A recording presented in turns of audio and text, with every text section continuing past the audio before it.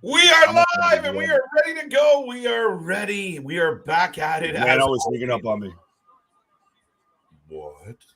Why? We are ready here, folks. We're having a fun Sunday. It's been a crazy weekend. It's been an amazing weekend.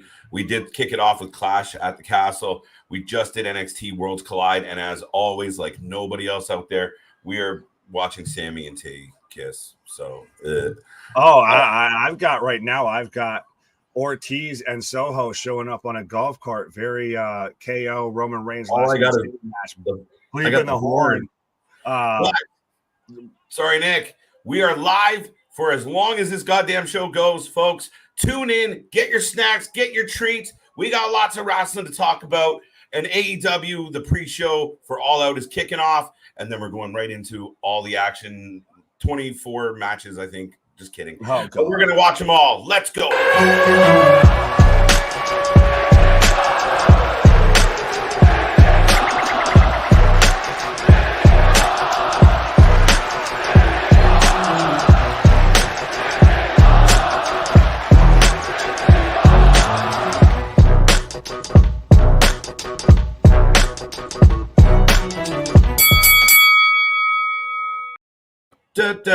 We are live, folks, and we are ready to roll. Right now, a very painted Ortiz is carrying Ultimate Warrior Ortiz. Yeah, right. And Tay is being dragged into the ring by Ruby. Nice to see Ruby doing something fun, but we have got this match 3 times, just saying. Right. This is a little bit of overkill at this point. Did they all hire Vince to do the booking? What?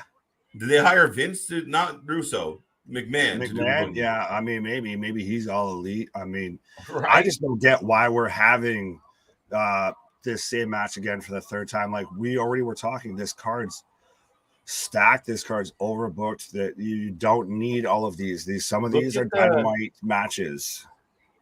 Look at Ortiz's outfit. It's paying off. It's interesting. I don't quite get the reference if it's paying homage, but so who do you have for this match, seeing how we've gotten it now 3 times? Sammy and Tay. I'm going to have to go Ruby and Ortiz because if you lose 3 times in a row, you're not Seth Rollins, you look like jobbers. Yeah, well, they have looked like jobbers. That's my only fear. But to your point, I mean, it should be Ortiz. And Ruby, who also has face paint on tonight. Oh, I didn't notice that she had. Sammy looks like he might have a little bit of color going. Oh, all right. We're off and rolling, folks. Just so you know, because we haven't said it yet. As always, we are the Wrasslin for Life Network. I am Mr. Every Night, KJ White, sometimes twice if you need a little extra spice. That extra Sunday night delight. That's it. So, folks, I can't do this alone. I'm joined by the Master of Mayhem, everybody's best friend, including yours out there, the People's Champion, Big Nick. Yes, the man who's already predicting, calling my shot already very heavily as to who's going to show up as probably, I would say, at least the Joker, if not, at the very least, he's getting involved in the main event in some form or fashion, Mr. MJF, Maxwell Jacob Friedman. Yeah, I feel like MJF's going to be here. I feel that scarf is very... Hey, you have to if you're Tony. If you don't, it's... Yeah, you got a water gun in a gunfight. Yeah, what are you waiting for? And I mean, again, we didn't get that big, oh my God, pop. Sasha didn't come back. Bray didn't come back. You know, there's names out there that are holy shit moments. So you have that opportunity here with AEW to really put on a good show, make some headlines, and you know, do your thing. Right. But if you drop the ball, it's not good because, you know, Raw is going to have some shit tomorrow. Oh, absolutely. I mean, supposedly, allegedly, the dirt sheets are reporting Canadian Destroyer by Tay on Ortiz, by the way. But we've got supposedly Braun showing up on Monday. Does his pant leg say fucky you?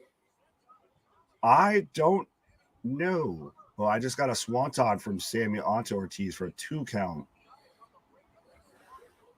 Back elbow. Boom. Dro, welcome back. Damian, welcome back. Rocco, welcome back. Right. Hello, Rocco, Gary, Ronnie, Damian, Jason, Zatu. For you and you. I don't know. Well, don't pay the $50 and watch it here with us. Exactly. We'll keep let you know everything that's going on. We're the wrestling friends that you don't have in real life. Right. It's like having buddies on the couch. Absolutely. KJ, you guys have MJF on stream with you. I'm better than you. Blood already. Yes, Sammy is bleeding already, and he's got a little bit. If Ortiz's pants say "fuck something," I mean it's a bold choice. Oh, yeah. There's definitely it's like a little bit of a word search. There's some vulgarity in there. Wow, Anna J. Okay. Oh, it's funk you. Oh, okay. He wouldn't stay still. I saw that and I was like, okay, we're good. That's why I didn't condemn him right away, because it was like I'm not sure about the following. But do you think that this show, and I'll ask this to another conversation with the congregation, do you think that this card's overbooked if we've got now 4 matches on this pre-show that's only supposed to be an hour? Well, here's the thing. This match is starting off with a go-kart running into somebody.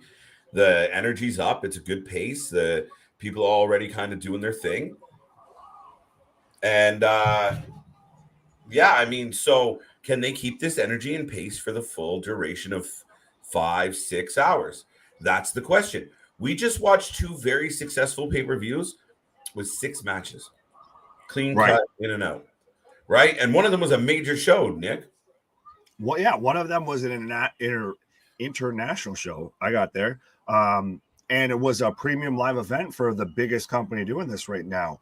This, to me, especially with 4 matches, and we're probably going to get some promos and this, that, and the third added in, this feels basically just like a second episode of Rampage.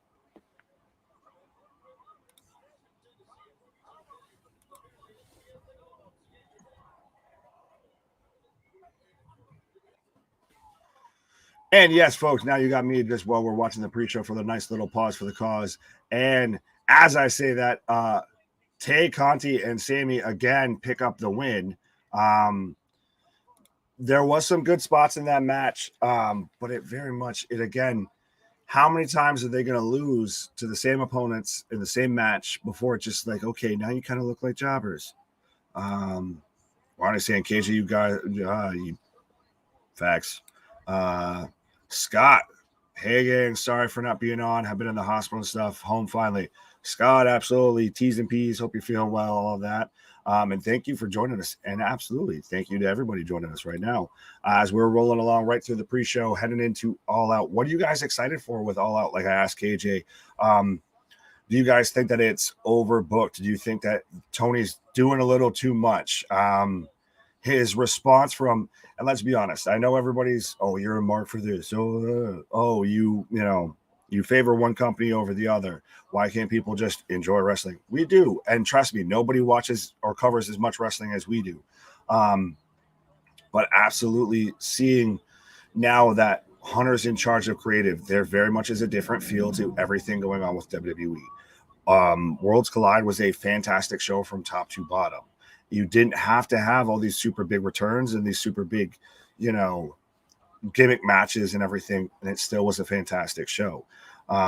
Same thing with Worlds Collide. You didn't have to have a ton. Simple, basic, good storytelling and long-term storytelling, and it worked out well. AEW, to me, at times feels like they try to do everything all at once, and it doesn't always work. And especially with certain people having more of a say, I feel like Tony's got to get some sort of an actual team around him, not a bunch of yes men. But so what are you excited here for tonight, folks, for All Out? I know I just kind of bagged on him, but calling a spade a spade. WWE set the bar real high last night. Facts. Absolutely. Goes with what I said. Yes, overbooked. Thank you, John. Here we go again, 0-1. Yeah, see, again, I'm starting off with my losing streak. I'm sure KJ will come back and say, well, yeah, KJ did pick them. So KJ's nice little heater when it comes to predictions keeps going. But To me, if you have to even have 4 matches on a pre-show, it again, like I said, it feels like an episode of Rampage. It feels like Tony's even said, "Oh, I don't have enough TV time to get everybody on." You do if you book it right. You don't need to have 7-hour pay-per-views. You don't need to have all of that. That's what burnt people out with WWE shows. But right now I'm getting a video package for Danielson and Jericho. Who you guys taking for that match? I think I'm going Danielson, and I think Garcia joins the BCC. I think that's Jericho needs to absolutely take some time off. He's the anchor of AEW, and not in a good way. His podcast basically seems like it's set up in guerrilla. Just everybody comes onto that and just has to say how great they are. And he just has to attach himself to every match. That anything that's going well, he needs to be involved in that storyline, it seems. Speaking of which, we are getting a member from the Jericho Appreciation Society coming out right now. David says, who are you going with, Pac versus Kip Sabian, Nick to win? And we're getting Diet Coke coming out right now, a.k.a. Cool Hand Angelo Parker. And if you don't get the inside joke, I'm sure somebody in the chat will explain that to you if you want to know. So we're getting Angelo Parker versus Hook for the FTW Championship. Who are you taking, and why is it Hook? Because I don't think that man's losing that belt anytime soon. They're still building him up. I still think Hook's over like Rover. He's got plenty of talent. It's going to be interesting to see what they do with him. But I don't think like how KJ says Jade's not losing for a while. I don't think Hook's losing for a while. But to answer your question, Damian, I'm going with Pac in that match. I think it's interesting that we've got Sabian involved in this, and I heard the whole rumor, and I didn't think it was a bad idea for MJF to potentially return pretending to be Kip Sabian. But I think Pac wins still. Pac needs a good run with stuff. Oh, and Ashton Bronson is in the crowd tonight, folks. The man who made Hook's theme is in the crowd. Maybe he gets involved like Tyson Fury. But see a lot of people. Yeah, it's got to be Hook. Absolutely. I don't think there's a way that you take that off of him. They're still developing him. He's their number one prospect. He's honestly probably the number one, I guess, if we're going to go like prospects, like we're looking at, legitimate sports, not saying wrestling isn't, but he would be number one of the blue chip prospects right now out there in professional wrestling. Sean Arlen saying Ruby Soho destination is not unknown. It's in catering. See how I started going into the song, but yeah, that's the thing. It's just, it's really weird what they've done with Ruby. It's interesting. I think that was that problem of they signed too many WWE guys, and then they didn't know what exactly to do with them. Like even Adam Cole, people have talked about him being the Joker for tonight. But Adam Cole, to me, he was a non-starter when they were booking him. They just fumbled it right out of the gate. And I've very much seen that with Ruby. And how does this all play into the whole situation between Sammy and Eddie? Because obviously Ruby and Ortiz are tied to Eddie. That's the thing right now is AEW's locker room, AEW's booking, AEW's creative just is such in flux, such under, chaos. It's a dumpster fire a little bit that it's hard to make heads or tails as to what's going where with it. But again, folks, if you have not left a prediction in the chat, let me know who you're taking for this match. Hook or Diet Coke, as he's known on the channel, aka one half of 2.0. I think it's Hook, absolutely. Again, I don't see him losing the FTW championship anytime soon. I think if they're going to keep going with that, which again, Tony, maybe too many title belts, especially with ROH not having TV. But I think that he's brought in some legitimacy to that belt. He's kind of raised it up another level. So let me know who you're taking for this match, folks. Basically, let me know why you're taking Hook. Who wins? Ishii versus Eddie Kingston. Well, if you know me, if you've been here for more than 5 seconds, you will know that I will be taking Eddie Kingston in that match. Eddie Kingston versus the World. Yeah, Hook's going to win the first one. Eddie's going to win the second one. You can't have Eddie go under to Ishii. I don't even want to see this match. I've seen it. Been there. If Eddie goes under, then I wouldn't be surprised if Eddie goes like the allegedly rumors with Malachi Black of starts asking for his walk-in papers and says, fine, if you won't fucking do something with me, I'm sure they will over there. Mm-hmm. Well, here's a perfect example of hometown booking is Sammy and Tay get 3 straight wins over Ruby and Ortiz. So what the fuck was the point? Right. Exactly. Like, not to That's be true. When people said that they added that to the show, I'm like, bullshit. And well, like, what's the point? Right. If they were just going to win again, there was no point other than just, haha. Haha, you lose again. Like, was that part of the, you get suspended for 2 weeks, and in the 2 weeks, and then we'll let Sammy go over on your friends a whole bunch. Yeah, it's very weird. And like I said, I don't know if I called Sammy and I know you called it. You trust me. Like I said, your heater continues, but I didn't know if you caught me saying how I wonder if this ties into the whole situation with Sammy and Eddie. Yeah, because you have really a suspension, and those two are tied together. So.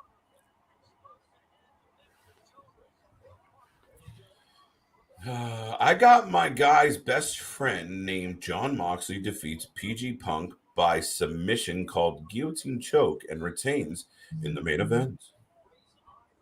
Nope.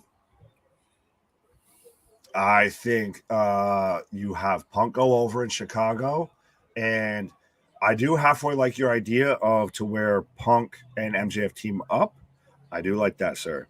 But I do also, I guess, want to throw out the contradictory idea that Punk gets screwed or has MJF say if he's the Joker and he wins a contract match or a title match of his choosing, all of that he cashes it in basically like Money in the Bank and then screws Punk pretty much right after he's just won.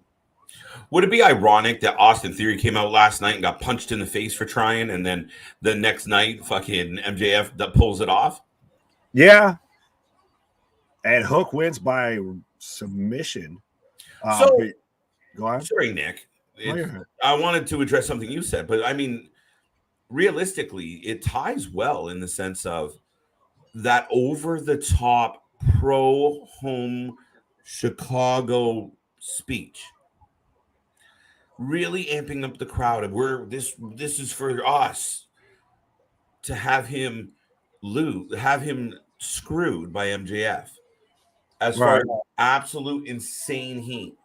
Oh, Action Bronson's getting involved. Sorry, like I called that. Yeah. Yeah, it's a bit like with Clash at the Castle last night, to where you had Solo get involved and Roman wins, and you just kind of rip the heart out of him. And Action Bronson just throwing everyone around like a damn ragdoll. Well, Diet Coke takes the loss. Coke jumps Hook, laying the boots to him, and then Action Bronson gets involved. I like that it's gotten to the point that we've forgotten their names, and it's just now Coke and Diet Coke. Action Bronson. Well, I can see that now. We're going to get that as a tag match on like Rampage at some point. Right? Is Bronson 5'5"? I mean, a little bit maybe. I love the man's music, but he's a little short, round, and low to the ground.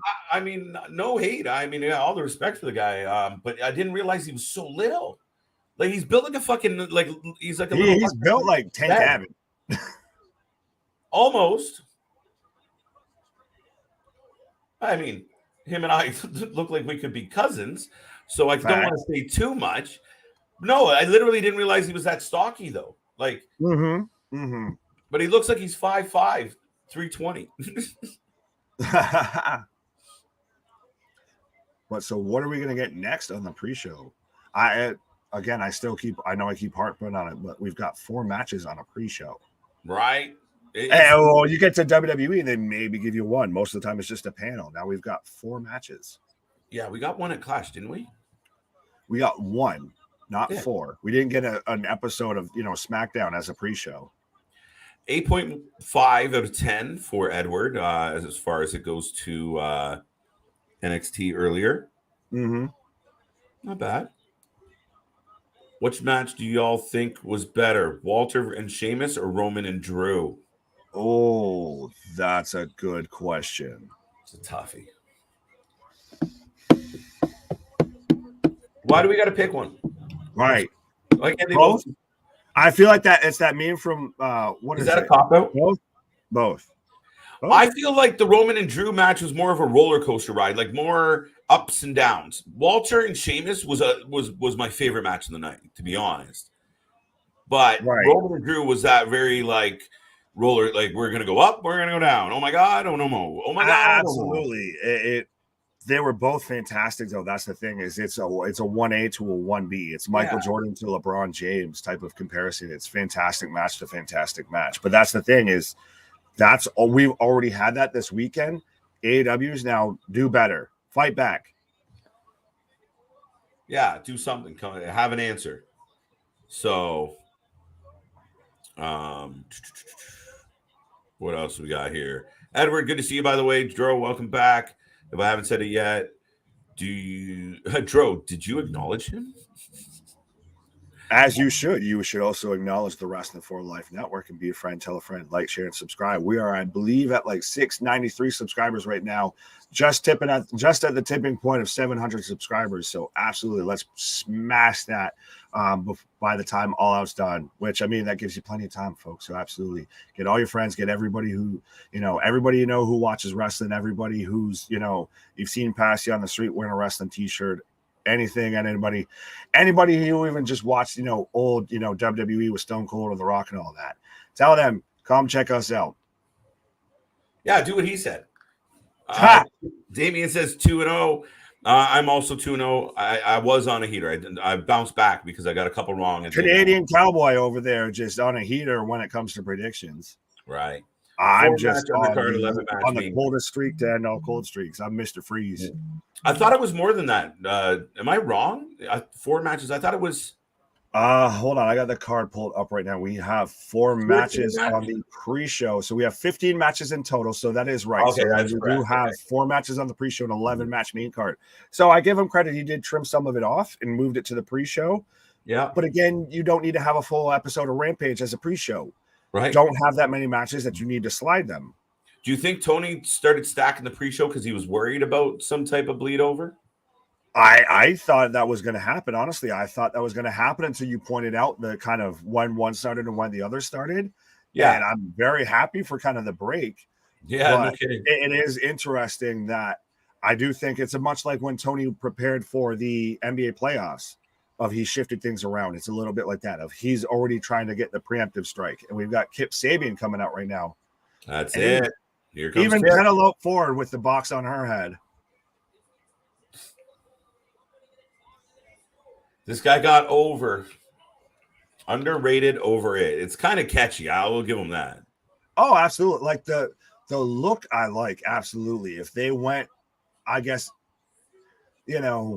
a little bit more like you could punch that up. Absolutely. I feel like if you punch that up a little bit, you could make it better. It's not a bad gimmick at all. No, not at all.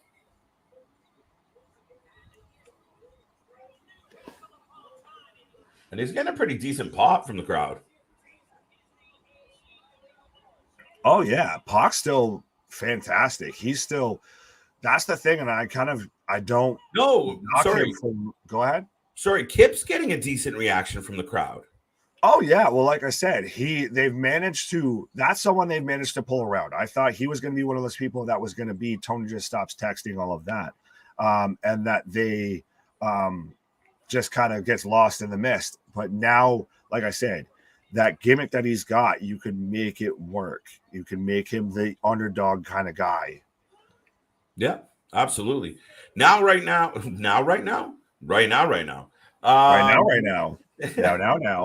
How now, brown cow?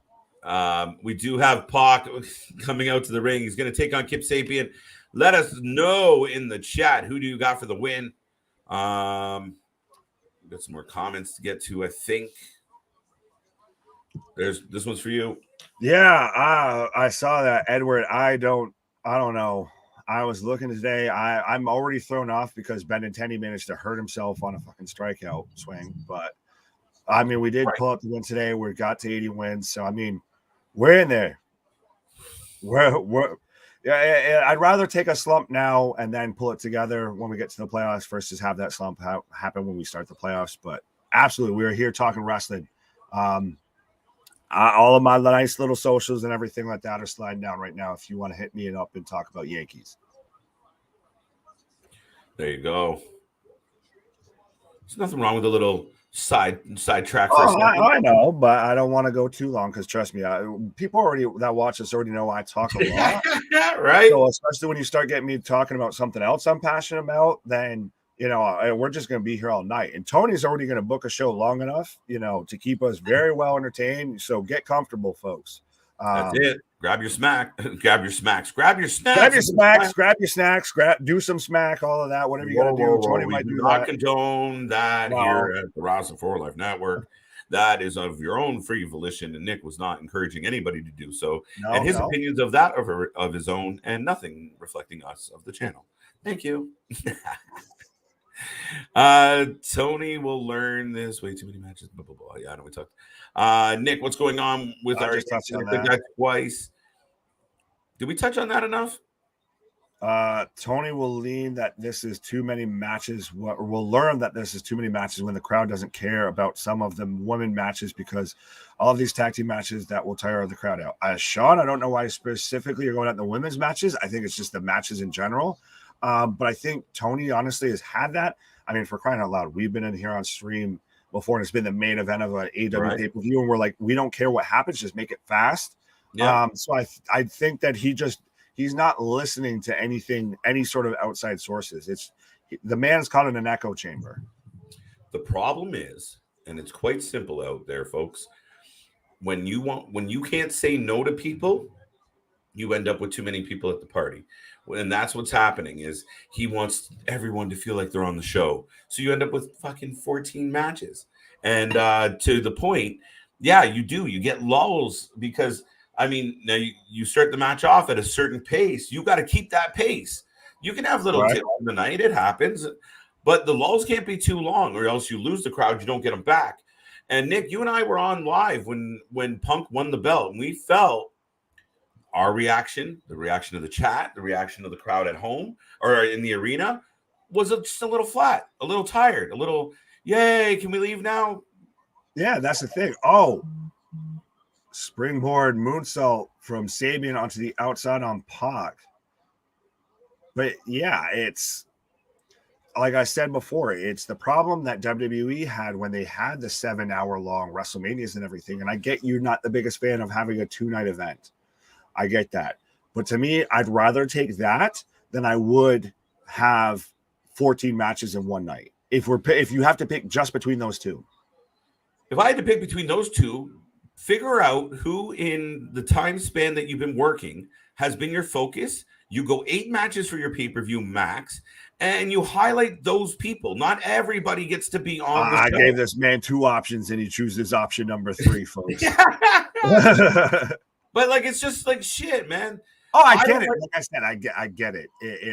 Everybody, the entire. I guess the bit of the indictment is that if everything was well written and well thought out, and everything was compelling, then that's fine. If you want to give us that long of a show, I mean, Bryce, how many people here have watched the Avengers movies back to back or something like that? That's like 6-7 hours right there. Watch a Lord of the Rings movie. But to me, it's that there's so many weak points and so many kind of rush storylines. There's so much chaos. There's so much cluster that nothing comes through clear or coherent. So it's hard to get invested in it. Well, you mean you look at a match like this one, and there's a few more that we can talk about where we're going to get a decent match. We're going to get a good match. If these guys deliver the way we know they can, it'll be an exciting match. Now, keep in mind, we had Carmelo and Ricochet today. Let's see how we feel about this match when it comes to an end as a comparable. Oh, absolutely. These guys both can go. Both have that same style. I know, obviously, Pac tries to work more now of that grounded style of, that's his whole shtick of when he turned heel. He wasn't, the cruiserweight that did all the flips and everything. But it's interesting to see basically 2 guys that have that same athletic style. Mm-hmm. And you have NXT with Ricochet and Carmelo Hayes. That was probably the best match of the show.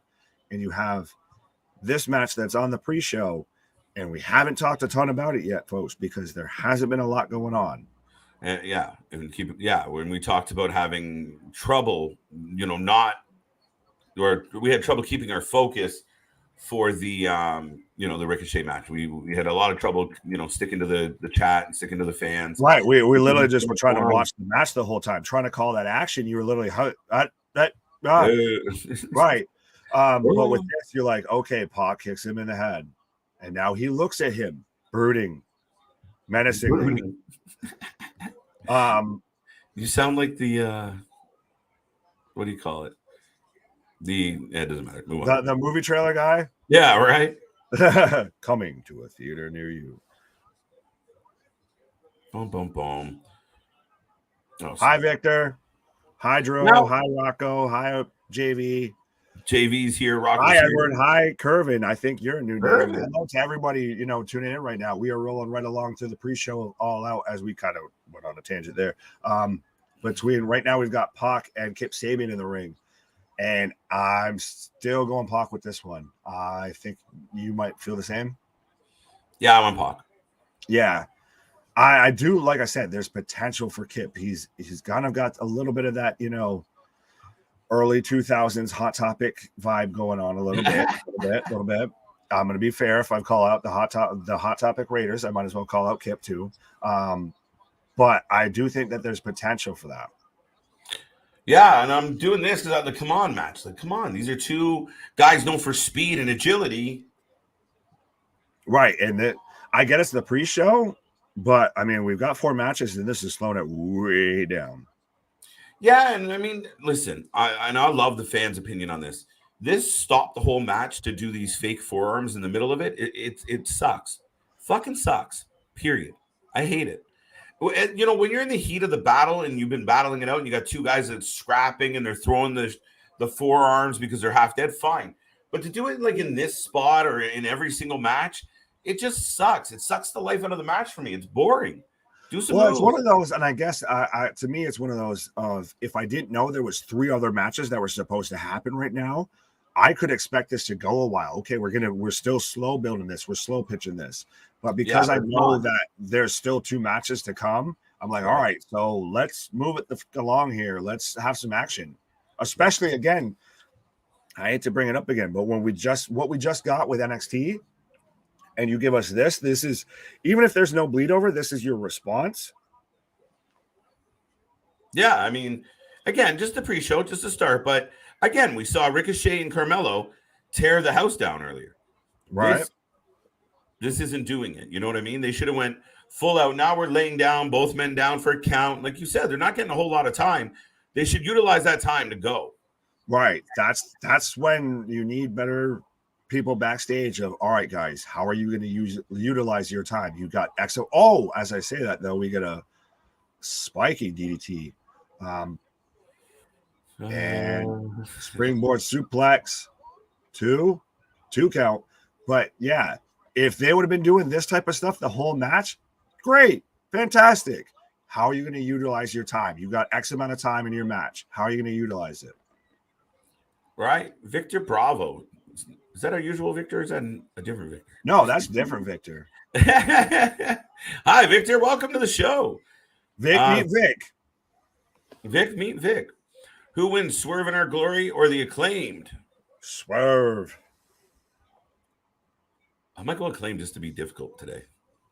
Of course you would. I mean, they're on a heater.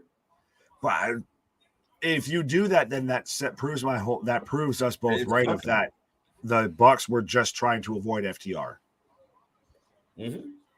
That it wasn't trying to put over Swerve in Our Glory, none of that. It wasn't trying to get Swerve or Keith Lee, some momentum, anything like that. It was literally just, we don't want to deal with FTR.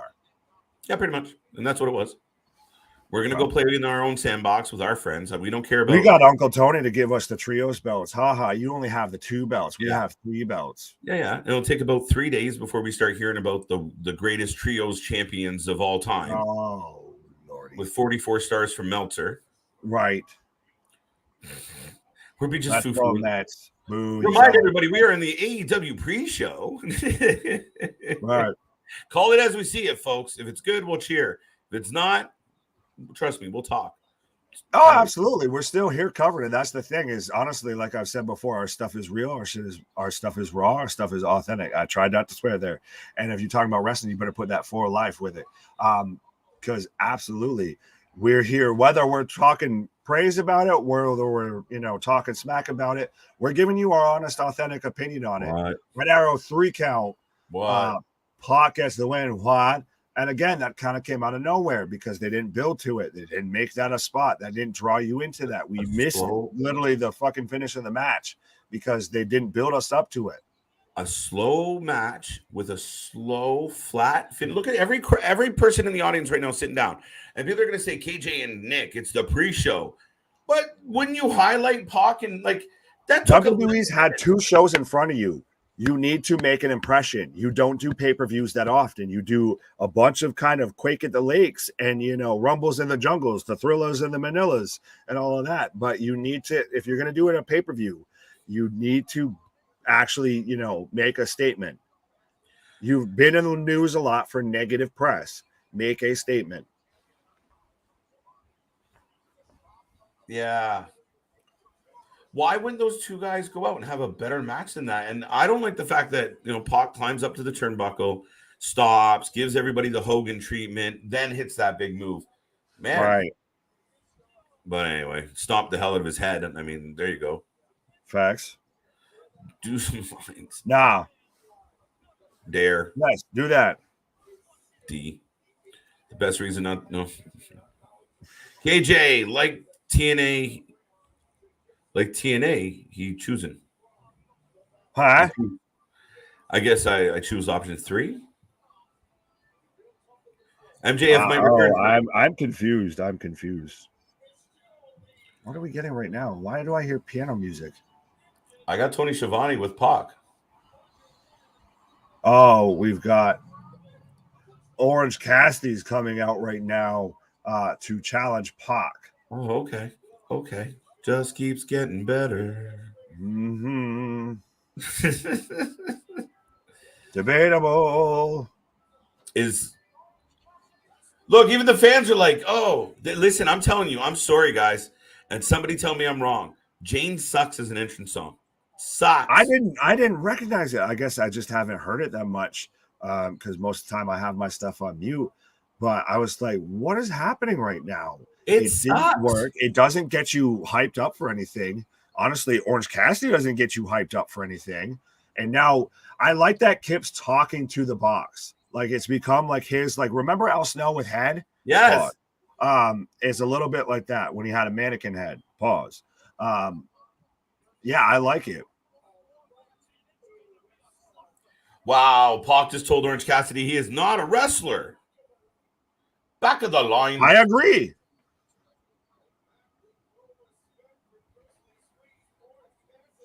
His old music was better. Right. And when it hit, you knew it was him and you get a pop. Mm-hmm. And then you saw the fans like, wait, who is it? Oh, yeah. It's a nice song for a gingerly walk. It's one of those like dun, dun, dun, dun, dun, dun, dun, dun, dun, dun, dun. Like when you're running on the beach and like the sun setting and everything, that type of music. Right. Damien, is the Joker going to be the new signing or is it going to be a guy returning? Well, we all know what Nick's kind of leaning towards. Ole. I just can't think of a new signing that you're like, oh shit. Yeah, well, that's the thing. The talent pool is a little dry right now, but right now we're getting to build up for Eddie Kingston versus Ishii. Meh. Meh? No, it's unnecessary. We've seen it. Dude, I agree with you. I'm happy anytime I get Eddie on my screen, but to me, I'm very much Eddie should have been that Daniel Bryan story, especially when they had like the Players Tribune piece and everything. Eddie was on fire as an underdog. You should have put the strap on him then.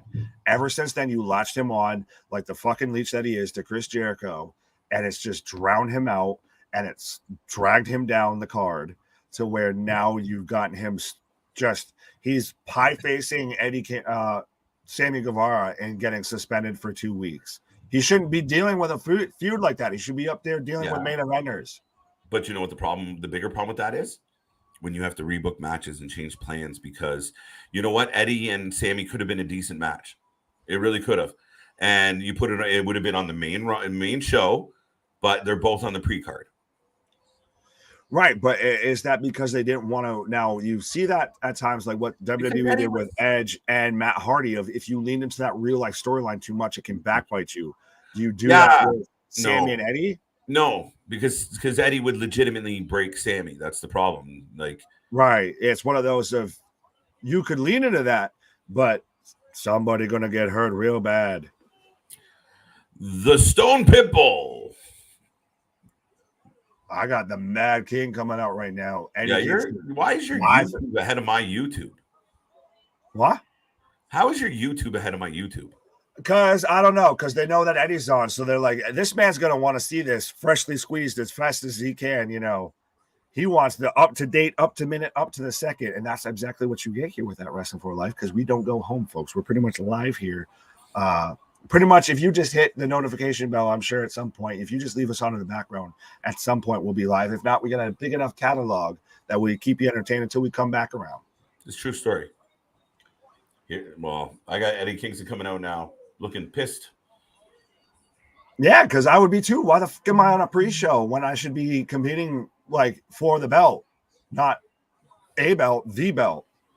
Yeah, it's funny because I really wanted to see. I thought there was a good chance to do that underdog story and really follow it along, and it takes months and months. But Eddie finally gets that belt, and it almost feels like another Eddie's title win, where you know when it wins, there's confetti and everybody's crying and everyone's so proud of him. Yeah, you had that Bryan moment. Now I don't even want it. Not right now. They got to find a way to build him back up. I want it just because it's Eddie, but I get you. I understand, but right now there's no. Like I said, I get you. I fully get you. We're getting Chop City right now. Instead of Chop Suey, we're getting Chop City. But I like Hurricane Jason's comment here. Guys, Billy runs NWA better than Toni running AEW. I think there's a kind of a long list at this point of people that run things better than Toni runs AEW, if I'm being completely honest. But it does go a little bit to the fact that Tony's running a lot of stuff right now. Right. He needs a team around him. And it's probably a little more of a challenge to do what he's doing opposed to what Billy's doing, in all fairness. But no, but Billy's done a good job. I mean, he's found his niche. He's building the brand quietly and slowly. He's in no rush. And then, of course, on a quick side note, the rumors of Freddie Prinze Jr. trying to sign Bray Wyatt. Oh, that's hilarious to me. Like, what? Good luck, homie. They made chops. All right, we're just slapping the shit out of each other. Right. Well, this is Walter. This is AEW's Walter versus Sheamus right now. Yeah, but you notice visually it's fast and heavy. Yeah, but visually it's a completely different vibe. Oh, absolutely. But both men have that, purple pack going on. But yeah. Oh, that last one sucked. Oh. Just back and forth. So what's the next move? Pinfall? Maybe. I don't know. But I guess I'm here for it. Fine. I'll watch like a tough man competition. I'll watch these guys just double chop. They're not holding back on these. Oh no. These are stiffer than a $2 bill.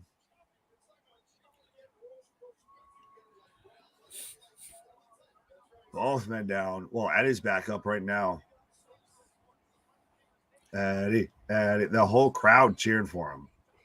Yeah, that's the thing that's the biggest problem with AEW is at times that they misuse talent. I don't say they waste talent, they oversign talent, anything like that. They misuse them. Yeah, they don't arc them properly. They don't have when you're consistently booking on emotion and the emotion of the room, because there are ebbs and flows to how people feel. And if someone's like, well, I'm mad at him or this, if you don't have a plan that you're sticking to and you're constantly going, short-term booking, that's what you get. You get booking without a whole lot of story, right? Right. Well, and absolutely, though, too, when you're constantly booking and you're still signing people nonstop, that, all of a sudden I've got this story. I've got Hangman and Omega going, and then all of a sudden, hey, Punk wants to come back. Oh, so what do I do with this storyline that I've been building up for 3 months? that's when that problem comes into Tony's play. And planning becomes an issue because you have that, okay, you know what, Punk, we're going to sign you. We're going to get you to debut at this show at this time instead of just like, oh my God, you're signed, get out there. And you're like, ah. Right. We got Adam Cole and Bryan Danielson debuting back to back. That's overkill.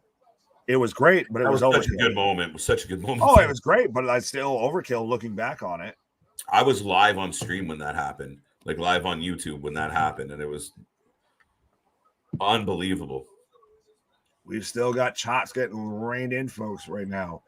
Ishii just looks like, forearm to Eddie that drops him. Eddie Kingston for the win. Eddie. Pre-show main event is a rivalry match. Toni really, what the fuck is this?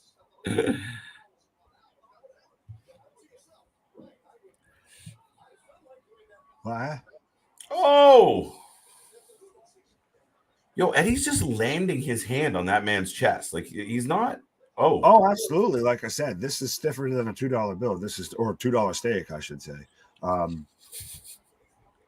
But yeah, this is, like I said, this is, I guess, AEW's version of Walter versus Sheamus. Not saying that they compare and match or anything like that, but this is just two big beefy boys slapping meat. Right. Nick, sorry. I was going to say, you can take this one on the screen from our buddy JV. I know you guys are going to bash on me, but Tony Khan better swallow his pride and sign Eric Bischoff to help him. Who better to deal with Warner Media than Bischoff? Rapid fire chops. JV, I do like that you still step up to the plate, knowing that you might get sent back down, but I'll give you I do love it. I do love that that's kind of the culture that we built around here. Is absolutely everybody say what you want. You may get smacked around a little bit, but it's true. It's all love. Like Heavy D said, I got nothing but love for you. Right. But Eric Bischoff, anybody, literally anybody could deal better with Warner Media than Eric Bischoff, I would say. That man, I don't know what to make of any sort of wrestling booking wise he has. And especially you don't need someone like that getting added to this company. What you need is a solid bunch of guys who actually want to think long-term storytelling, not somebody whose whole career was just based off of pot shotting WWE. Yeah. Here's the thing. And I know we say Eric Bischoff, or I know we recently did an interview where we talked about the potential of somebody like Vince Russo and Stevie Richards and Ben Hameen helping out with AEW and saying, hey, have lunch with us, Tony, because you could use the help, and he could. But right. the matter of the fact of, if you look around that locker room, there are a lot of names that could really help this company. Regal, yes, Regal, JR, Mark Henry. Jericho used to have a wrestling mind. I don't know what the fuck his midlife crisis has to do with a wrestling. Brain being rotted by rock and roll. Right. So, I mean, for me, there's a lot of guys, Flynn's there still. There's a lot of names that have wrestling experience that could sit in a room and say, this is what we're going to do. I think the problem with where Cody was that guy for a while, where guys, this is what we should do, and they got sick of him. We don't like him, so now he's in the other company. Right, I think that's you hit the nail on the head there. That's what ran Cody off, is that he actually wanted to do pro wrestling, and they wanted to do gymnastics. Well, then they wanted to do kiddie stuff. They wanted, Marco Stunt running around and shit like that. Right. It wasn't good TV for anybody. I know. And then we threw the Benny Hill music. Right. Right. But who else do you have? Please name them. We just did. Yeah, I think he has people on his page on the books on the books already. Oh, and now we're getting to face slash. Now we're just getting like the ultimate slap championship. Right, bro. My chest hurts. Hit my face. Right. Wake me up. Tony booked a 6-hour show. Wake me up. I don't know. This is just This would be a good Japanese match. This would go well in New Japan. or Noah. Oh, that was sloppy jalopy. Sorry. Oh, Eddie's hurt. Eddie's hurt. Legit? It looks like it. He's at least got a stinger. It looks like that move was sloppy jalopy, and it looks like he can't feel his shoulder. He might have separated it. They're slapping the shit out of each other. I know. And he swings with it. Oh, what the? All right. Fucking kayfabe and ass. Suplex. Another suplex. Eddie, oh my God. What was that? Right. Oh, you're there. Let me see. Eddie's good. Eddie's good, man. Eddie knows how bad they botched that. Right. He oversells the arm. He oversells the arm because of the fucking... He was playing possum. Paul White, yeah. Right. Joe's there. Facts. Don Callis. I mean, Don Callis is a mine. Yeah, he's a mind, all right. I didn't say it was a good one. But he knows his shit. But when he's doing Kenny, he's garbage.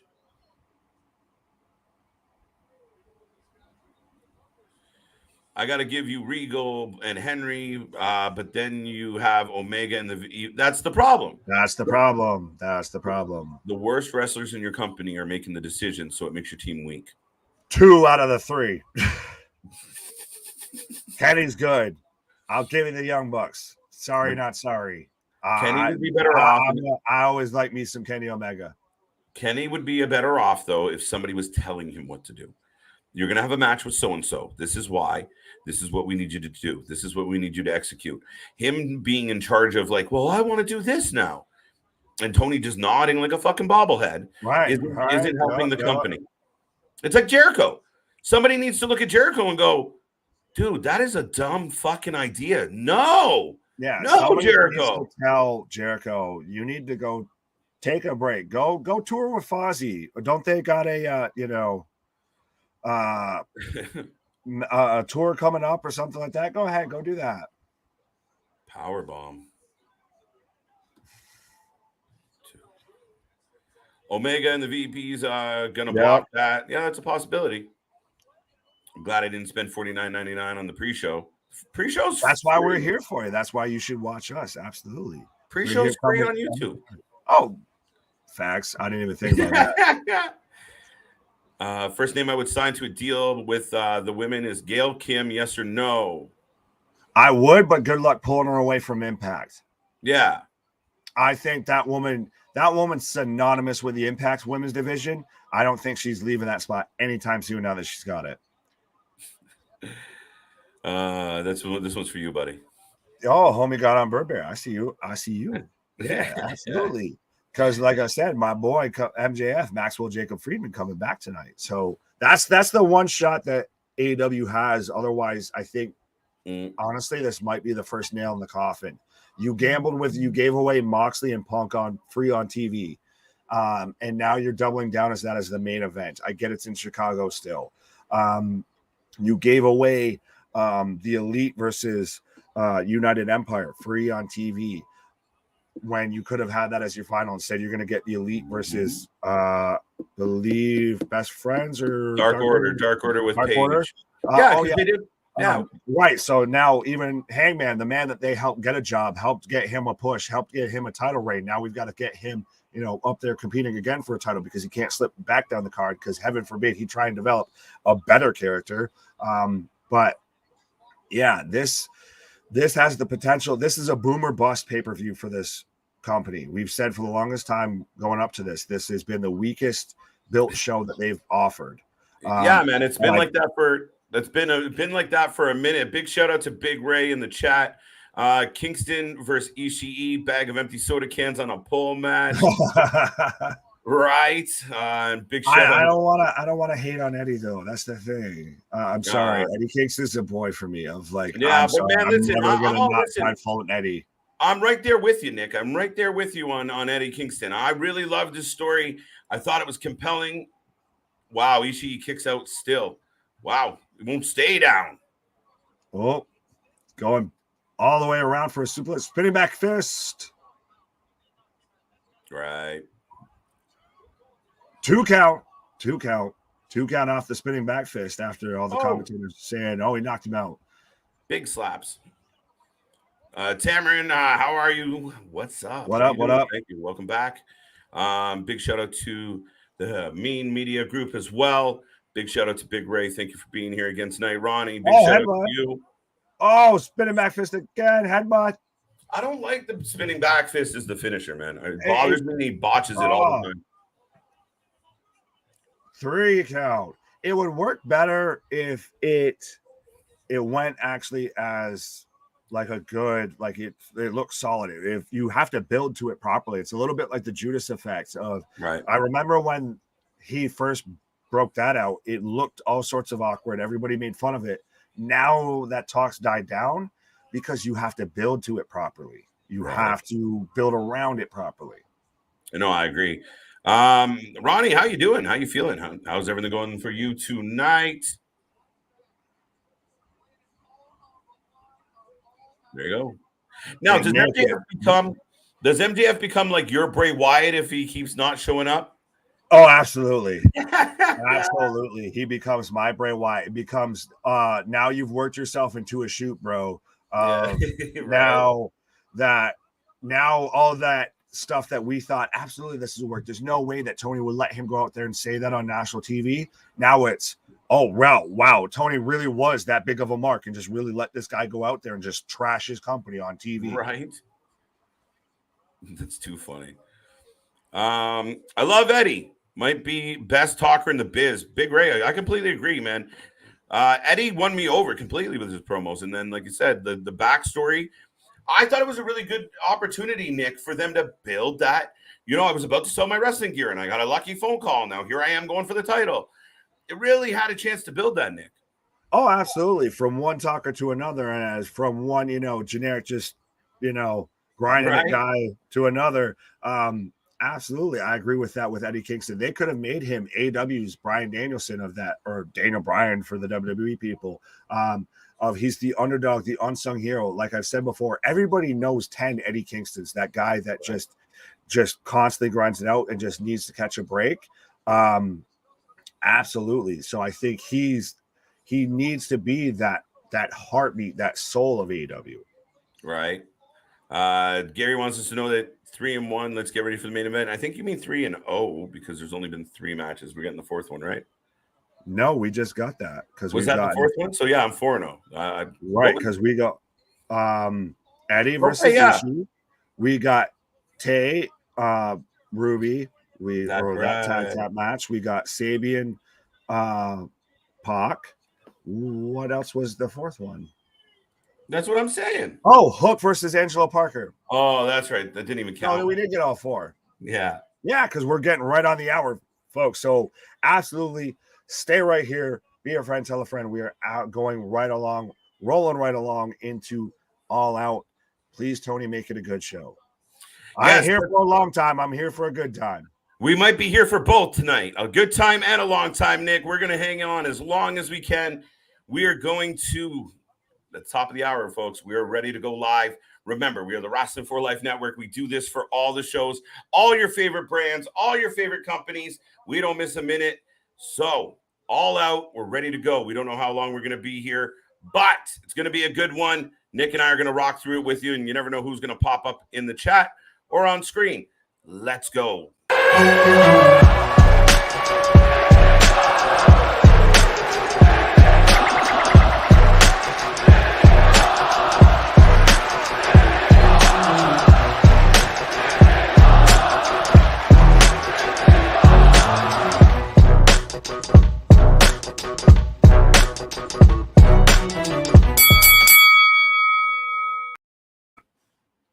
Boom! We are back at it, and you've been watching us for a little bit now, so no shocker.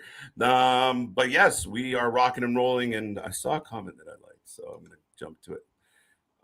Yeah, right? You guys are fucking Iron Man. Respect. That's it. We just keep coming.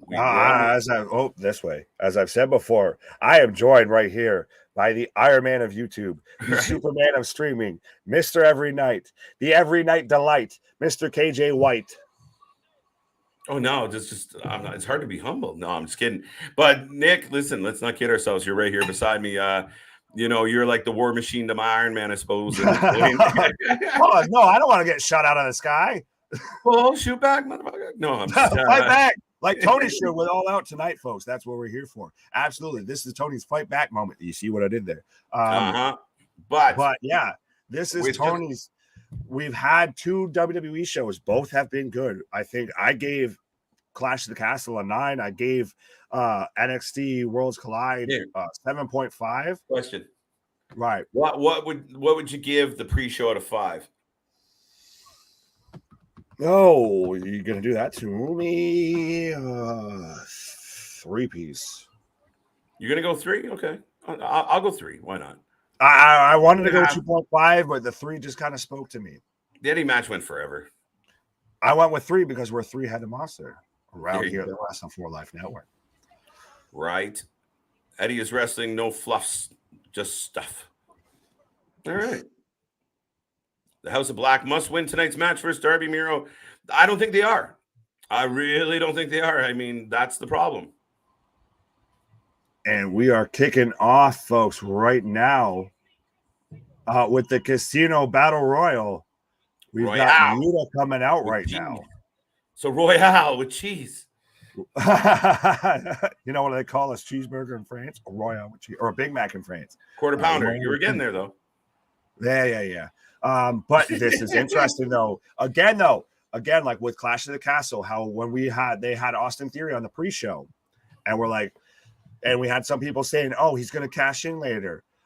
You wait. Granted, now we know, looking back, he ate a right hand from Tyson Fury, but it's interesting that we're starting off with this, and we could have the winner. Spoiler alert! That shows up in the main event. It's quite possible. I mean, I don't know how they're going to play this angle out. And personally, for me, Nick, I was a little concerned that they might actually go the route of him being in the ladder match, because to me, I don't know how I feel about it. It's kind of like where we talked the other day about Retribution. They're on this whole, fight the man, fight the power. We're not taking your shit. Where do we sign our contract so we can have a match? Right. Yeah, true. And that's where my thing is. Okay, I will give you that. And I know when he first shot off with that whole promo, I was very adamant too that his, comeback and his, fight against the system should be at Toni, not at even Punk, not going for a title. It should be that kind of almost Austin McMahon type deal, a little bit of to where he's going at Toni versus he had, like you said, he's not signed any contract. He just pops up. Yeah, no, that's the thing. That's what it should have been. I did think that Forbidden Door was a great opportunity for MJF to screw over the AEW champion as a ha-ha to Toni and to shock the world. And he didn't. Right. And, I just thought that was an opportunity to kind of have a moment. But so we are starting off right now, folks, with Yuta and Fenix. So let us know who you're taking for this match. And I guess on a side prediction, let us know who you're taking for the Joker for this match. Are we going to just kind of get a regular Joker? And then feels weird saying that. It feels like I'm talking about Batman. Are we just going to get that? And then we're going to get still MJF interferes in the main event, like we were just talking about, like KJ said, of he hasn't signed a contract or he just walked out. We've got Fenix setting up a ladder. This is dangerous. They're on the top row. This is kind of a murderer's row in this match, though, too. That's it. Thank you, Big Ray. Yes, the chat is filling up, and let's go, folks. Jump in here. Let us know what you're thinking. Let us know what you're feeling tonight. The action is off to start. Yuta and Fenix are working it out on the ladder right now outside the ring. 7 seconds to the next person enters the ring. Oh, dive. Tope Suicida on the Fenix. I agree with this, Tamarin. I got Jamie Hayter as AEW Women's Champion. Jamie Hayter. I think absolutely. I've been waiting for her and Britt to feud for a while now. Right. I think honestly she could go to BCC as well. Like we're gonna see Daniel Garcia. Man. What are you doing? Huh? Sorry. El Toro Blanco. It's Roosh. just funny. You got Yuta climbing the ladder, and Roosh is just Run! like, get in there! Right. Don't you want to win? Go get him! Like, what are we Well, doing? that's the thing is it's always that a little bit that suspension of disbelief of all these wrestlers are super athletic until you ask them to climb a ladder. Then all of a sudden it's like they've got paralysis by analysis. They all live in houses with no light bulbs. Right. All their houses are built specifically to their height. They never have to climb anything. They can't get up that fucking ladder. Only top turnbuckles. Ladders magnetic don't know what boots, to do man. with it. It's those magnetic boots. They just go real slow. My guy Roman still retains. Reigns got help with the match with Tyson Fury and Solo. Dude. Okay. What's up, Hurricane? Roman is my tribal chief. I think at this point we all have to acknowledge Roman as our tribal chief.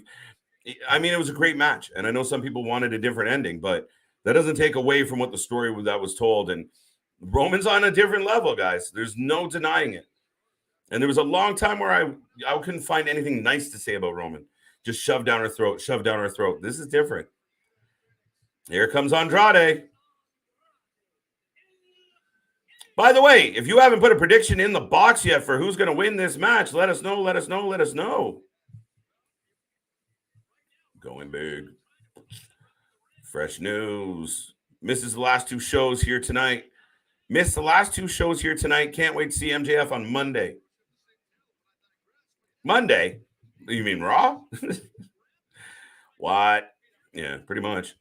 CJ is the Joker. That's why he's not here, folks. He is in Chicago.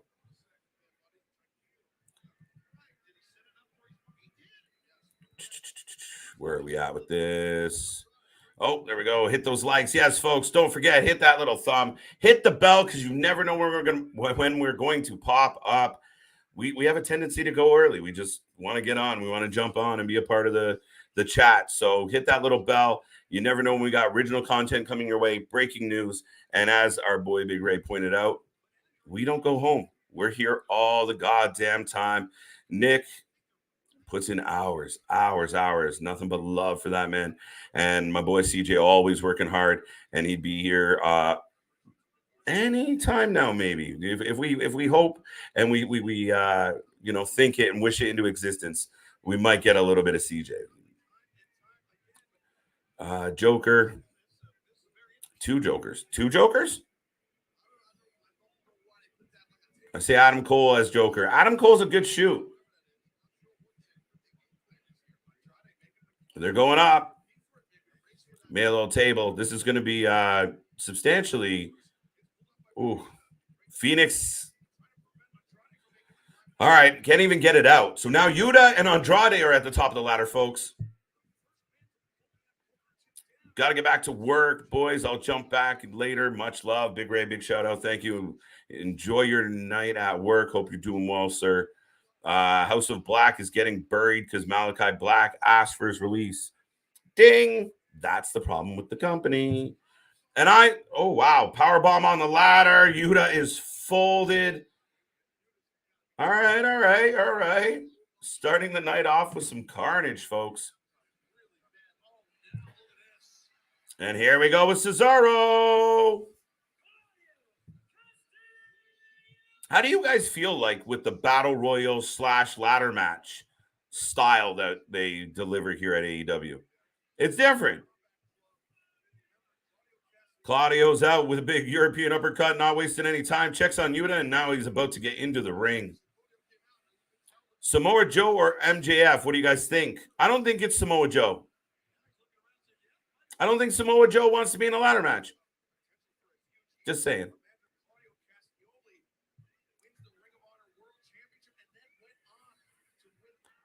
What's up, Pink Ranger? How you doing tonight? Hope you're doing well.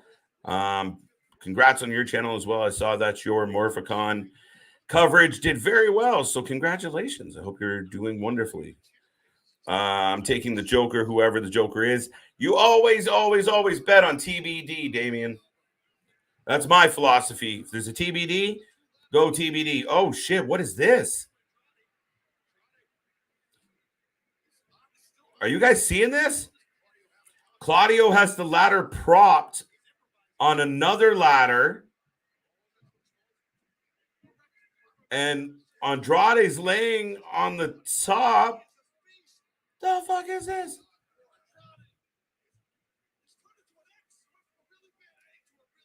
What is Cesaro doing right now with our lives? All right, dumped him into the outside. It seemed like a lot of work to do that. He could have probably done that with one ladder.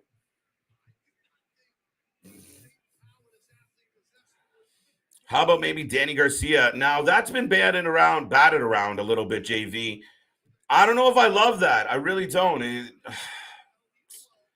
I feel like we get too much Daniel Garcia right now. I really do.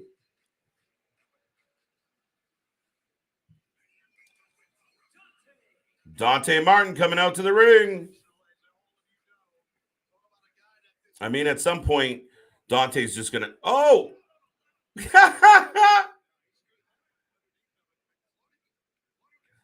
Everybody catch the botch? CJ is the Joker. Got that one. What else we got here?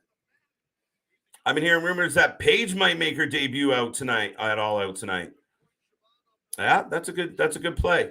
And there's been rumored for a while. And I mean, again, I think what Triple H is doing right now as far as signing new talent and giving hope that WWE is a place to find talent, or has the ability to lock down talent again. You're not losing them because of Vince and Bruce and all that. Triple H has revitalized that recruitment pitch that they got. You could see Toni be a little more reactive, a little more, eager to lock down some important names out there. Paige would be a banger. Oh, my God. So Dante Martin enters the ring, and instantly he goes to do a couple moves, and the ladder falls and hits him in the back of the head. But just then, he ran at Claudio. Claudio threw him up in the air. He landed on the ladder. Claudio pulled him down. They end up on the outside. And we got another 6-second countdown going, folks. Let me know. What are you thinking?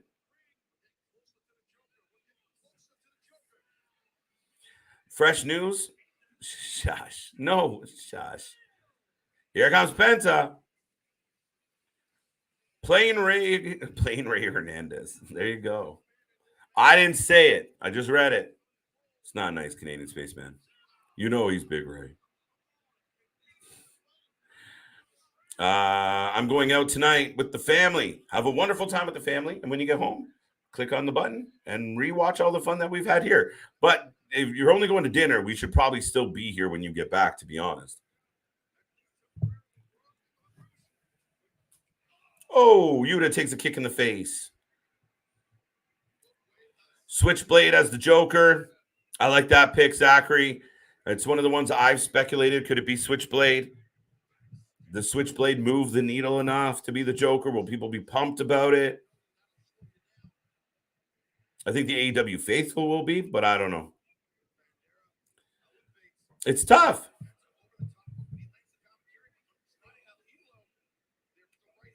Maybe they signed EC3 because he's the only one left at CYN.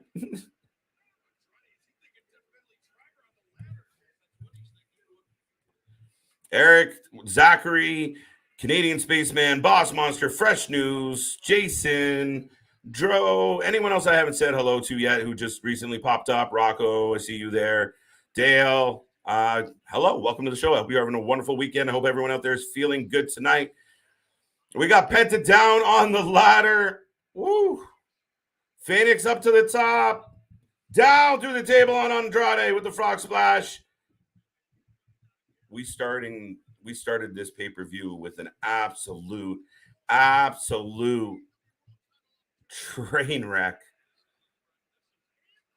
Canadian Destroyer on the ladder.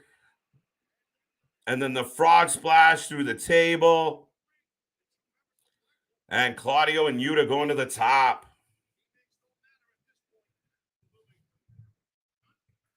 Boom, boom, boom, boom, boom. Let's go. Whoa. The man, the myth, the legend, CJ Brand. This is a good match. It's entertaining. I know some of the old school traditionalists are going to say this is just bullshit. Wait. We got Men in Black. I feel like this is Jericho. What? There's a bunch of hooded men. What is happening?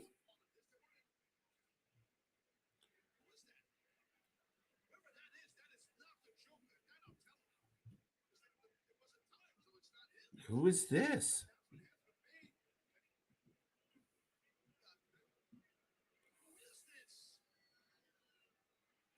Bibbins! What the fuck?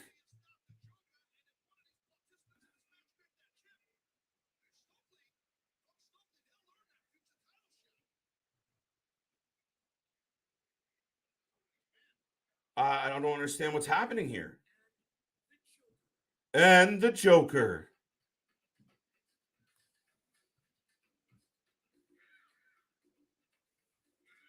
What's happening?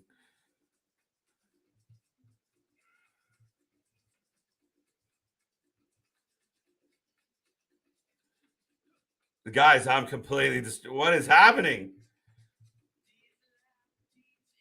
Deuce myself. Rolling Stones is playing.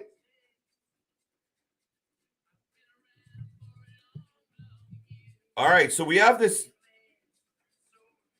What is happening? What is happening?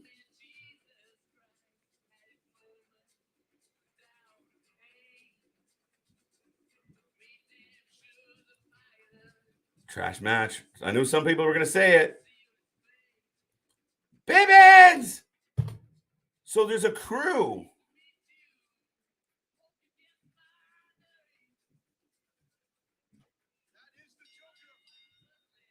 What the fuck?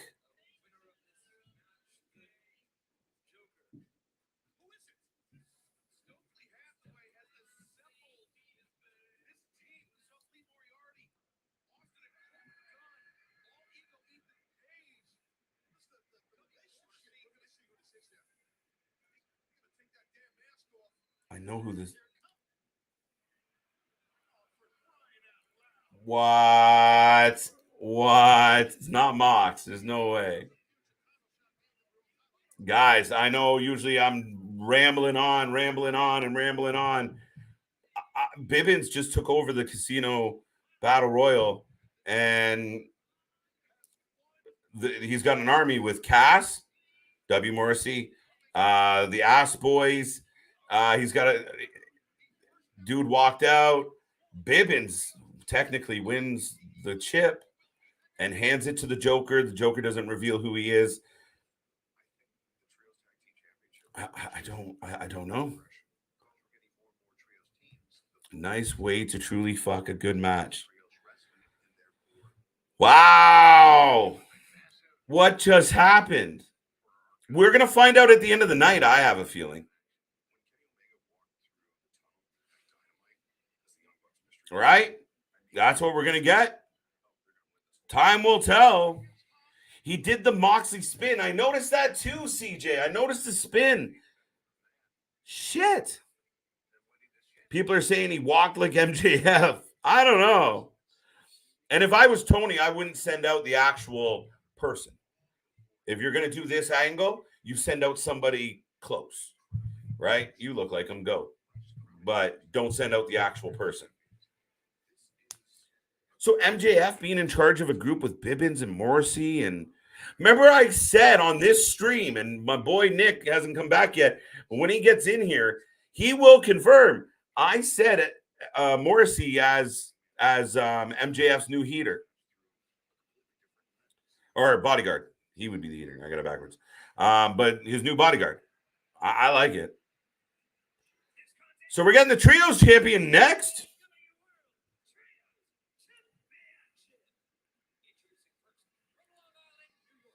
I don't know. I kind of feel like it's MJF. 4-1. I don't even know if that counts, guys. If you made a prediction that was incorrect, I mean, I picked the Joker because I was picked to be determined, but I almost feel like I cheated this time. Sorry, Kevin. We just gave the recap and the live reaction of the pay-per-view. Unfortunately, copyright will not allow us to put it on YouTube. However, if you can't find it anywhere, we will keep you posted on exactly what is happening. MJF or Matt Cardona? MJF. Matt Cardona has done extremely well. Nothing against Matt Cardona. I just think MJF's on a different level in that regard. So here comes the Trios Championship. You guys can let us know out there what you think is going to happen in this one. Who's got the win? Who's got the W? Who is going to take it? Before we get this match, I will remind everybody out there that we are the Wrasslin for Life Network. Thank you for tuning in. I see a lot of people kicking around.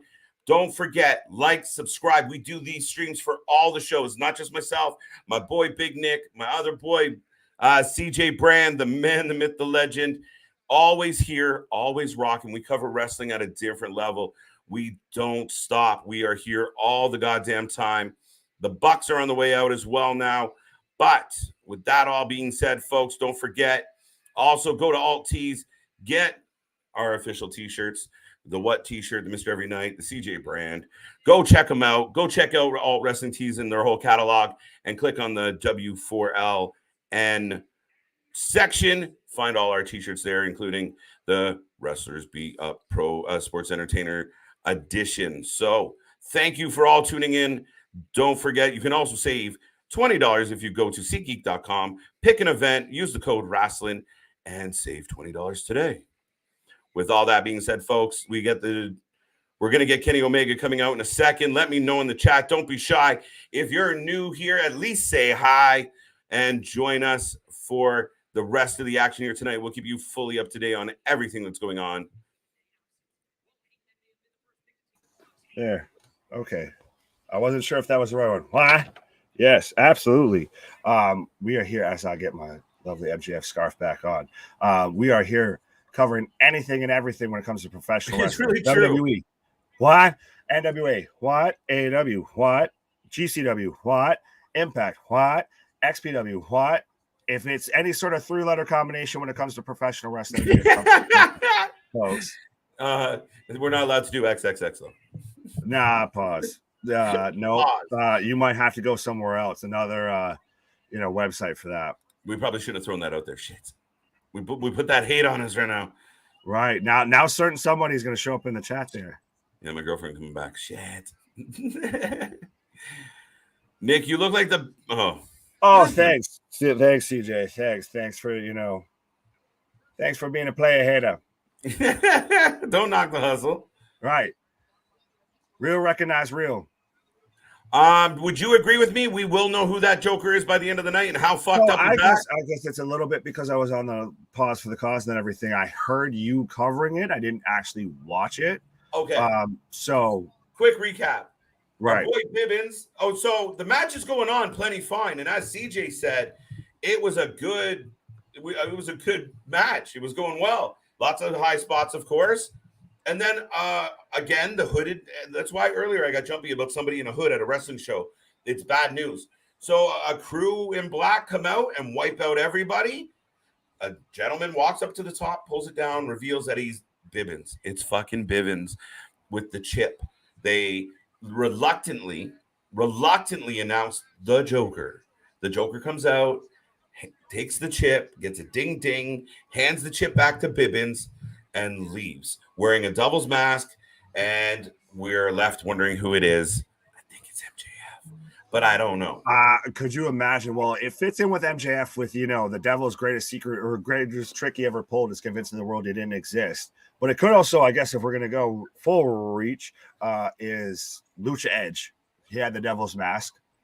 It's Lucha Edge. Yes! Or Seth Rollins dressing, like Elton John, with the horns and everything. But no, I think, like I said before, and I've been saying for the longest time, and apparently some people call me a mark for it, but I think absolutely we're going to get MJF being involved in the main event. I don't think that we're going to get it.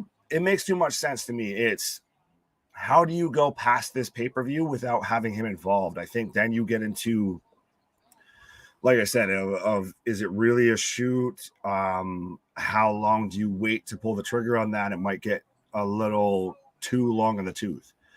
No, the Joker's not Okada.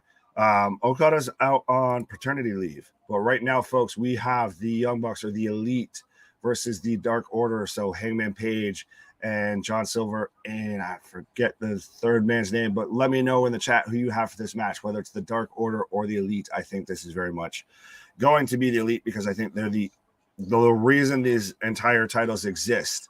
I think that I'm surprised, honestly. And this, again, I feel this should have been a first round matchup rather than the finals. I hope it's not MJF because it would be weird unless they are working into a storyline where Stokely was able to bring back MJF as his new guy. I think they could very much work it into kind of a storyline, or, you know, maybe MJF starting his own little. He's doing his like almost Ted DiBiase, the $1 Million Man, of he's bought in his own little kind of faction. And I guess he was originally the quote unquote money behind NWO. So he's bought in, I guess, his own little faction to kind of take over AEW. That's the way I could see them making it work. But it would be interesting to see, especially that's the thing, is when it was mentioned, it was Stokely Hathaway, Bivens involved with it. I instantly thought W. Morrissey, just because we already had him wheeling, dealing, handing out his business cards. But if, like what KJ said, of we get kind of W. Morrissey as the new Wardlow, I'm here for it. I still think there's MJF is going to be AEW saving grace, or if they wait too long on it, it's going to hurt them so much in the long run. Don Callis, Cyrus from ECW. Yep. Don Callis, of course, always kind of, he's the, the special counsel to Kenny, like Paul is to Roman. Who is the devil then? What? Technically, there wasn't a winner because he grabbed the chip before the eighth man came out. Where is the rules, Tony Khan? Yeah, well, that's one thing, especially with AEW, is they do not always abide by the rules. It's very much, they have the biggest problem with legal man syndrome. Absolutely. No. Ryback, absolutely. Please do not be the Joker. No, unless you, I'll just sit back and let KJ go for like 2 hours just talking about Ryback here. But I don't think at all he's the Joker. Tamarin saying the Elite. Yes, I do think, again, it's absolutely, this whole belt, this whole situation's handpicked, handwritten for the Elite to win. If it's Colt Cabana, that would be interesting. That would be, I almost want to say that would be too clever for Tony Khan, but that would make a big splash. I will give you credit, JV, on that. If that happens, that would be a big splash. But I do feel like with that, it would only appeal to the wrestling insiders, the ones who know what's going on, who know, who pay attention to the dirt sheets, all of that. I think that's where that would appeal. And we've right now got Kenny Omega and Hangman Page in the ring. And Kenny's not wearing the tactical turtleneck, as I've called out before on stream. So we might get Kenny back to close to 100% as we can get. I did worry for a brief time that Tony was rushing too many people back too fast and too early, and people were still hurt and still working.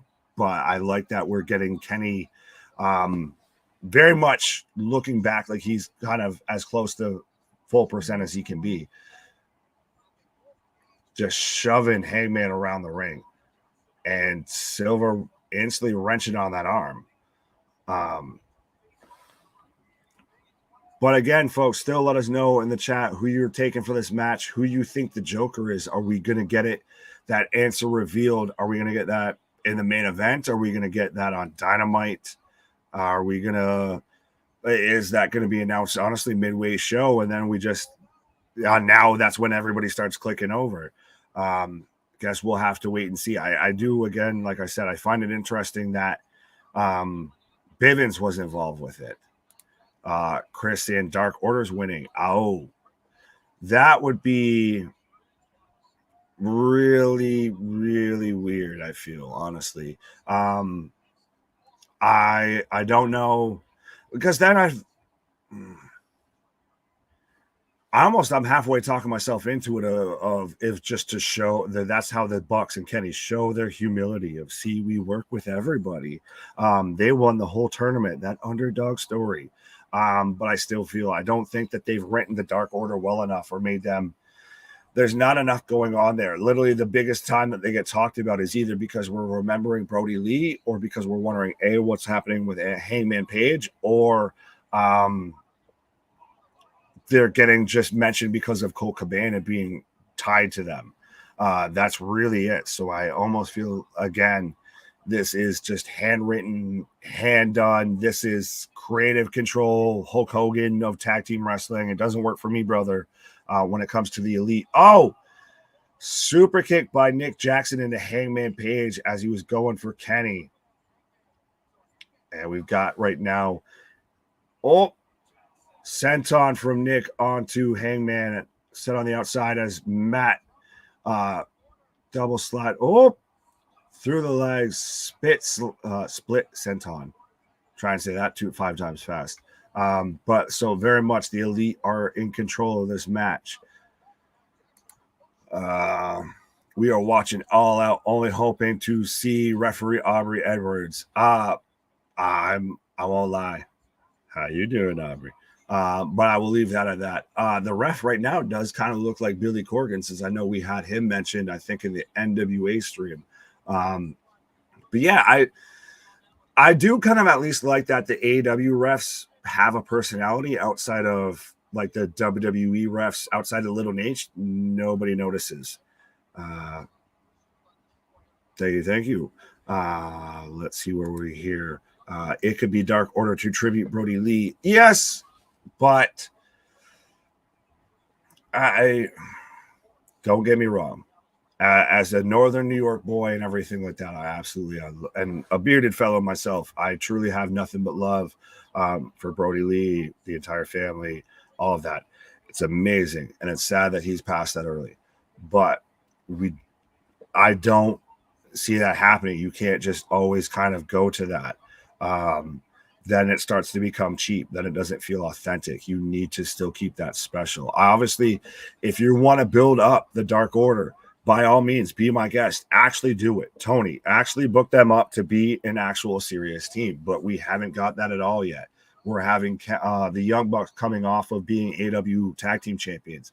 We're having Kenny just coming back from injury. I think that they're the team that's hot. They're the team that's built up. Not to mention they are EVPs of the company. So I think that's the way that they're going to go. And again, as Damien said, Kenny Omega, the Young Bucks. Any way you go, I'll be watching you. Oh, we're going to do that one. Kenny and Omega, the Young Bucks. How you doing, buddy? How's it going? Howdy. How's the trio been? It's been all right. It's been interesting. It's had its moments, but it's a little. It's again. It feels like that Dynamite Rampagey match. This doesn't feel pay-per-view. Oh, Johnny Hungry laying everybody out. 5 feet of fury, folks. And then he got kicked in the face. Did I hear someone say like, oh, well, if the Dark Order wins, then it's the Young Bucks saying like, see, we let them go over. But well, no, that's what I said. Because someone said that the Dark Order was going to go over, and then I also had somebody say that it was, yes, I see that, but also, X Factor, but we also had somebody saying that it would be a tribute to Brody. How? It's a stretch. Right. After all this time? Right. Deuce.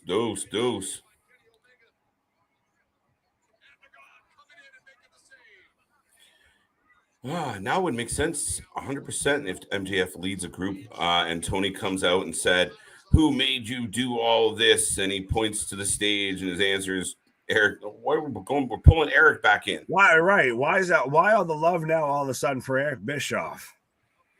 Yeah, where is that coming from? Right. Yo, did he lose a shoe? Oh no, no, it's not a shoe. What? No, I thought someone had lost a shoe, but it's just like a wrist cover. Oh. It's a piece of Brandon Cutler. Remember, Tony Khan loves to play to the schmarks. Mm-hmm. Kind of, sort of. Oh, absolutely. We've talked about it on stream before, basically how Meltzer's might as well just be reporting AEW stories. Reversal. Crossbody by Omega. All right, Johnny Hungry putting on a show. Oh. Dragon suplex. 3 dragon suplexes. How big of a gut punch would it be if Bray Wyatt is the one behind the hooded man? Leading a group with Bibbins and Morrissey and shit? Yeah. It wouldn't be a gun punch. It would just be awkward. It wouldn't make sense. Yeah, I'm not for it. It would be weird.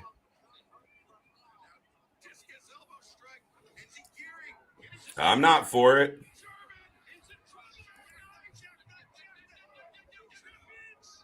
Two. Oh. So Meltzer already has the 7 stars printed, by the way. Oh, yeah. Well, the Bucks are involved, so it's got, infinite. He just needs to turn that. We're a solid 3 so stars. It becomes an 8. Oh, yeah. 2 count. Cameron says United Empire could cost the Elite the match. Set up Ospreay and Omega. We've already set that up, though. And I don't think that will happen. Well, and Ospreay said he's kind of done with AEW for a little while. Yes.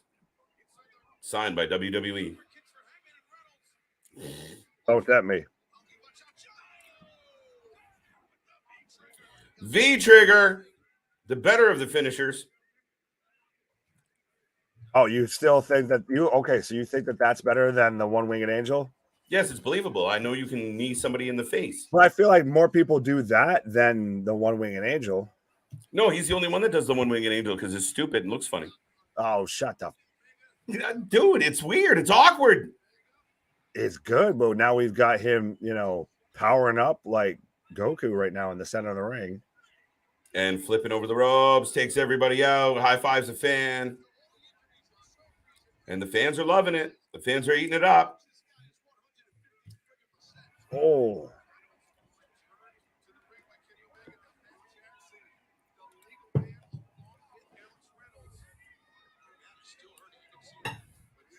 Oh, man. Well, Kenny's the only man standing right now. Oh, Bucks are up. And you still see all the K2 tape, like especially on like Matt Jackson's lower back and everything.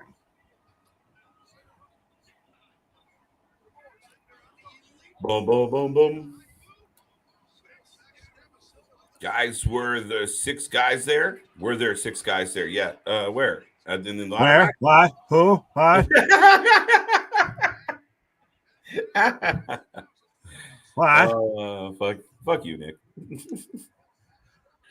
Anytime, honey. Just wait until we're off camera. Do something strange for a little piece of change, folks. Right. Listen. Hangman with a moonsault to the outside. Oh my God. And now we've got the Dark Order setting Matt Jackson up.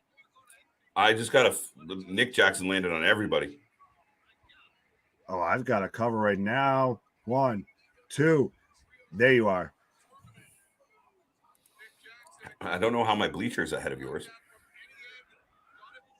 Who knows? I still think Colt Cabana is the hooded man and MJF is behind the Bibbins. Yeah, what do you think what do you think about it being Colt Cabana being involved? It would be ridiculous. It would be the smarkiest of smart things to do, but it would be ridiculous. We would pop because we pay attention to everything, but you're not drawing in that guy that just watched Clash of the Castle and that's all he watches for wrestling. No, I just don't again, it's cold, right? It's not like fucking, so I get they had beef, but it's fucking cold. Who cares? Right.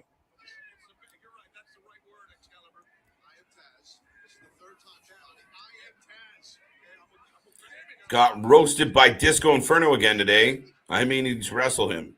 Oh, all right, Bryan.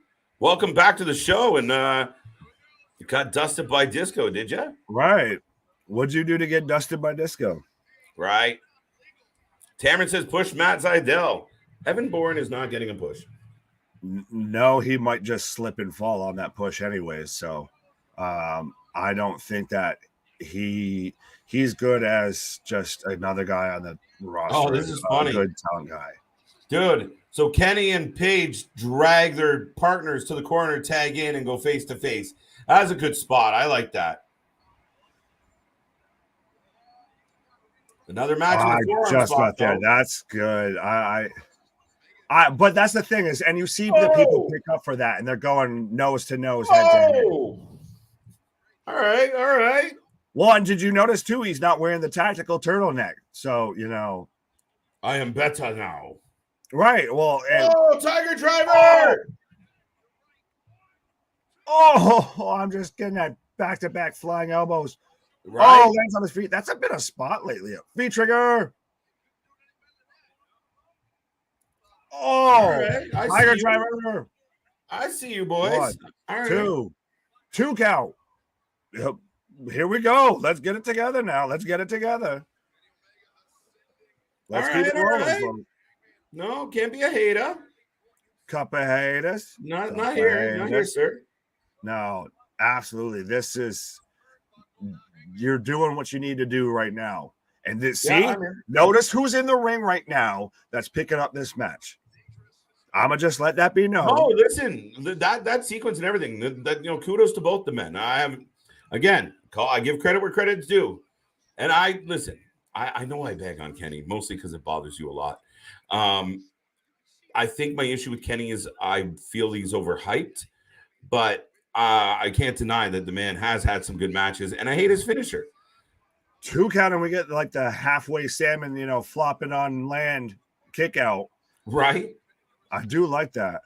Mm-hmm. Action Bronson came out. What? That's dope. He was involved on the pre-show. Buckshot. No. Buckshot lariat to the back of the head on Kenny. Now, that little sequence right there, dude. What? BTE trigger. No! Wow. Now, that little, that whole sequence where Kenny dropped down, that looked choreographed. It looked poorly. Like, the director would have been like, cut. We need to redo that. Right? 2 count. What a 2 count. Thought that was it, folks. Word. All right. Like I said. Ricochet? Carmelo or this? Wait till we're close. Let me get to the end of this before I say anything. It's close. I will admit it's close. It's good. But hey, I've been beating the drum for Kenny being, the best bout machine for a while now. Man, they should just call like all trios matches are tornado style. Oh, Johnny Hungry almost hits the most dangerous move in the entire wrestling world. Right, the most dangerous move in professional wrestling, the surprise roll-up. Oh, shit. Now, you know what? The one-winged angel is believable with Johnny. Why? Why? Oh! Trigger!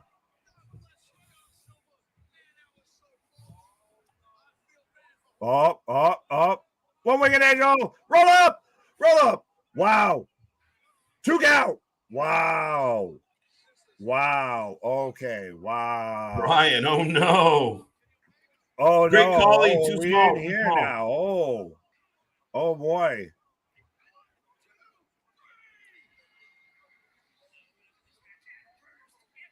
And first ever. Oh, no. Oh! Hangman hit the buckshot on Johnny. Oh,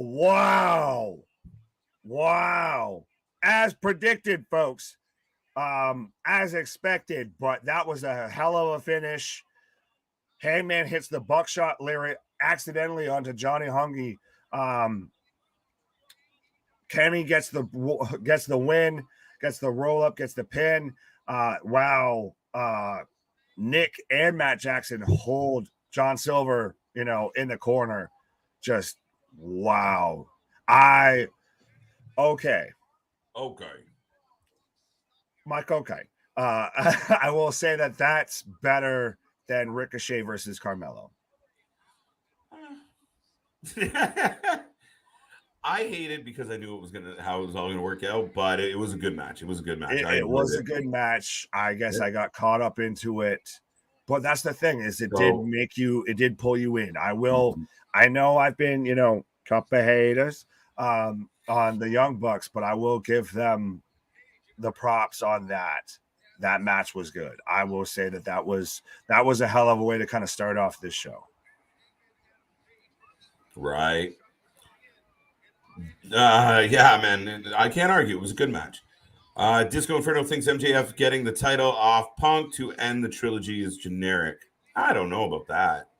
You don't have many other options at a compelling level right now. Oh, absolutely. Especially you've got Kenny now dealing with the trios. You've got Miro and Malachi Black tied up in a 6-man feud. You've got a bunch of all of your players just tied up into other stuff. And you have probably your biggest needle mover sitting on the sidelines right now. It's true. No, go back to that last comment. This one? No, hold on. I'll find it. Yes. See, I feel like this is a perfect comment for you.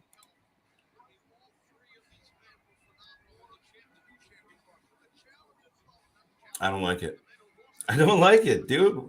When Stokely grabbed the chip, was there 6 guys? The Wyndham 6. But no. It's a little reachy. I mean, we did have him change his thing on Twitter and everything to Giant Killer and all that. Yeah, I think Wyndham, honestly, at this point, just knows that the second he does anything, people are going to jump. So he absolutely just throws stuff out there just to get the reaction. I don't like it. That's all I got, man. I don't like the idea. This match is insane. This is my first AEW pay-per-view watching live. Kenneth, I'm glad you're enjoying, sir. Absolutely. And so, make sure you stick around because we're doing this all day, every day. All day, every day. United Empire, what? I just said you heard me. Right. United Empire Wrestling Thursday versus the Bullet Club. That's going to be a good match. Yeah, well. Right. On Impact? Right on. Is that happening on Impact? I'll have to double check. I don't know. Let me know where that's happening. If that's either happening on New Japan or that's happening with Impact.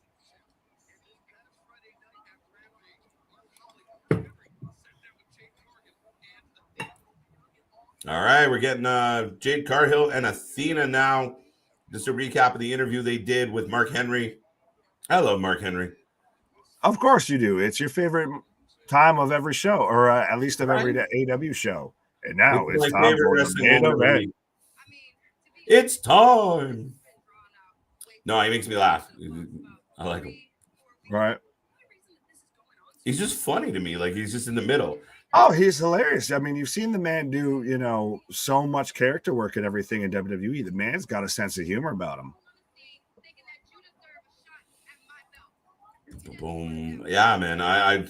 He's really done a lot, but yeah, no, it's just funny. It's a funny segment. I like that he does it. The best was Abaddon. She just started spitting blood and mumbling, and he's like, I guess she's ready to go. Or no, she doesn't have much to say. Right. So he rolls with it like that, and I fucking right. He's a fantastic straight man. Right? Like, I can't remember. I think it might have been Mox freaking out, and he's like, I think he's ready. Like, thanks, Mark. Thanks. Right. Enzo is the Joker. Ooh. That's a shot. Ooh. Interesting. It might be a little bit of a reach, little T-Rex arm reach, but I don't. I mean, I wouldn't hate it. I wouldn't be a cup of haters on it. Mm-hmm. Dude came out to the Rolling Stones though. I don't know if that fits, but I like it. Right. Athena coming out with her wings, looking like a Christmas tree. I dig her. I think Athena's taking this win. I got Cargill. Now everyone out there, let us know. What are you thinking? Who do you got? Who are you picking? And who's taking the TBS title home? We got Athena. We got Jade. Jade's on a heater. I think Jade's going to just keep winning. I don't think she's going to stop, folks. I really don't. Let me drop down. Jade all the way. I like it. Labrat. What song of the Rolling Stones? It was, what's the song called? Give me a second. It'll come back to me. Please allow me to introduce myself. What's the name of the song? The books look familiar. It is a Scarf himself, MJF. The boots look familiar. Yeah, if I was Tony Khan, I wouldn't be sending out the actual person. Wow, Jade walking through a wall like he's... Wow, Jade Cargill looking like $1,000,000. Oh, come on, sex bot. Fuck off. Jade wins. Jade all the way. Jade. No sympathy of the devil. Right? Sympathy for the devil. There we go. Thank you. Taking me a minute. I'm missing most of the show. Is it true MJF was under the hood? We don't know yet, Big Ray. They're holding out. They're not letting us know. Couple speculations. Some said Jay White. I've seen MJF suggested. Enzo? Could it be Enzo? I don't know, man. But Zach thinks it's the sex bot that keeps popping up in our chat. So quite could be. Chris Jericho hooded figure. Shut up. Tamron, it can't be Chris Hero. I read that completely wrong. Chris Hero hooded figure, either CM Punk or Claudio. I don't know if that's the right answer, or if that's a big enough move in this play. How this is all going to roll out. We will know by the end of the night who that Joker is. I'm assuming. The sex bot is over. Yes, it is. How can it not be? Pain in the ass. Ethan Page, Morrissey, Lee Moriarty, Gun Club, and Wyndham is the sixth person. Christopher. I can unequivocally say I'm not thrilled with that concept. Does it feel like... Oh, wow. So, Athena goes for the 1-2-3 almost right away and gets yanked out of the ring by the baddies. The baddies were a little late. The ref had to stop counting. He didn't... what are you guys doing? Get her out of here. So Athena taking out the baddies. Athena looking good tonight. Got the contacts in. Chasing the baddies around the ring. And heading back into Jade. Jade looking like She-Hulk. It's... Oh! Wow. Pop up. Samoan drop into a nip up, into a spear. 2 count. Wow.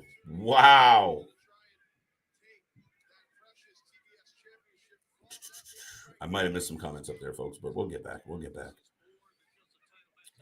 you let this go until Wednesday to get interest for Dynamite? I don't know.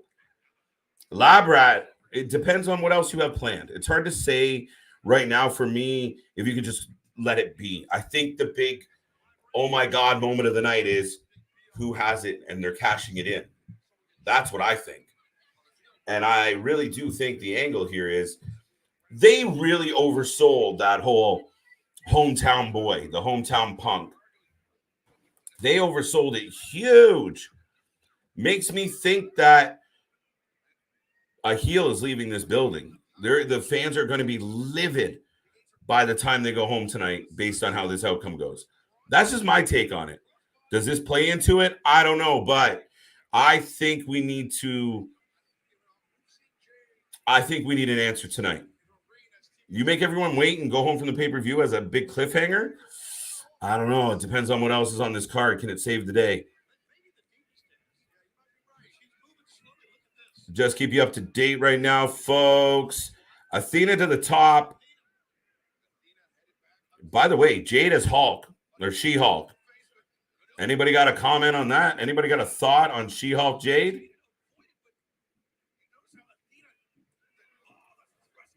Punk turn. Yeah. I keep saying it's going to be an unholy union between Punk and MJF to surprise everybody. But I don't know. There you go. Dale agrees too. MJF's the Joker. What's up, Hassan? How you doing? If Enzo or Colt is the Joker, will be a huge disappointment. I agree with you, Rocco. How you doing, Jade? She-Hulk. No, I picked Roman. Yeah, I agree with Big Ray on this one. I had Roman the whole way. I think he's unstoppable until Mania. Now he says Cody. Yep. That's interesting. I don't know how they're going to get there. Where else we got? Wow, the chat is live. Keep it coming, folks. Keep it coming. I hope Jade doesn't twerk like the She-Hulk. She might. She might want to twerk a little after the victory. Wow. I don't care what anyone out there says. Jade Cargill has come so far.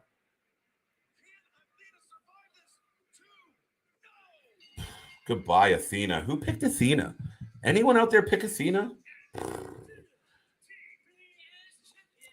Dominant. And this lady has come so far in the time that she's been on TV. Admittedly, when they first brought her in, she had her struggles. But now they put it up on the screen. 37-0. She's going 100-0. At least 100-0. I know you did, buddy. 6-1. I've been on fire this weekend. I'm having a good weekend. Big Ray Heron is who? Sting team will win. So FTR and Wardlow. So with FTR and Wardlow. So will. I think you're right about FTR and Wardlow. FTR and Wardlow cannot lose. I hate this matchup. I don't really care for this six-man tag. I think it's a disservice to your tag team champions. You have the best tag team in the fucking world. The world. Not in the company, not around a few blocks or from a certain area. You have the best tag team in the world on your roster. Why are they not in a title match to highlight this division? Why are we not getting an amazing? Maybe Ace Steel was the devil. There's the catch. Ace Steel was the devil. Punk loses to Moxley, cashes in the chip, and beats him. That's a stretch, Reach. Damien, 7-0. We might have to fact check you on that one, Damien.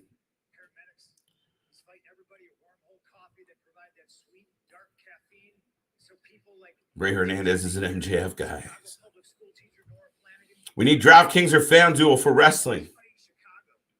Don't they have that? They have DraftKings, no?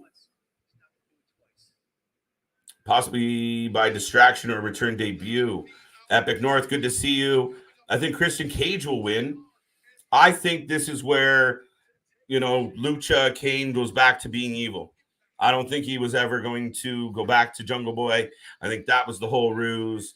I think Christian will win because Luchasaurus is going to kick Jungle Boy in the face. That's my thought. What do you think? Motor City Machine Guns on the way out to the ring. And so, let us know your predictions down below. Who do you got in the next match coming up, folks? I mean, we get Motor City Machine Guns and we get Jay Lethal going up against Wardlow and FTR. I think it's a slam dunk for Wardlow and FTR. And if it's not, I don't know what else to do.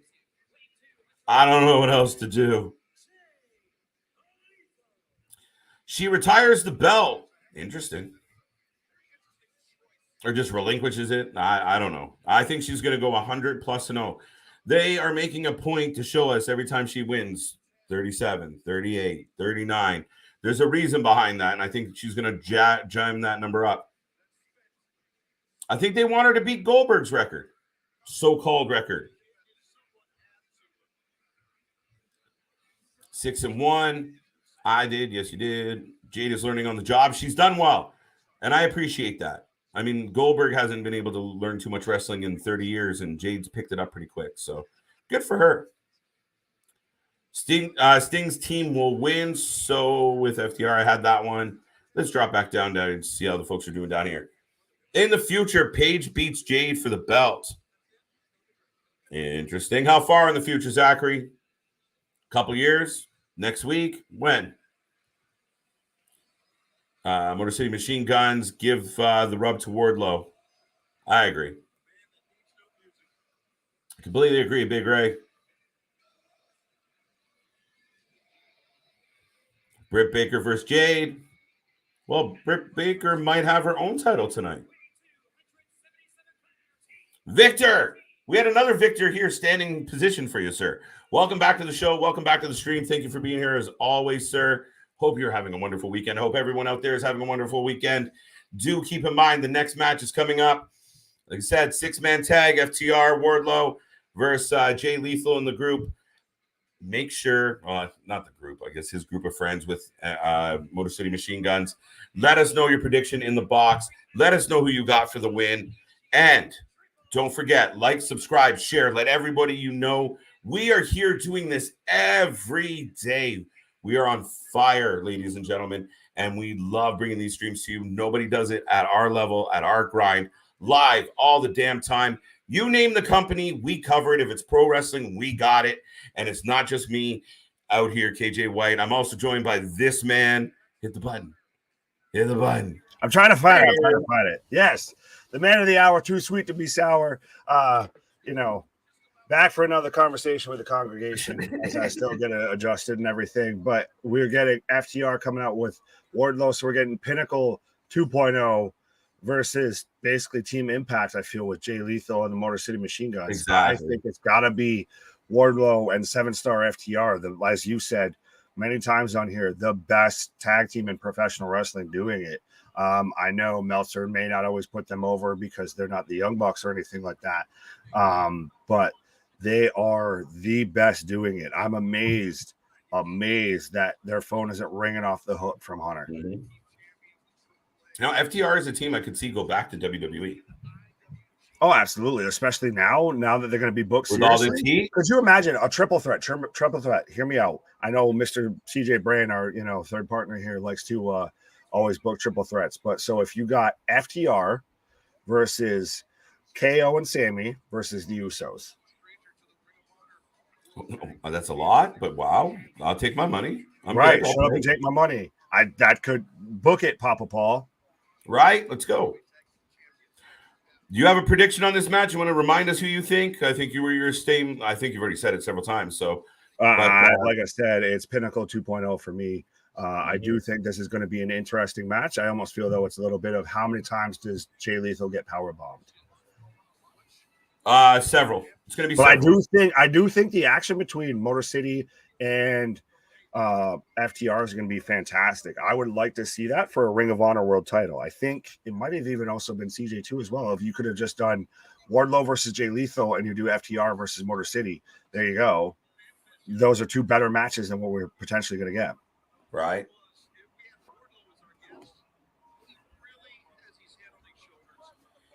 Jade was super green about a year ago. She is way better, and she has tons of money on her. Tons of cash. Oh, yeah. She's another one that I feel WWE has, if not, will be beaten down the door to try and get over on their side. Yeah, I said, as we've seen her here, her versus Charlotte, I'm down. Oh, her versus a lot of people right now in WWE. And beyond that, we watched her grow before our very eyes. But to her credit, she could have just rested on like who she, her reputation, just kind of coasted through this and done the bare minimum and just looked good. I mean, tonight against Athena, that was a good match. Not long enough for the ladies, but a good match. Yeah, absolutely. Well, I was on a little bit of a pause for the cause, but even then, still, you knew it was going to be a good match. I did kind of anticipate, even though I picked Athena, that Jade was going to win, but you know that those two are going to deliver. I'm still waiting for the match between her and Statlander. That's, I think, the match that should have been there. Right. But unfortunately, Statlander got hurt again. Right.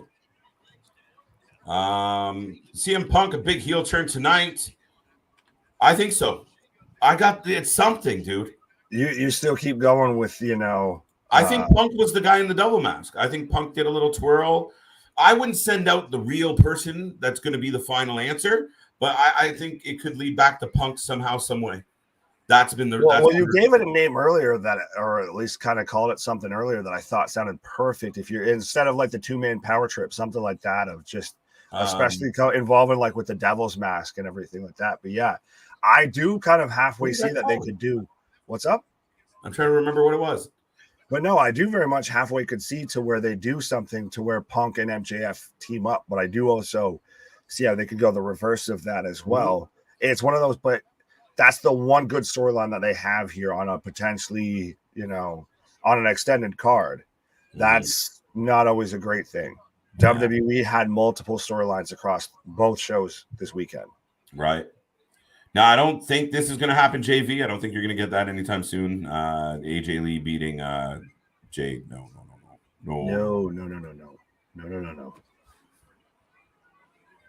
There was rumor that Paige was cleared to wrestle. I don't know, and we do know that the WWE doctors sometimes are difficult. Look at Daniel Bryan, how he wasn't cleared in WWE.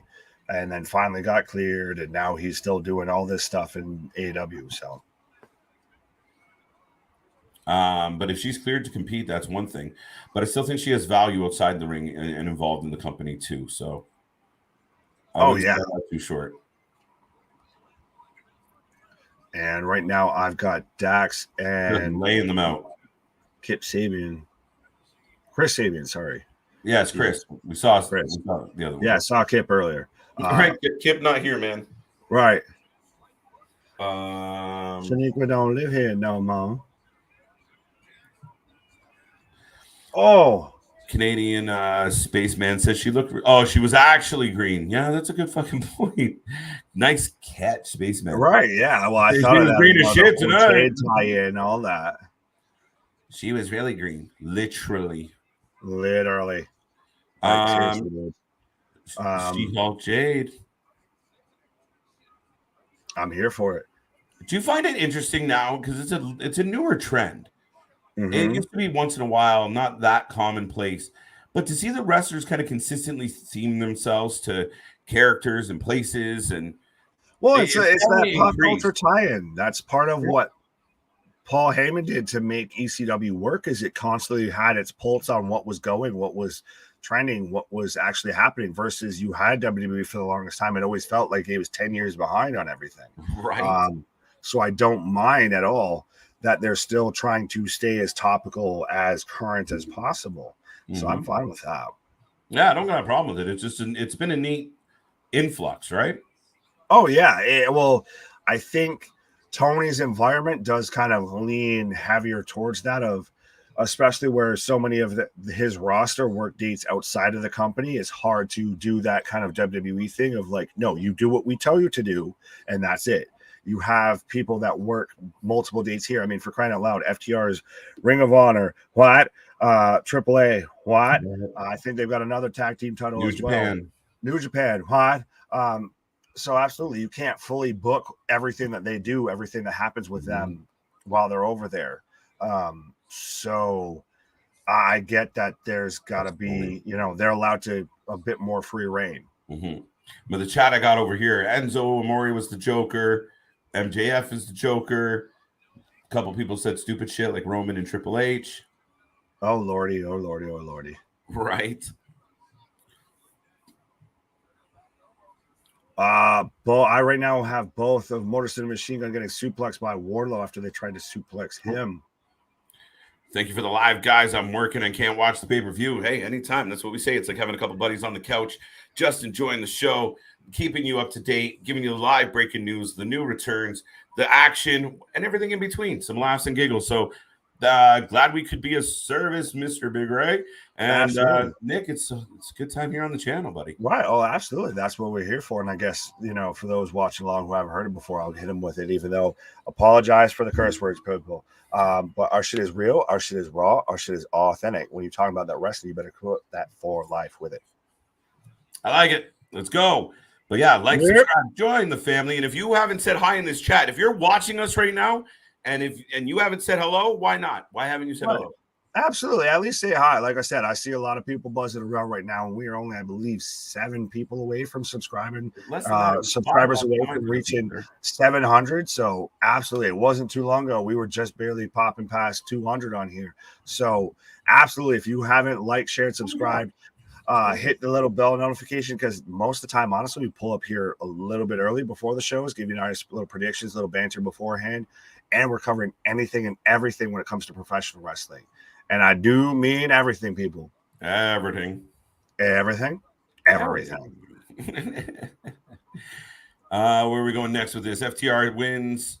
Pinnacle wins. So, yeah, consistent. Danielson and Garcia versus FTR.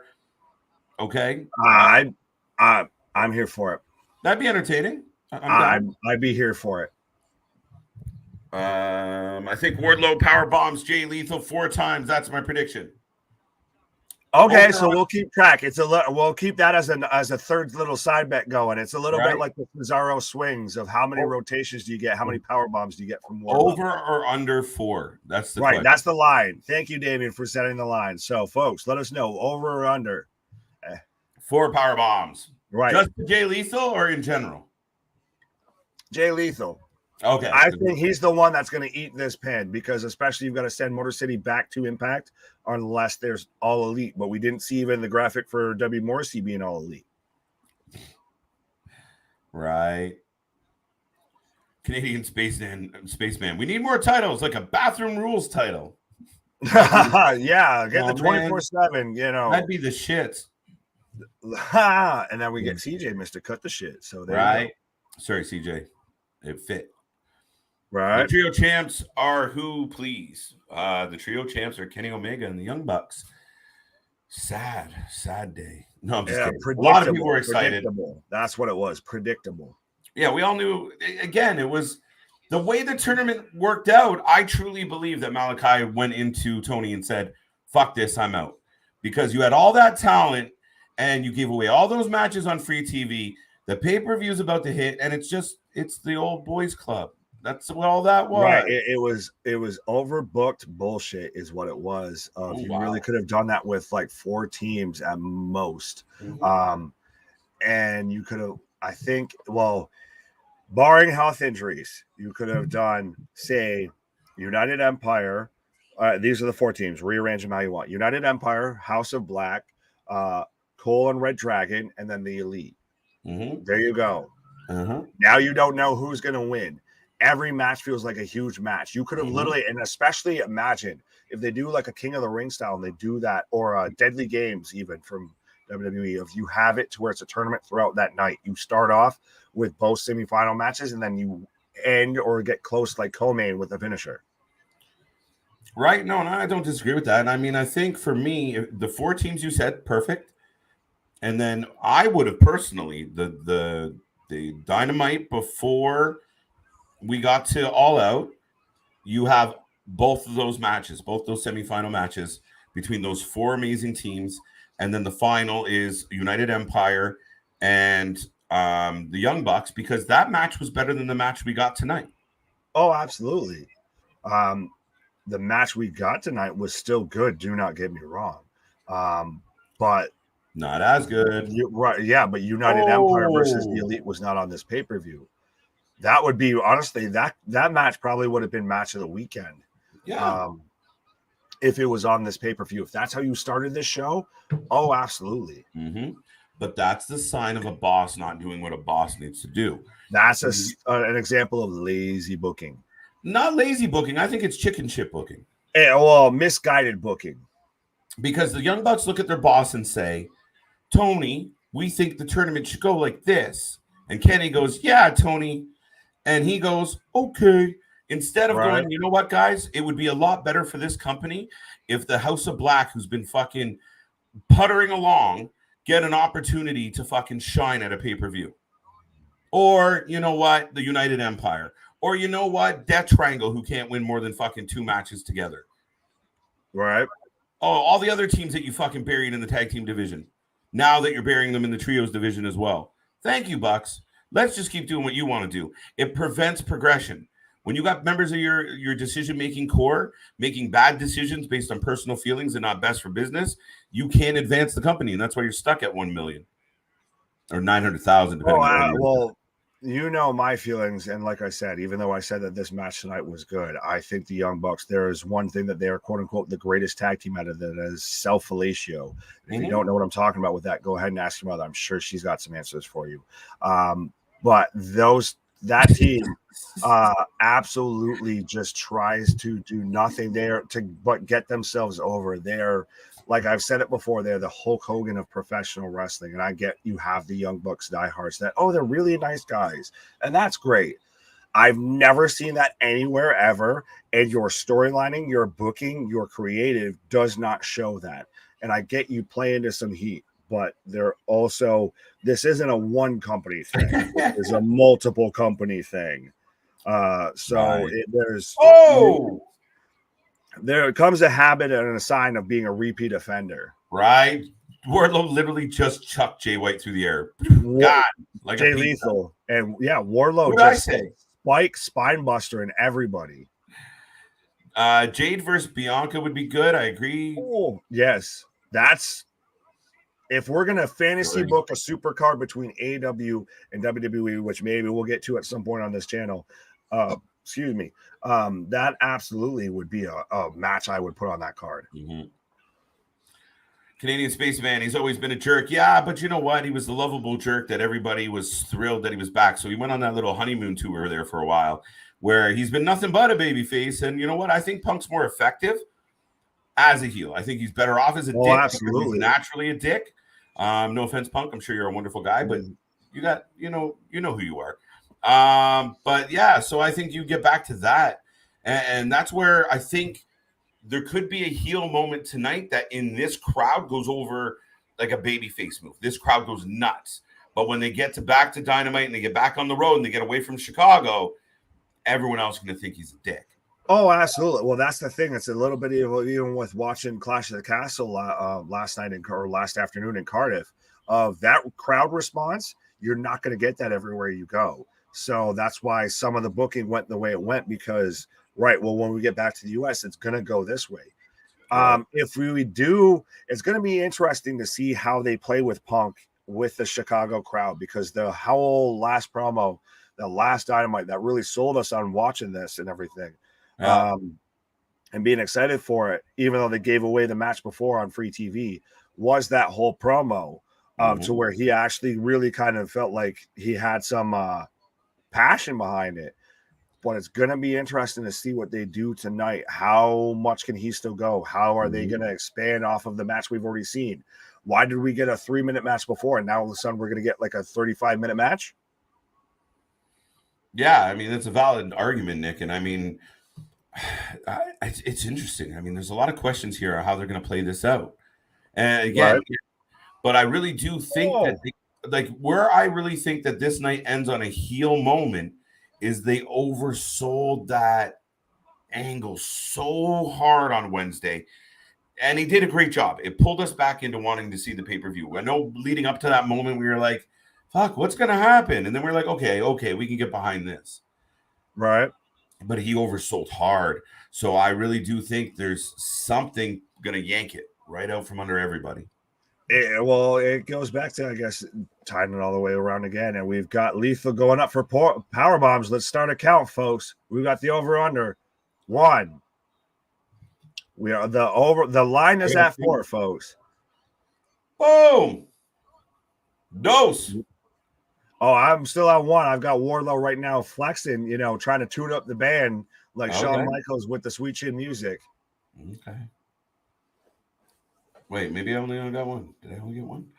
I love your channel. Eric Tate, thank you. We appreciate all the love. We appreciate all the support. We appreciate anyone that spends even a minute on this channel. So thank you. Don't forget, like, subscribe. Tell everybody you know. If you love this channel, they will love it too. If they're wrestling fans, they should be here getting the most extensive grinding coverage out there. There's the winner. There's only 2. We're going up for 3 now. 3. But yes, thank you. Absolutely. Number 4. Sorry, I'm gonna have to wait and respond to that. We break even, everybody. Hey, where's our buddy? Break even. We hit the line, so I guess whether you have the over or the under, right? You lose. Everybody's a loser when it comes to betting on that. But we got exactly 4 power bombs, and Wardlow picks up the win on Jay Lethal and Motor City Shida. Who put it in the chat? The 4 was it Damien or Dro? I think it was Damien. Where's Damien with his 4? Nailed it, bullseye, Damien. Right. Sorry, I'm not going through all this to find you. Sorry. WWE doesn't want to clear her because of her little video. I don't know about that. I think we're past it.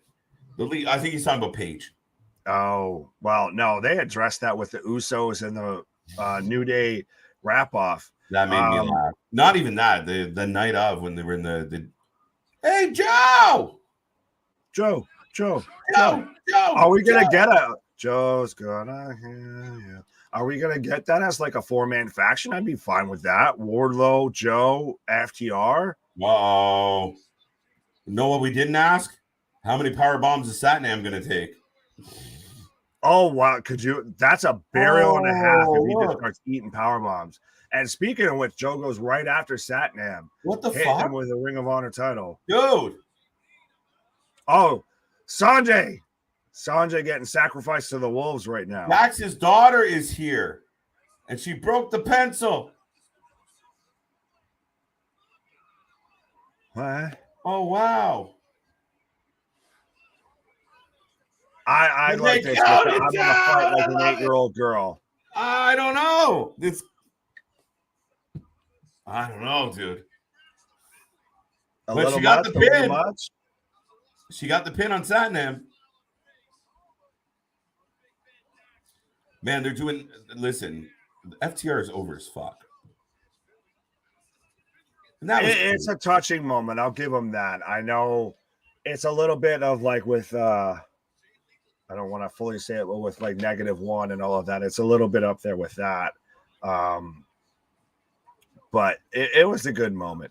And again, to touch on Eric's comment, because I just saw Victor respond to it. Absolutely.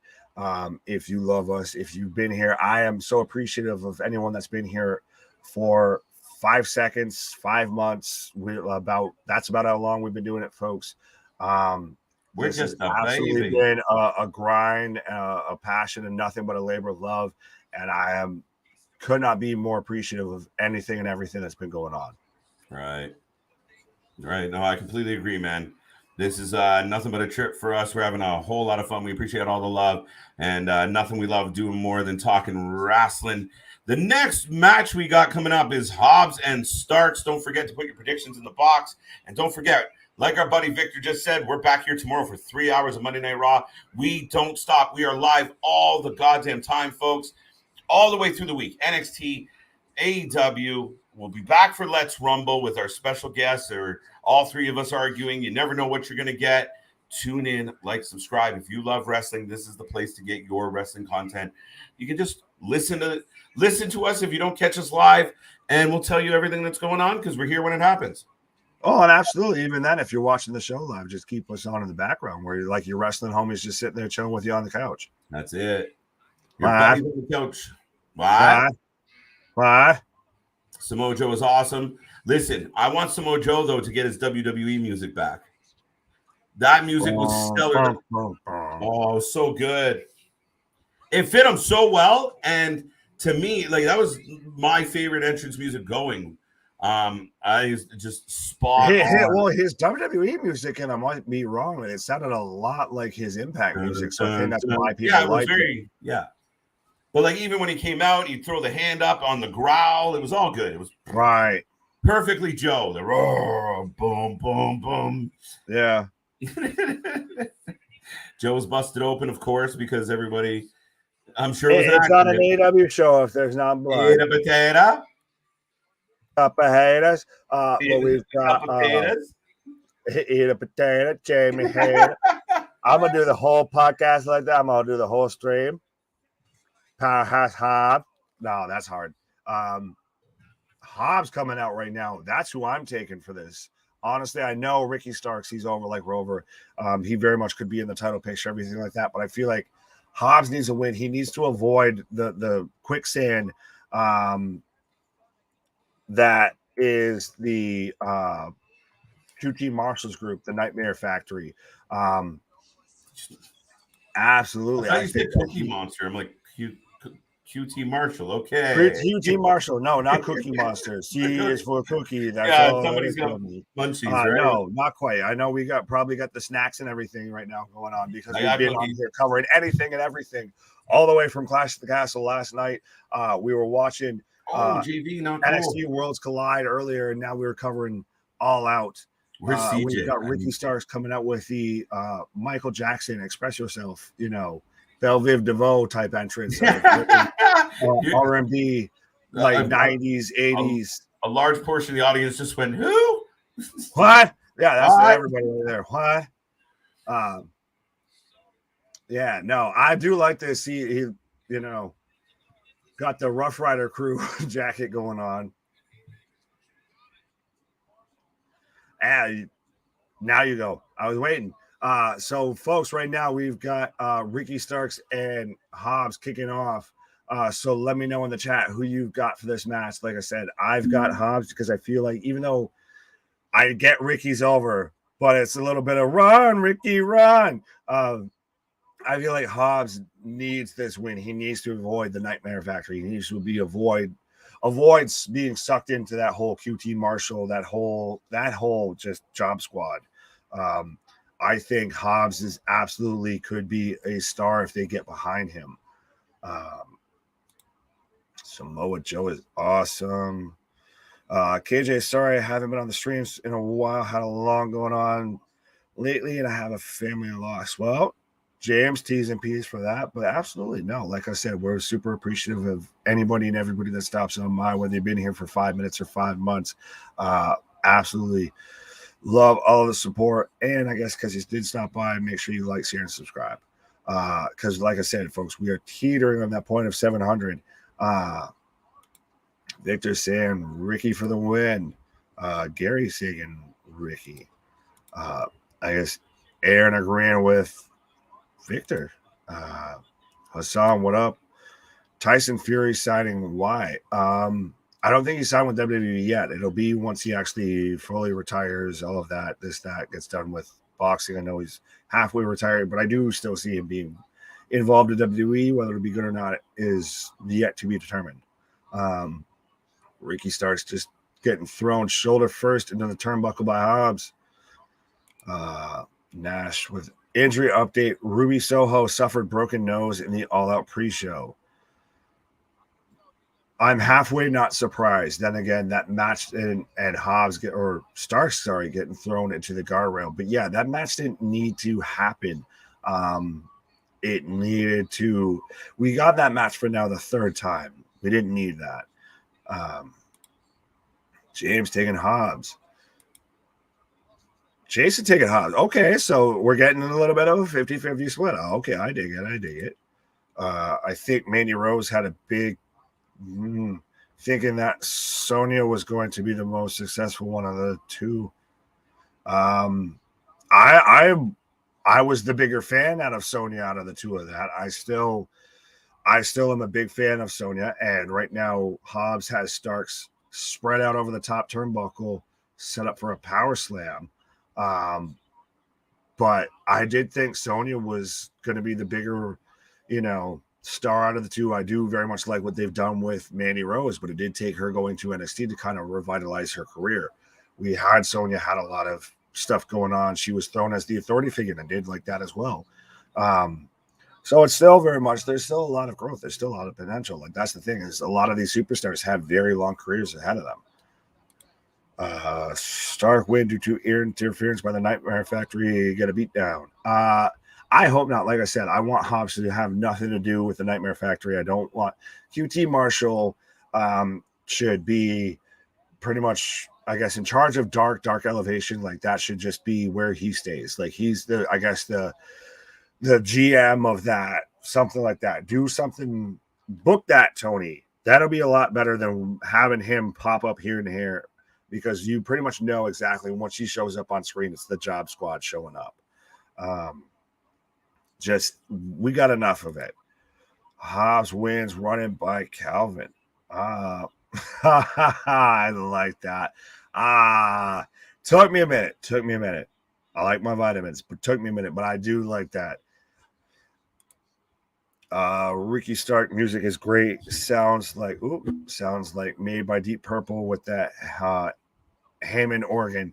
Yeah, well, like Starks is over like Rover. Starks very much could be, competing for the TNT title, competing for even, honestly, the world title. I mean, we've seen plenty of other guys get a shot at the world title. So I think a guy like Starks would be great. Christ, even Hobbs. So I do think that there's a lot of potential in it, but I don't think you lose too much if he takes a loss here, because we're still on that journey. We're still building him up. We've still just had this split. Please forgive me, but I don't know why Mandy thought that because she has the look of she is a beautiful. I'm gonna read that off. But she would be on every teenage boy's. Nah, all right, Jamie. All right. Keep it to yourself. Keep it to yourself. Do you think Finn Balor would be great in AEW? He could have been. And folks, as I predicted, Hobbs picks up the 1, 2, 3. I do think Finn would be good in AEW. Before it seemed to kind of go off the rails, before we started having, this guy from WWE, that guy from WWE. But when it would have been a big splash, yes. Now, but Hobbs picks up the win. Let me know what you're thinking. Let me know what you're feeling so far. How does AEW All Out stack up to the rest of the shows that have been so far this weekend? It hasn't been bad. I mean, it's been a little bit of a dogfight. There's been AEW so far has been, I'll put it this way. AEW's been not the hottest out of the gate, but it does also have the longest time going. So it's got room to pull it around. But that could also be a blessing and a curse. But we do right now, I'm getting the backstage segment between Swerve and Glory and Billy Gunn and the Acclaimed. So I wonder if that's the match that we're going to be getting next. I do see Gary saying 7-2. I honestly, at this point, I don't know. We're even trying to guess at what I've got for predictions. I think it's just been a lot of L's. Boom! I took an L on that one. Oh, you did? I had Starks. I did. I had Starks. I have to admit it. Oh, actually, no. That was finally one that I got right. So I'm. Yeah, you had Hobbs right. So right. So a lot of people that said they were, X and O, instead of hugs and kisses, you're now got a loss on there. Yeah, no, I definitely took an L on that one. So it's unfortunate, but let's hope I bounce back. But oh yes, oh no, the mighty KJ has fallen. He's stumbled. He's gotten 2 losses. Right. But I'm actually surprised. I mean, I kind of wanted Starks to take this one, dude. But I still think you could get away with him not winning. I think Hobbs needed to avoid. See, we didn't get any Nightmare Factory involved. We needed to avoid that. We don't need the AEW Job Squad showing up. Like I said, but while you were stepped away, I think you get QT as saying maybe he's the general manager or the authority figure on Dark or Dark Elevation, and that's where you go with that. Damn, did you answer this one? No, but I'm gonna take Hook. Yeah, let's go Hook. Right. I think that's a gimme. Oh, Christ. Hook, yeah, burn. Big Nick, Burn. say I'm wrong. Mandy would be the next Sunny without the controversy. Wrong. I don't want to go there. How about that? I don't mind. Cash me outside. How about that? I don't want Right. to. We don't need to get into that because different strokes for different folks. Damien apparently missed a match, or Gary bet it on 2 at the same time. 1-7 and Maybe, 1. who knows? Too many title matches. Not if they're good. Too many belts. Yeah. Too many belts. Too many belts. Tony Khan should keep AEW and ROH apart. I should proofread these before I keep going. Yes, he should. Who thinks we will get MJF after or during the main event? Gee, I don't know. Yo! Heads down, hands up. Listen! Huh? Are you bumping to the Acclaimed right now? Yeah.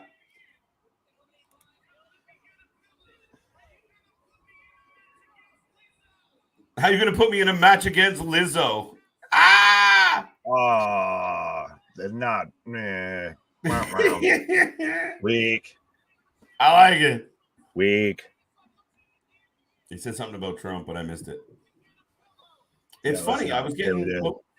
I had the closed captioning on, and it stopped during the freestyle.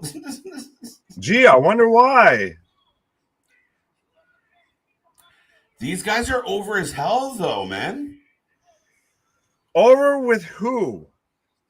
The crowd is going bananas. That's who they're over with. Right, but guess what? Who keeps buying the same tickets? The crowd that's there now. Who keeps tuning in at the same time? The crowd that's over tuning with the in now. They're over with me. I like their stick. I don't know about the Scissor Me Daddy-O thing. I guess I'll be the hater on here. They're over though. People are buying their T-shirts. Better. They could be better. They could do it differently. Billy could honestly good, be and they're good in the ring. Singles What do they need to do better? They make the crowd go, that's what they're supposed to do. Folks. I guess I'm the old man keep off my lawn when it comes to this. I'm the Jim Cornette. Why? What part of it don't you like? Is all of it an option? All of the above? Is all the above an option? No, it's not. Well, no, but seriously, their shtick with the freestyling is it's good. That's it though. It's shtick. It's supposed to. Everybody's There's no sustenance though. It's all bullshit. shtick. No, it's good. It's all seasoning, no salt. It's all sizzle, no steak. So you're saying when they get in the ring, they don't bring the steak? Not on the level that everyone hypes them up to be at. They're great in the ring, and they wicked heels in the ring. I disagree. Agree to disagree. Reginald, I disagree. Oh God, that's somebody else. I'm surprised we haven't seen in God knows how long. Is Reggie? No, he's stuck to dark matches. Whew. Tony Khan should keep. Oh no, I read that one. Damn it, I read that one too. Finn would be better off going to New Japan and feuding with Switchblade for control of the Bullet Club. Now we'll just bring Jay White to the WWE and have them restart the Bullet Club. I mean, honestly, could you see now more than ever to where we would get a Bullet Club in WWE? Yep.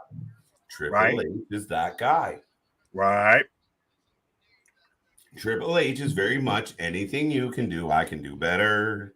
And so far, honestly, since he's gotten control, he has. And just for the people following along, we did get the crowd chanting. That's why I was doing the little conductor of basket is glory. Again, so I guess we got this still chance going on like we did in Cardiff. Right.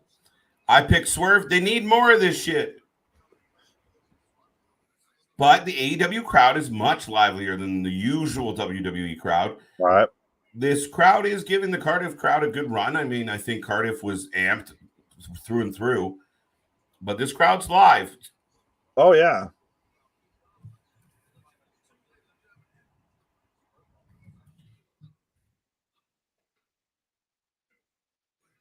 Max Caster, Keith Lee. I can't believe he called him Lizzo. The disrespect, folks. You're going to put respect on my name. Well, I mean, he's not wearing a thong, so that's good news.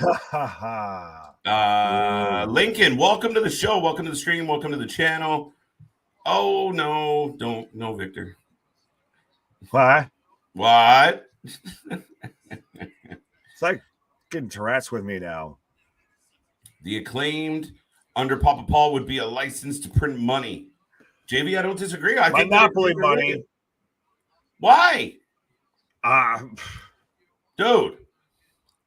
Still don't. I don't. And again, this, like I said, this might be old man yells at cloud with me. I don't see it. I don't see what everybody else sees. You're there. Don't come at me. You're there with Kenny Omega and all of that. I'm there with the Acclaimed. I find the Acclaimed. Oh, wow. Okay.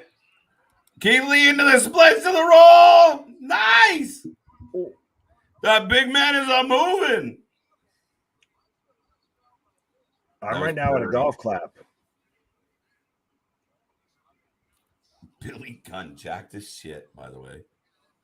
Oh. I wore his chain. Whose chain? Caster's? Huh?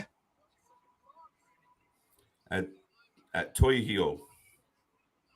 I'm glad you attempted that because I wasn't going to get that. I'm just trying. I do my best. Right. I mean, you should have stashed that. The Bullet Club has been dead since 2016. Yeah, it kind of has. Little bit. It's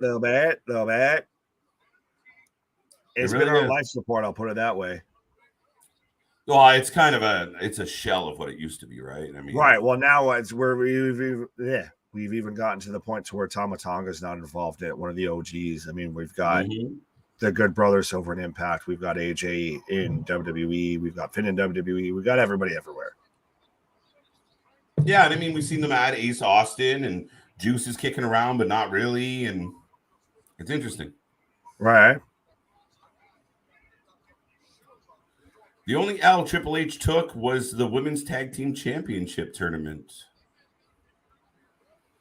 Little bit. Debatable. No, it sucked. You can't support that and shit on which was better. Which was better, the trios tournament or that tournament? Look how over they are. What do you mean? The tournament? The trios tournament overall was good. It just sucked how it played out. Right? The semifinal match. The trios tournament, you knew who was going to win. Look at the crowd. Fine. I'll give it to you. They're like the new age outlaws. You see the guy standing on the apron amping them up, right? That's no different than no, it's me. I will give you that, but it's one of those. It's honestly it's over. It's so stupid, and I'm surprised it's gotten over. I'll put it that way. People love stupid shit. Are you trying to say that's why people like me? Oh shit. Cardiff was lit because they haven't seen really well. Yeah, Zach. They definitely a little bit. That's why I kind of prefaced it a little of like, oh my god, Keith Lee just killed Max Caster with a crossbody to the back of the head. I'm getting there right now. I got Keith Lee beating him down. Sorry, don't be sorry. A little too much. What's a little too much? I don't know. Too much around here that ends up being a little too much. Outside of probably how much we talk. It is a little. A little bit. I think we get tired of it. Yeah. No. We're completely silent for all the hours we're off this fucking stream. Right. Yeah, honestly, I've been there before if my throat will feel a little iffy or whatever. And I'm like, I know I'm going to be on tonight. And it's like, mom's the word when it comes to talking to me. Hey, babe, can you... Right. Literally, I'll text you. Diva. No, it's fuck you. It's funny because honestly, even before all this, we literally like kind of just know off of certain stuff. We have that, but no. Sometimes you got to save, the vocal cords. We're on here enough, folks, because we're covering anything and everything when it comes to professional wrestling. Right, it's really true. KJ, what's in the cup? Brandy, whiskey, bourbon, or cognac? Well, cognac only gets drank on special occasions. And then, like anytime, like that used to be a Friday night thing. Like you start the weekend with a nice glass of cognac in a warm glass. Oh, here we are. You would. It's a nice way to go. But as a Canadian I'm boy, very much familiar with the gentleman's, beverages. As a Canadian boy, I do like my whiskeys. I do like my rums. Bourbon's always. I'm a dark liquor type of guy. I didn't even answer the question. I just rambled about booze. Right. Well, no, it's just absolutely. Cheers, I'm very much a dark liquor. Absolutely, chin chin. I'm very much a dark liquor type of person. I've been, Pardon? I run the gamut with all those. Why?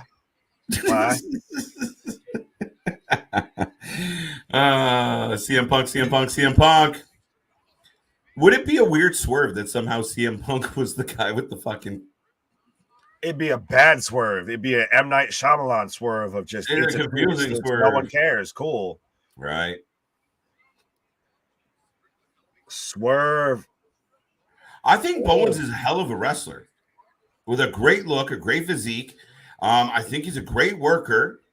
I guess like how with Wyatt, I kind of broke you down a little bit with that. If I feel like now you've kind of broken me down a little bit of they're the new age outlaws, and I have to look at them like that. Of very much road dog.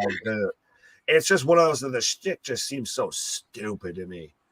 But that's it. But I mean, there's people to this day who are like, "Yeah, suck it." And right. That's still like a little bit of me being the old man, wrestling fan of a certain vintage. Oh my god! I think we just what I liked was good. What you liked, yo, check out. He hits the turnbuckle here. Bowens goes to jump off the turnbuckle, and it goes poorly for everybody.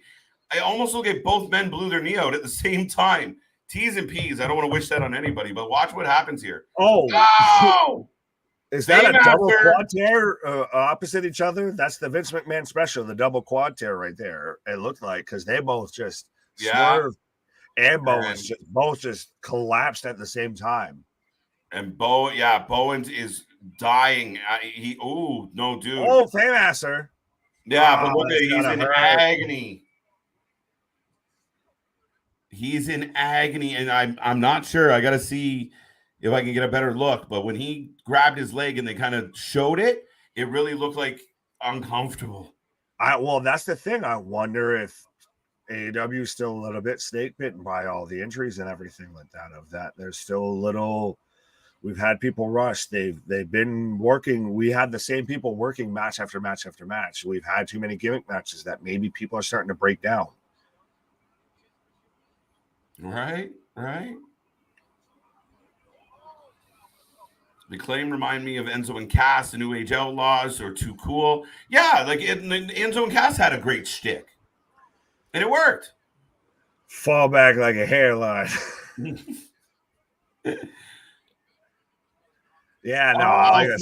Finally, it started to convince me. Swerve with a slide kick to the outside on Bowens. Oh, he kicked him in the bad leg, so maybe we're selling. It looked awkward. It looked like an accidental thing. Swerve with the socket to Billy Gunn. Okay, so you're right there with me. Okay, I like it. Right. But now Bowens is kind of like ripping away his own guard. So, but now they're working that leg, so we can go back to relaxing a little bit. At least right. It's going to be one of those. If you wouldn't be working the leg, if it was an actual injury, it might be one of those of he overcomes and he hits him, like with an exposed V trigger, and that's how they get the win. Mm-hmm. And the final part of this point from JV is the fan participation part. And Nick, we talked about that with McAfee. McAfee's a fucking pro at getting the crowd into it with him. And you need more of that. People coming out, standing in the ring and just talking. This is how I feel. This is what I want to happen. This is what I'm going to do. Shit, that's why we work. It's fan interaction. We're just one giant party rolling along. So I guess I was pretty much hating on everything that, Yeah, I get it. Mea culpa. You're like, I get it. Shut up. You've turned me. You've converted me. I've been baptized in the scissoring, I guess, apparently. Cute minus the beard. Cute minus the beard. What? Well, there's two beards. So what? All right. That one's for you. There's been more beards than this on here before. Oh, the bear paws. The Bearcat paws. Yeah, the Bearcat paws. Oh, still though. Like I get with Walter's chops and like we got before with Eddie Kingston and Ishii, but still you hear that it's just like, God damn. Right. He's slapping his leg. I don't know.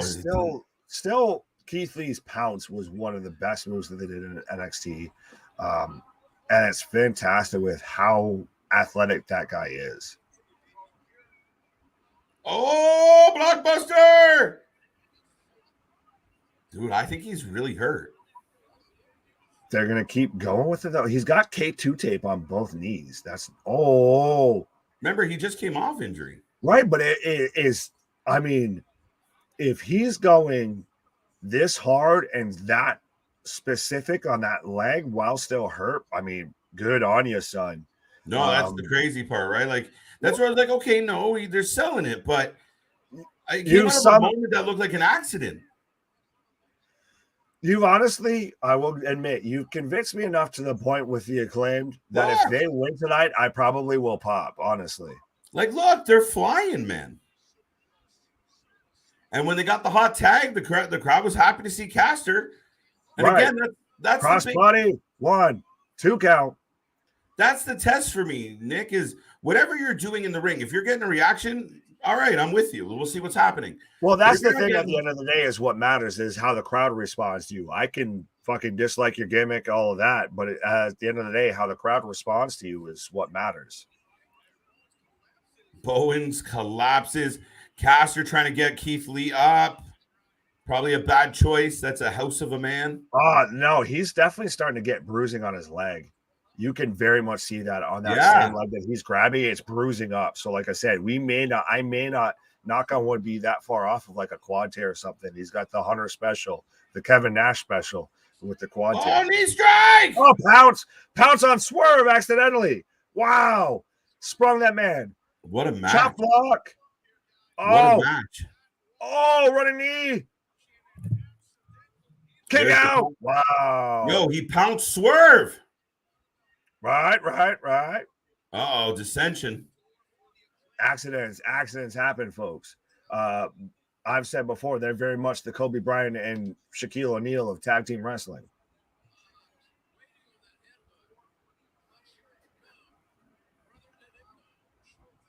Right now, both of the Acclaimed teaming up on Keith Lee.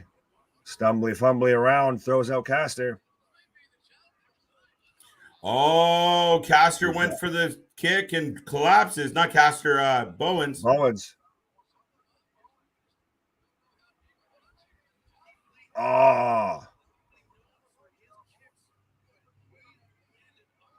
Oh, and Keith Lee trips up the leg.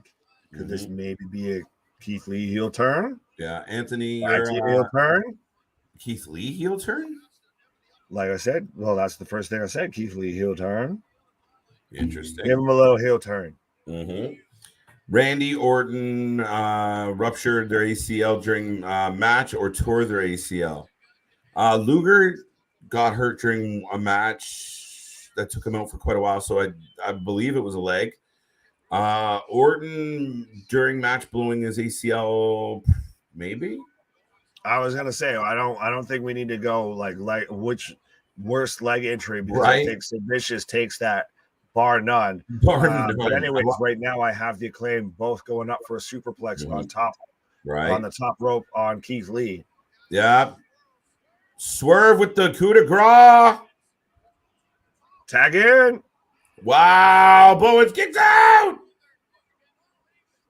Oh, Swerve just jumped on his leg. Rude. Oh, wow. Rude. 2 count. Oh, just stomping right on it. See, this is a good sell job by Bowens because I was convinced that he blew his leg. Oh, I still think you can see bruising. Like, it's debatable at best. Oh, so good on him. Just stomping on him, going for a single leg Boston crab. His Swerve. Now you're pointing Caster with the drop kick on the back of the head of Swerve. What? Back of the head. No, you're right about Sid Vicious. That was gross. I mean, we don't need to touch on that. Go back to the last one. Go back to the praise. Go back to the pop. Love your guys' content. WWE, what? AEW, what? NWA, what? And independent shows, what? I see no other channel with variety like this. Facts. 100% facts. There is no channel out there that is giving you this much, this up to the date, this current, this diverse, this personality-wise when it comes to professional wrestling. Absolutely, bar none. Nobody does it like we do. We follow the Christian Cage motto that unfortunately he didn't do in AEW of outwork everybody. Somebody had to live up to it. Somebody had to do that, you know. Mm-hmm. That'll be the next shirt we come out instead of the what shirt, the Mr. Every Night, you know, the shirt, the CJ cut the shit shirt. Now we'll come out with an outwork everybody shirt. Outwork everybody. No, we you know, Nick, I mean, if there's one show, you only need one mic. Oh, you were one of the what? What? I give up. Go. I got you. I've got Bones right now setting up, doing a draping table spot with drape over elbow from Caster. Go ahead. What a hell of a match. Right. What? Go ahead. Another pounce. But if we got one show, why? We will cover one show. If there's two shows, why?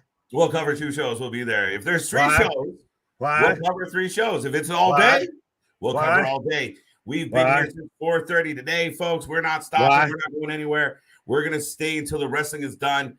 Clash of the Castle was great last night. We do this all week long. We're back tomorrow. Why? And then Tuesday. Why? And then Wednesday. Why? Let's Rumble on Thursday. Why? Doubleheader Friday. Why? Tune in, like, subscribe, and enjoy the shows. Right. And there, folks, don't ask me for no more what chance during that. That's, you know, that's that you got your fill with that. That's your what moment of the night. Take it as you will. We got the face-off between Keith Lee and Billy. Now we've got Caster with the big, the KOD on the Keith Lee. Wow. Boom, boom, boom, boom, boom, boom, bottom. What do we got? What do we got? Bowens on Swerve. Oh, look. Caster going up top. Somebody brought a friend. Mic drop. 1, 2. CJ. Wow. CJ's loving this shit. What a match, Nick. No bullshit. Trust me, like I said, and I'm glad I converted during this match, because this match, absolutely, folks, if you haven't converted, yes, this match. Oh, I feel bad for the women's match that's next. Little bit. No offense, ladies. I just know how you're about to be booked. No, it's just, but if we keep going, then this is what Toni should be doing. Yeah, but I mean, if you stop at 8 matches at this pace, you're good. We're gonna burn out. But we've still got like 8 more instead of 8 total. We've had a ladder match. Oh shit, man! The sex spots are hard tonight. Oh, wait, pause. That's not what I meant. Right? No. They're coming fast and furious. No, that's not right either. Shit. Yeah, go away, please. Right.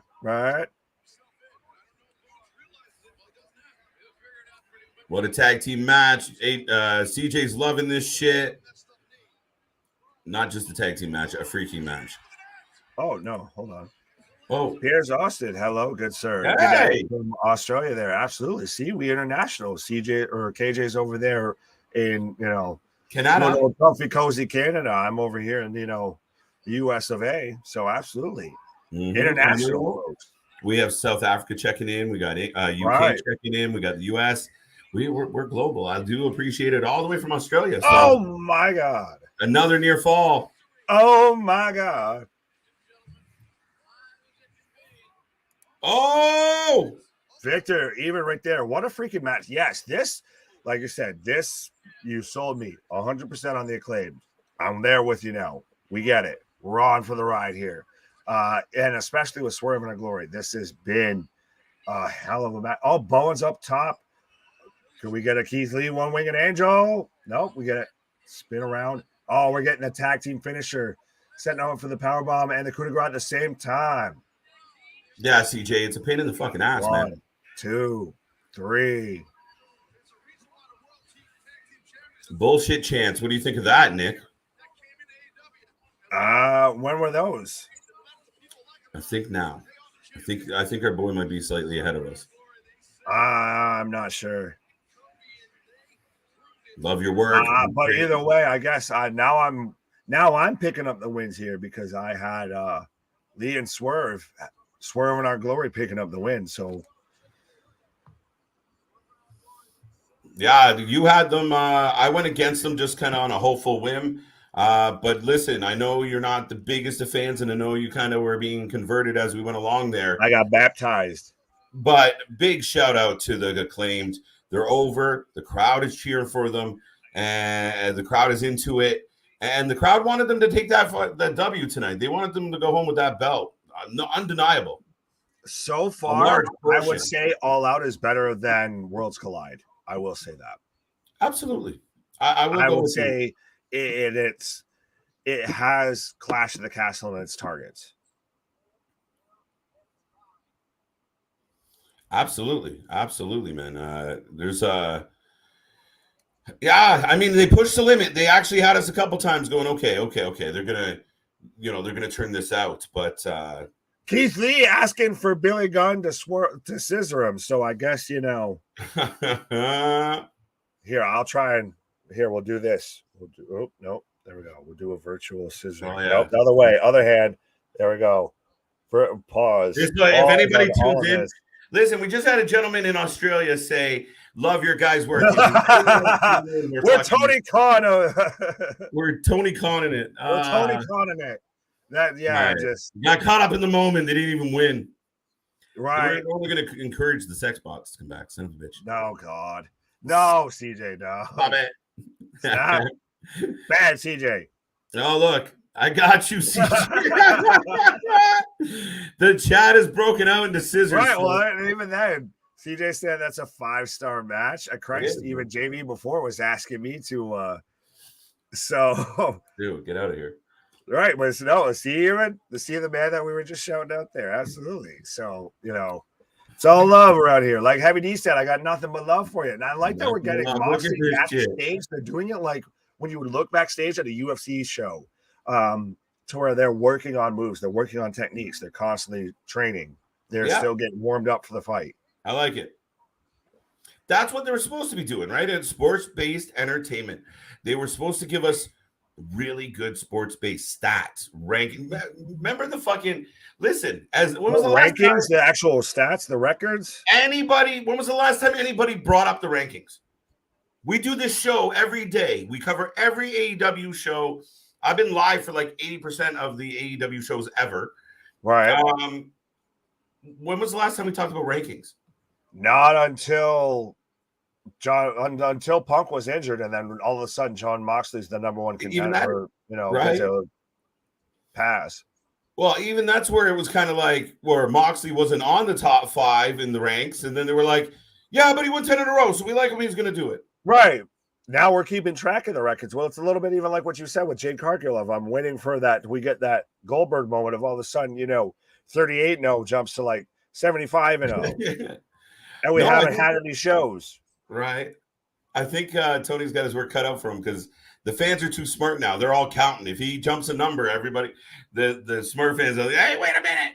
That's what happened with WCW. That's what the problem was. Right. But so, folks, who do you have for this right now? We're getting the Fatal 4-Way women's match because Thunder Rosa is out. Maybe she's kind of got some backstage heat. Maybe she's having to hide from Jamie Hayter and Britt Baker.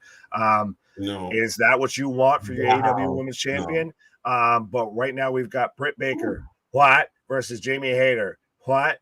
Jamie Hayter. What? Toni Storm. What? And Hikaru Shida, who's coming out right now. What?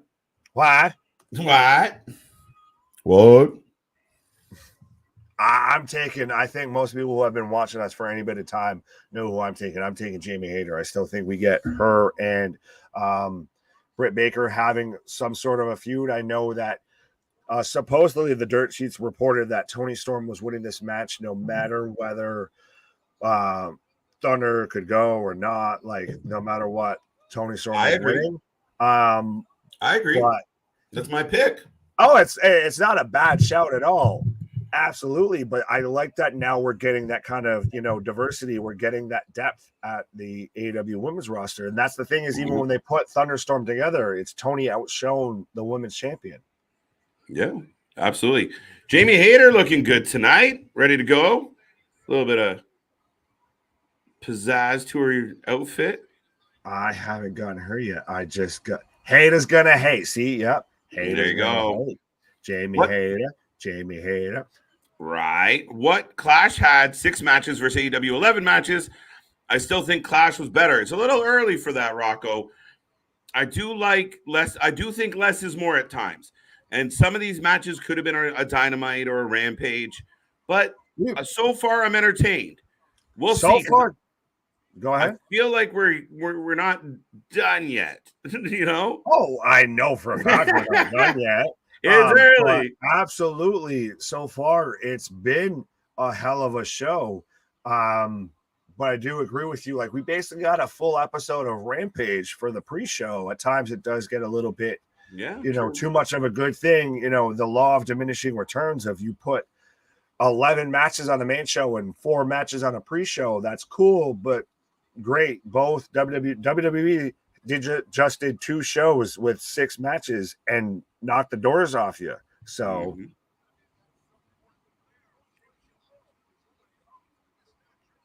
Are you disappointed that it's another interim belt? Yes and no. I do like that they're kind of halfway keeping the legitimacy of like you're the champion, you haven't lost it, so it's an interim title. It does kind of give that connection to like what you've seen with the UFC. But at the same time, I think it also depends on the title run that it's coming off of. CM Punk had a pretty good title reign before he got hurt.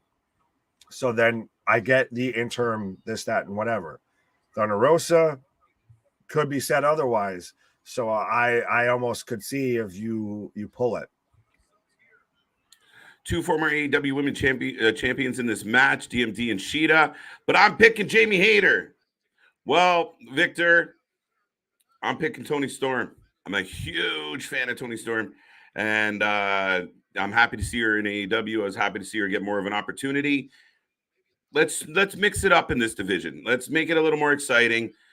I'm curious to see how this match plays out, but I got Toni Storm. Shida just clubbed Britt Baker. By the way, I know my buddy Nick mentioned the Thunder Rosa situation and the backstage heat and such.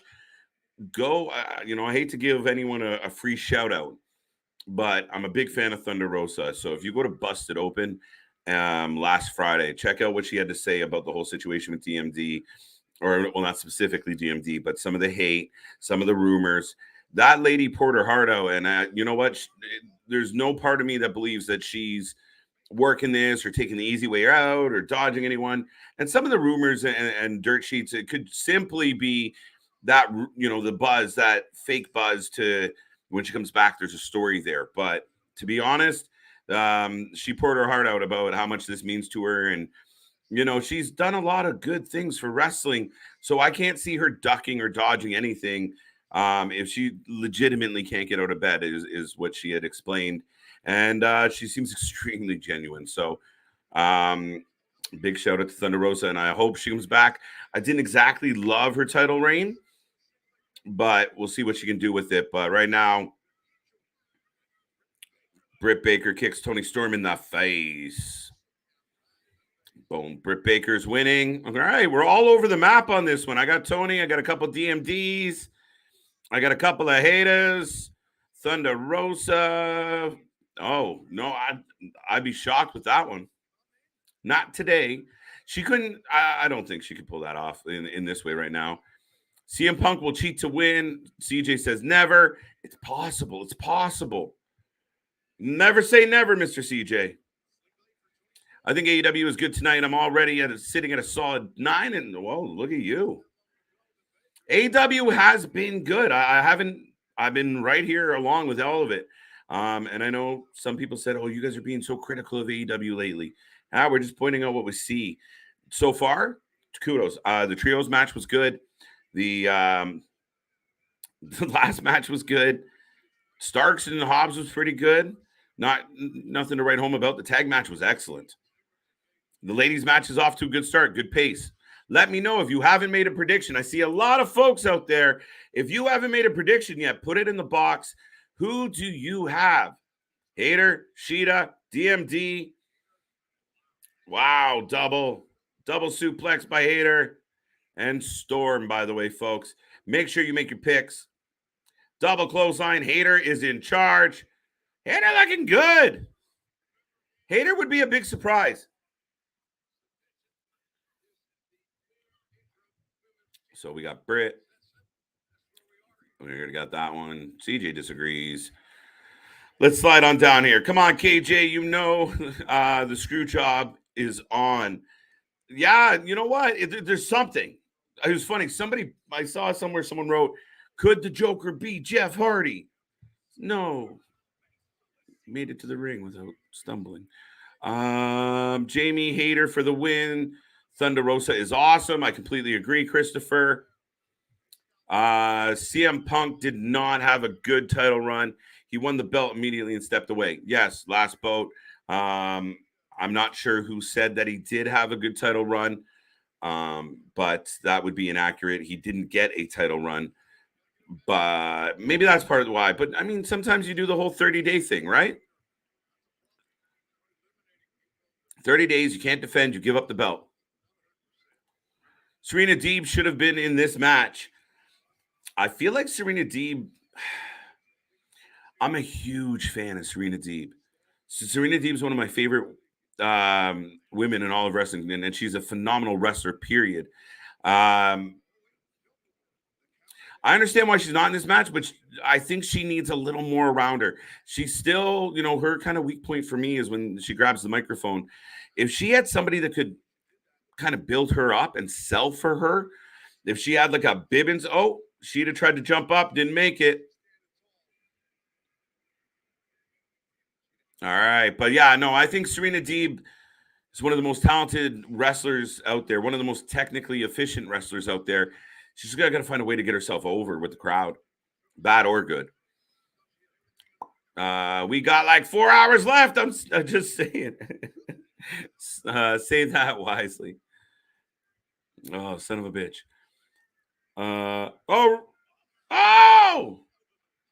Reba got in the ring and took a double headbutt. Oh, Hayter and DMD back into the ring. I am at All Out. I met CM Punk. Sweet gaming. Congrats. That's amazing. Did you ask him if he's going to win tonight? Jamie Hayter by Jason. Cuppa Jamie Haters. Nothing but love here, though, on the channel, folks. We are here all the damn time. If you're new here, don't forget, like, subscribe. We cover all the wrestling. If you like wrestling, this is the place to do it. It's like the wrestling friends that you don't have in your real life, and it's like a couple buddies on the couch any given night. So tune in, like, subscribe. Shida is being walked up the ramp by Hayter, who basically just chucked her, as in go home. Oh, and Baker's got a kendo stick, a big one. And she put it down and hit a stomp. Okay. What time is the show over? How many more matches, guys? I don't know when the show's going to be over. I think we're going to finish around midnight Eastern Standard Time, if I was to guess. What are we on? Match 5 of 11? Fact checkers, you can confirm out there what we're at. I'm 1, 2, 3, 4. I think this is the 5th or 6th match out of 11. So strap in, Big Ray. We're going to be here for a minute. I want my Chicago screw job. I don't know how often you can say that out loud and it not be completely weird. Eric's got DMD. Tameron's got Hayter. We get it. All right. I'm over it.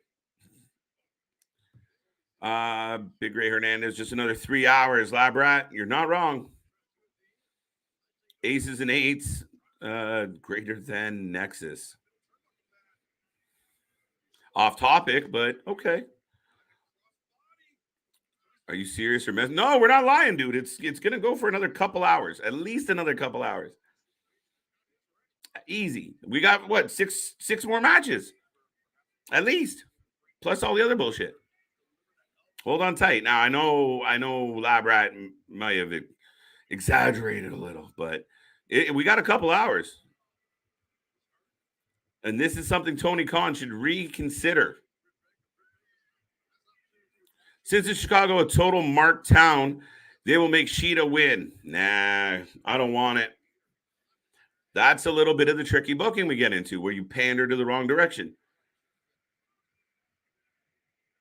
Out of all the 4 women, I think Shida would be my least favorite W right now. And that's not to say I dislike Shida. I actually like Shida. But out of the women involved and what I want to kind of watch moving forward in the women's division, any one of the other 3 ladies is a better choice for me than Shida. More compelling, more interesting, better possibility for angles. That's just the way I feel about it. I think Hayter and DMD are about to have a little problem, though. Oh, Shida coming back. Found a couple kendo sticks. Wow. Kendo. Shida's pissed. And unloading on the ladies. I was joking. It's an AEW show. Yeah, double headbutt. I'm way behind them, clearly. Put Serena D, CM Punk back together. Hey, go get Luke. I always thought it would have been funny if when Punk first came back that there was a moment backstage where Punk does a backstage promo and as he's leaving the backstage promo, D walks by and he just looks at her and goes, nice hair, and then keeps walking. That would have been my play. How are your butt cheeks not turning black and blue from all this podcasting? I will have you know, Mr. Ray, not that I tend to talk about my butt cheeks very often on here, but I think they're kind of they're fucking calloused at this point, buddy. That's why we take our little pop-ins and pops out. We stretch our legs and we kind of get used to it. We've done 12, 13 hours. We've done 36 hours in one weekend. The bum gets sore. There's a valuable investment in the chair that you choose when you sit as much as we do on these days. Trust me, it's nice to get up and take a walk once in a while. So, yeah, man, it's a grind, and your legs, your knees, your hips, your back, your throat, y'all feel it. But here we are, banging it out. When my boy gets back from a pause, I'll probably take one and stretch my legs again. Reba got the McIntyre. See, nice. Reba got the McIntyre.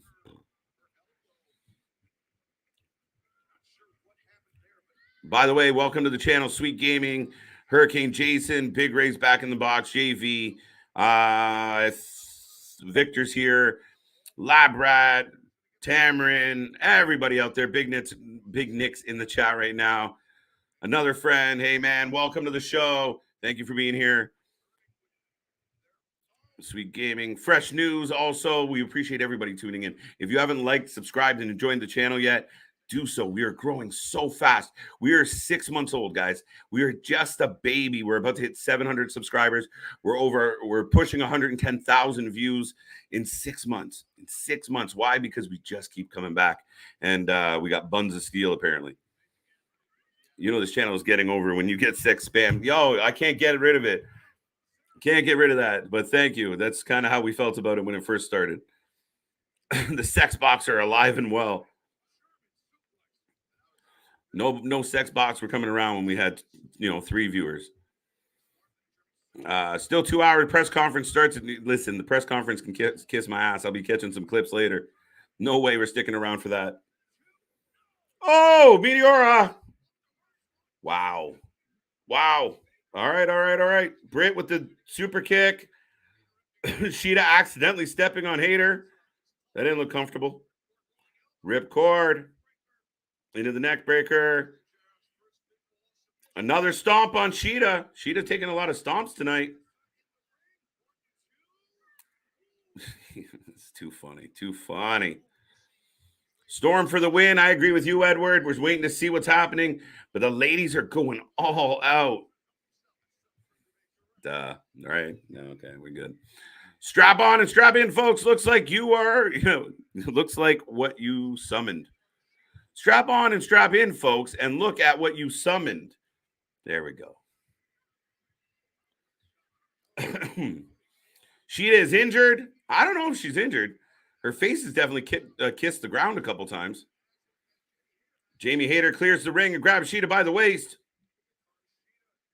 Lines her up. Big clothesline. Big clothesline. He goes down. She goes down. Oh, Britt breaks up the count on Hayter. Hayter was this close. We've had a lot of referees being yanked during counts lately.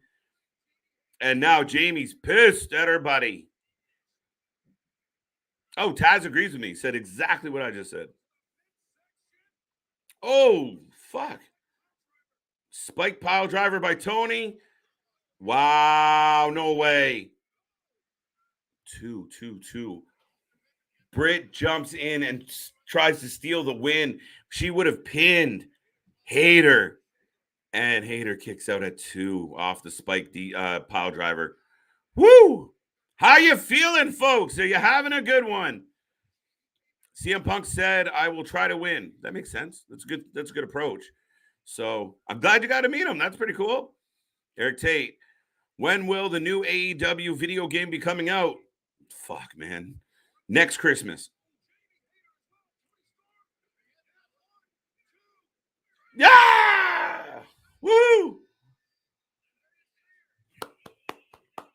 Well, I got to fix that. Ladies and gentlemen, and new women's champion, Toni Storm, walking away with the gold.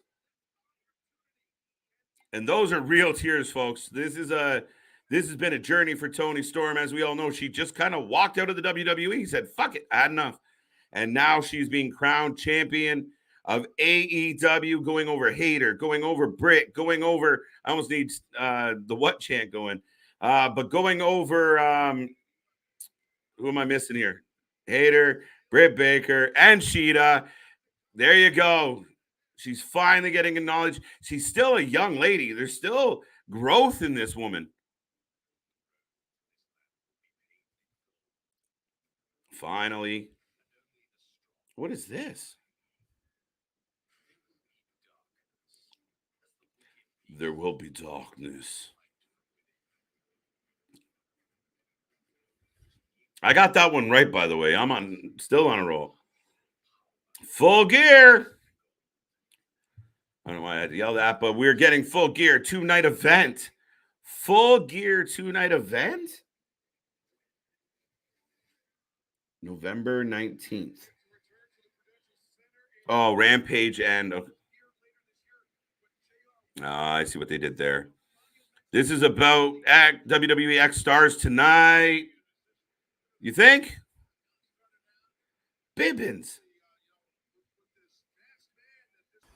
I think it very much could be about ex WWE stars tonight. I would say so too. And I mean, I've been stuck here with you and on the street. Thanks. Way to put that. I've been stuck here with you. In a loving way. Stuck in the middle with you. Right. Reservoir Dogs. Oh. My point was, so, kind of keeping up on what's going on in the social world has been a tricky one. So, right. I have no idea. The fact checkers kicking around. Fact checkers. Oh, yeah. Oh, let me move my mic. You need to take a little pause or anything like that, sir? Because I know, like I said, we were saying before, we're in here for the long haul. I know people were saying, how do you guys, keep going and everything? But no, like I've said before, there's no place I'd rather be. Trust me, even, whenever we take little breaks and anything, I still get that little itch. Right? You're like, oh, man, I'm going to miss something. I could be talking to everybody right now. This DDT looked hard. Toni dummy, Britt and Shida. Random thought. Yes, I agree. The main event are both former WWE stars. True. Right. Right. It's kind of funny because you kind of have like two companies within one. You have like the wrestling company with the WWE guys doing some stuff, and then you got like the elite wrestling company doing their own thing. Like they're not in the company, it's kind of like, you very much, you get a being the elite part of the show, and you get an actual AEW part of the show. Like if it was supposed to be a wrestling company, which it's supposed to be. But yeah, and right now we're getting a video package for Christian and Jungle Boy, which I think is going to be a match. Up until honestly, that's still to me the longest booked or longest drawn out storyline that they've had going into the show. Mm-hmm. Yeah, man. Now we're getting Christian coming out to the ring. Speaking of outworking everybody, folks, we will remind you once again. If you are watching us right now and you haven't made a comment or jumped in the chat to say hello, do so. You can also give us your predictions on Christian Cage, Jungle Boy. Who do you think is going to win? You can also let us know what you're thinking about wrestling in general. Let us know how you're feeling. Nick and myself are going to do everything we can to get to some of those buttons, get to some of those boxes. But don't be shy. This is Channel 4 Fans by Fans. We will be back. We will be back tomorrow for Raw. Bye.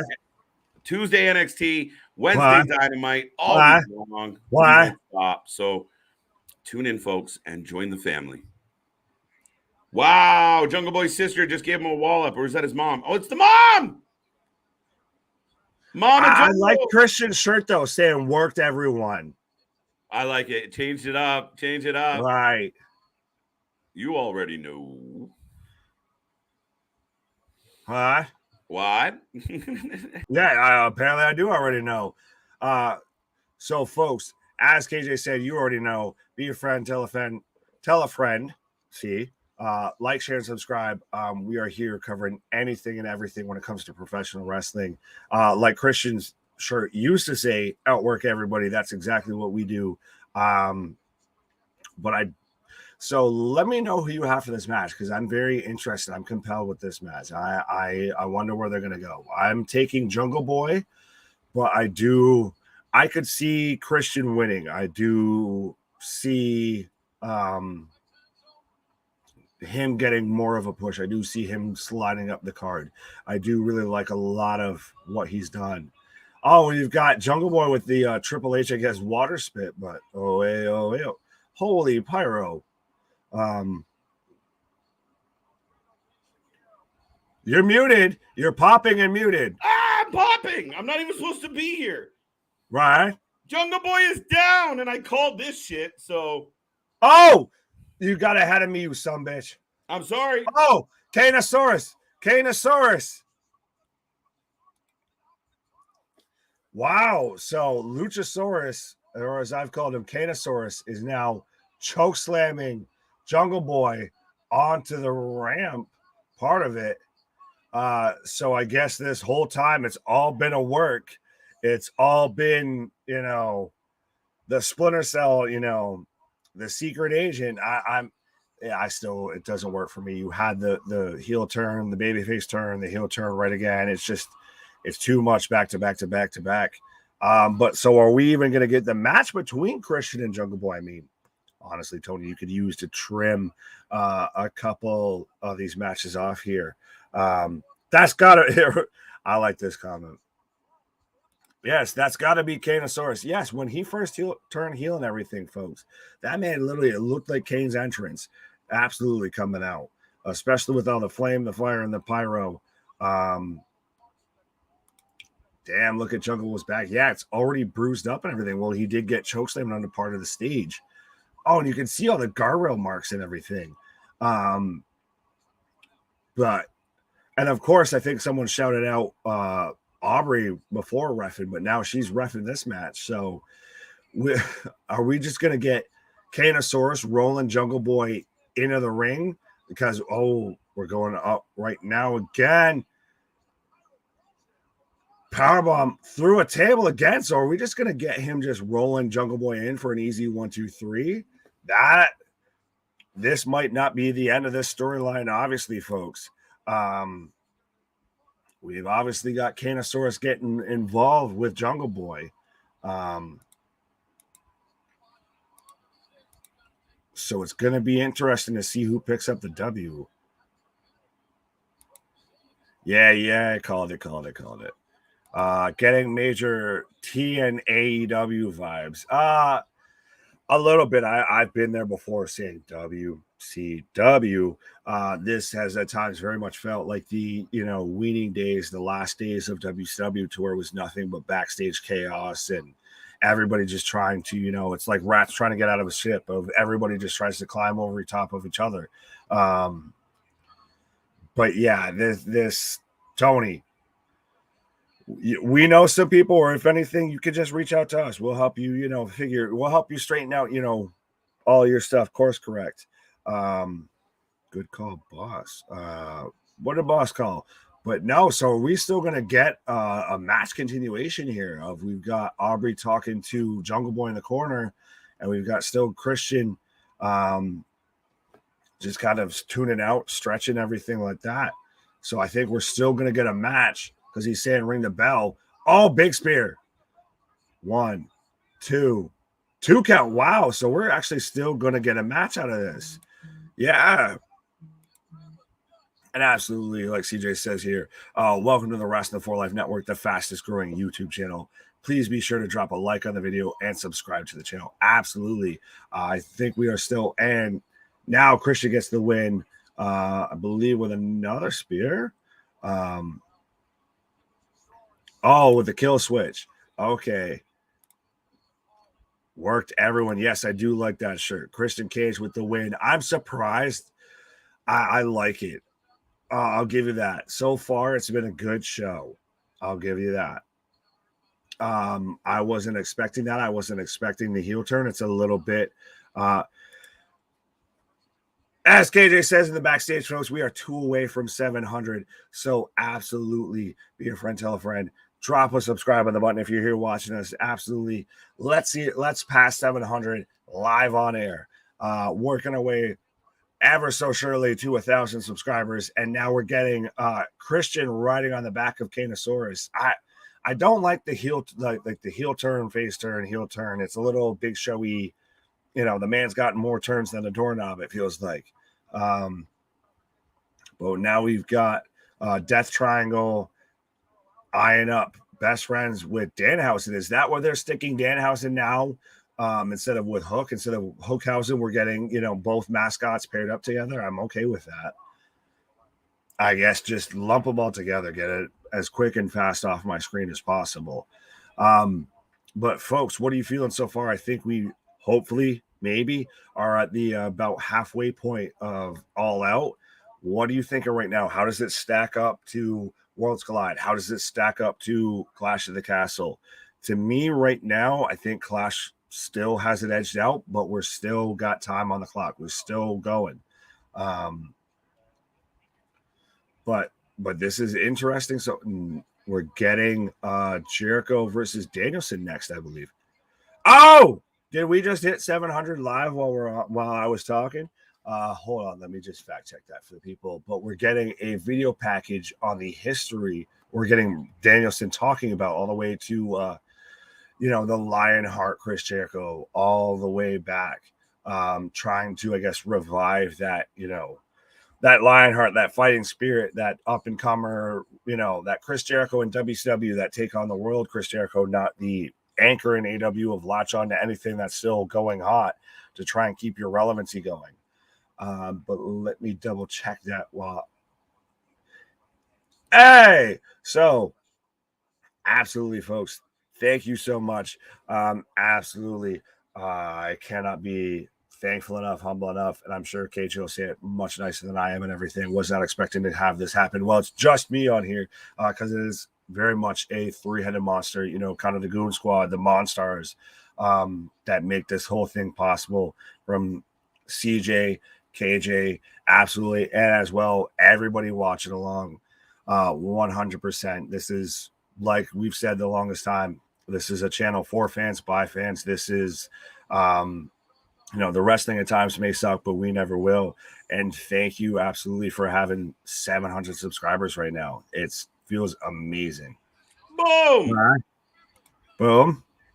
Boom goes the dynamite. Oh, boom goes the dynamite. That's it. I'm surprised this match with Jungle Boy is still happening. Yeah. What? I feel like this would have been better if Lucha rolled him in and he just stepped on his chest and took the win. So he didn't work at all. Oh, absolutely. He worked a little too hard. Are you really there hard. right now? What's that? I said, are you there right now? I'm at the pin? Yeah. Yeah. I'm at Lionheart, Chris Jericho coming out right now. Oh, wait, I'm way behind. I just got the W. Right. I think I just refreshed, so we should be good. Yeah, so we are absolutely getting Lionheart, Chris Jericho, as he's, telling a fan, on the way down that he's number one, and not always in the nicest way. But, it's going to be interesting. I think this is going to be Bryan carrying Chris through a lot of this match, honestly.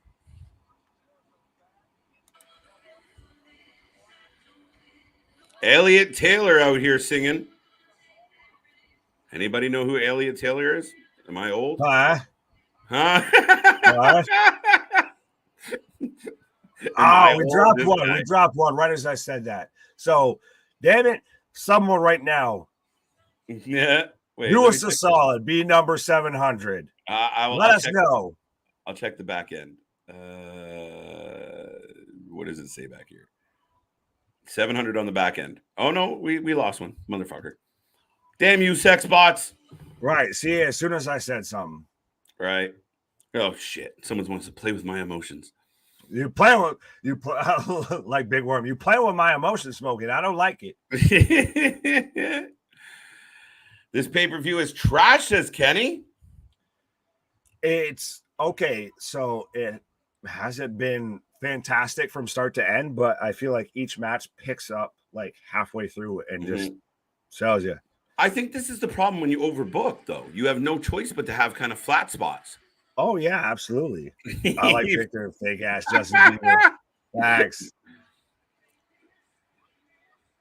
Machine Gun Kelly before the tattoos, folks. I was gonna say he's the American Justin Bieber.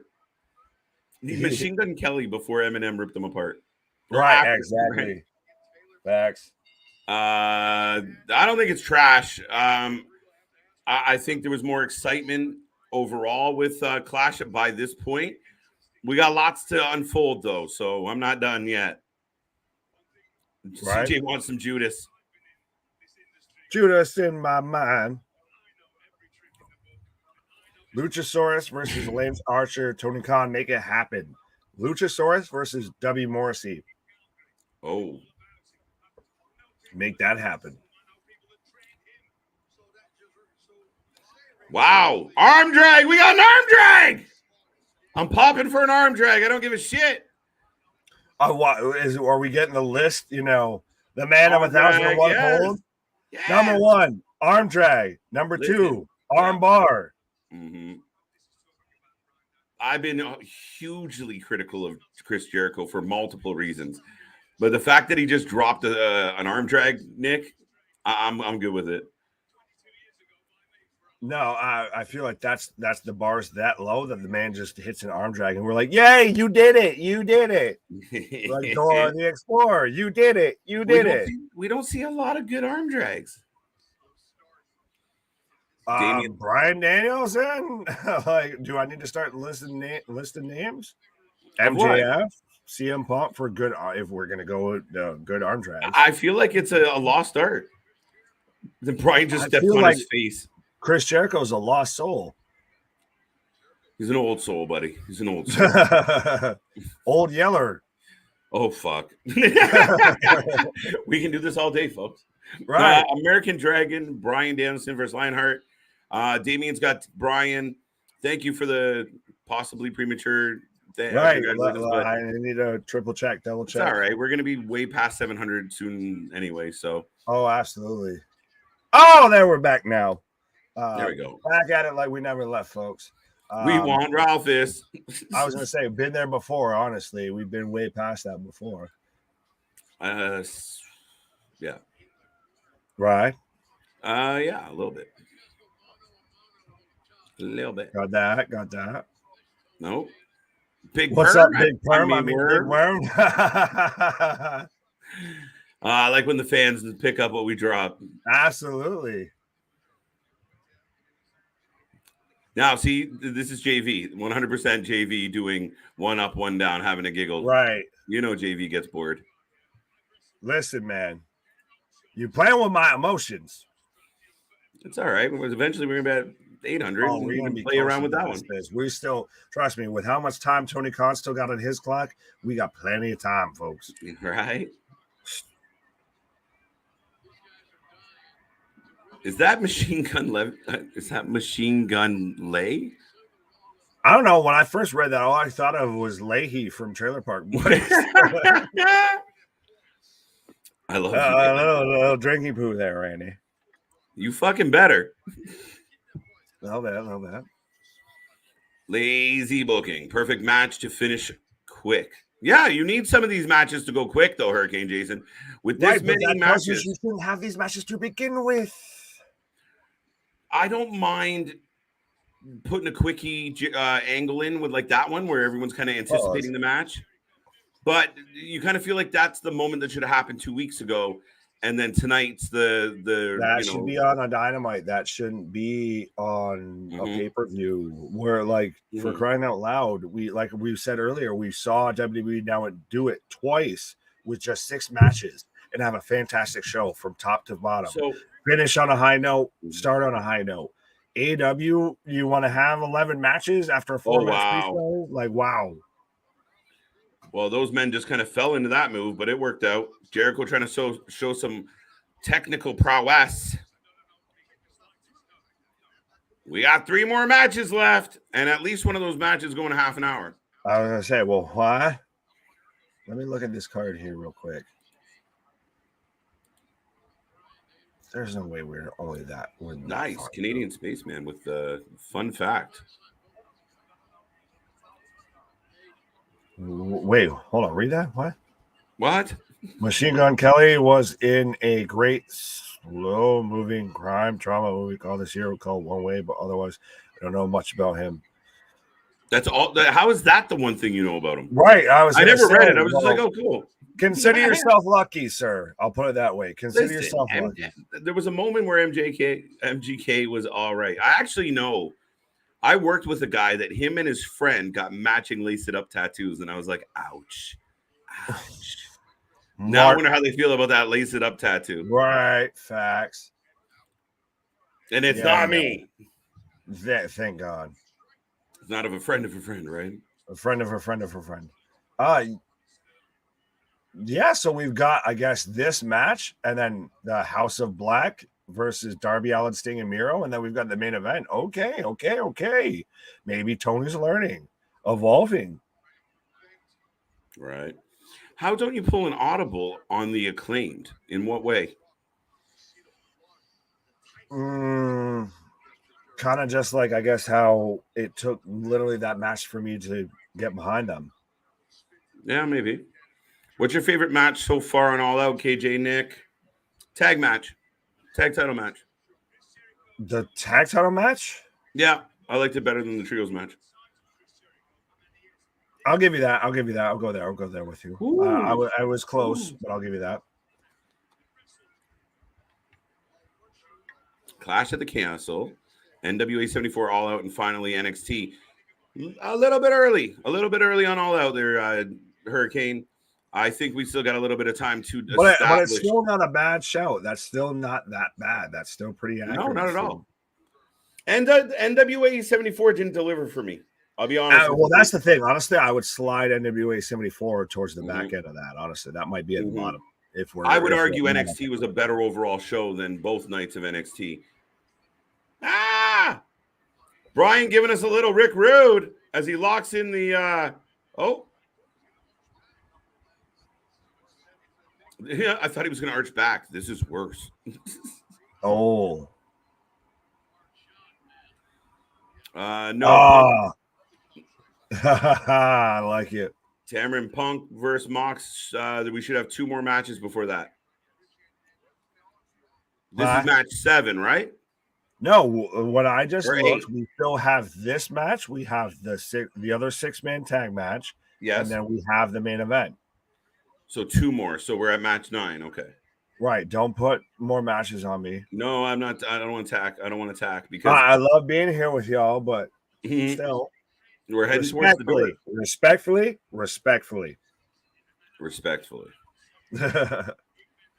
Listen, Jericho's got some heat with me in the sense of big old Canadian tattoo on the inside of his arm, so I'll give him credit on that. Oh, but yeah, listen, there's a man that doesn't try and scream Canada. It's Chris Jericho. Well, he hasn't been here in a while as far as being a resident, but that's not the point. Right, but he's got some roots. Right. Slapping the shit out of Daniel Bryan right now. Daniel Bryan not liking it. Oh, I've got Bryan for this match. I don't know about you. Danielson giving us his best Malachi Black impression. What? Wow, Bryan is pissed. Yeah, pause up and see if you catch me a little. There you go. Irish whip. Now we got 3 more matches. 3 more matches. Is there one more match that we didn't say, or is this part of the 3? I think this is part of the 3. Sweet Gaming is back. Behind.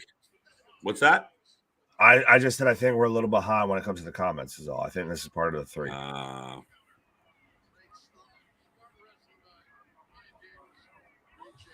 Did you guys see what Chelsea Green did? No, I did not. We've been here, so if there's been stuff happening, it's been a little hard to keep up with all the stuff going on outside. Oh, speaking of outside, as Jericho goes, to fly over the top rope, Bryan catches him with a knee right to the midsection. Right. Tomorrow is also a holiday in Canada, so fortunately for me, I will be sleeping in on Labor Day. I will not be. So, Tony Khan, do me a solid here, please. Well, I think we're going 11 p.m. Eastern. Oh, I don't think that's debating. We're knocking on that doorstep already. I think we might, double what a drop kick off the top rope. Think 11:30 is reasonable. Hopefully, it can't be 1 a.m. like a couple of the other pay-per-views. How about we just let it be nice to me and let it surprise me instead of putting out there that it might go longer?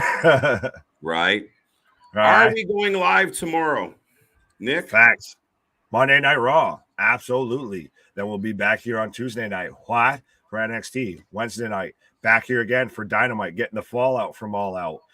Didn't mean to make that rhyme. What? That will be here Thursday, of course, as always, with the Let's Rumble podcast. Maybe we'll, keep an eye on Impact. Maybe we'll see what else is going on. But we'll be all 3 of us here. Me, KJ, big homie CJ, absolutely debating anything and everything that's going on right now in professional wrestling. What? And then back here for doubleheader on Friday night. Always covering Friday night SmackDown and Rampage. What?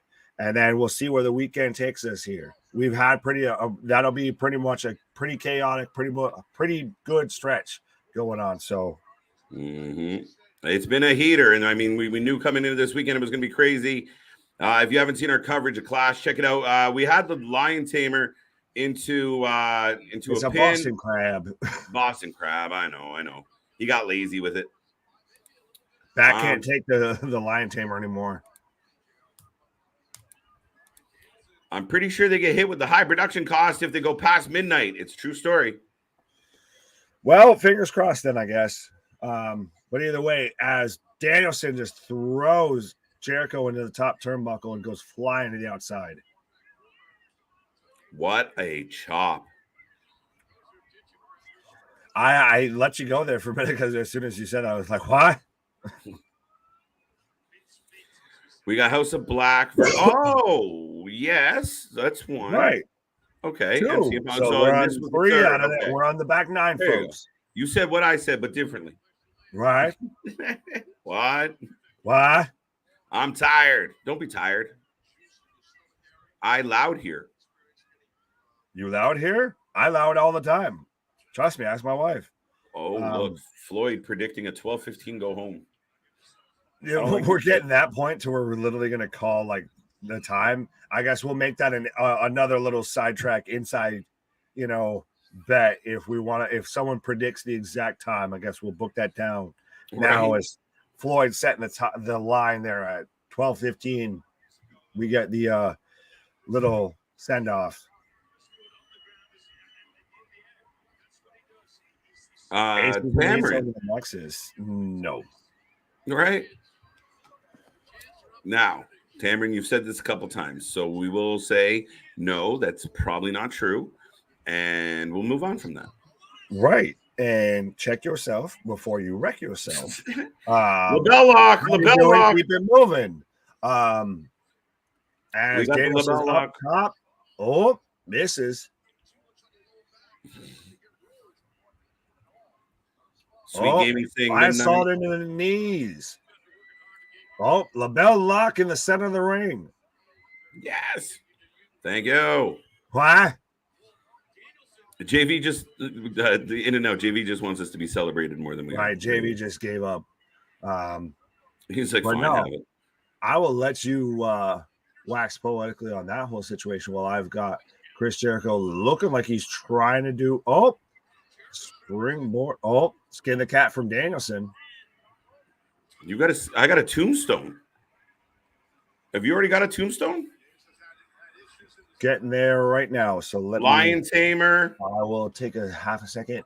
Hit the refresh. Kick out off the Lion Tamer. The Lion Tamer was a little short. I got tombstone right now. The Joker / Black Scorpion revealed at 11:56. So now we're getting into even when people are calling times on everything. That's when they're revealed. I love it. Absolutely. Right. Prop bet to end all prop bets, I guess, going on. But so let us know, I guess, granted, let us know your predictions on this match that we've got going on, but also let us know who you think the Joker is going to be, because we're still going to probably not find that out till the main event, honestly. The Briscoes lost the GCW tag titles in a 5-way double ring steel cage match yesterday. Woo! Oh, they did lose that in the War Games match that GCW had. I know we had talked about that, but we were already on for all of Clash of Castle.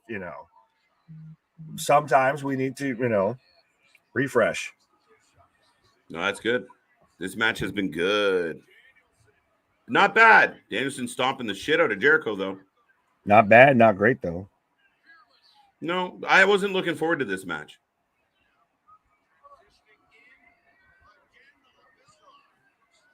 Yeah.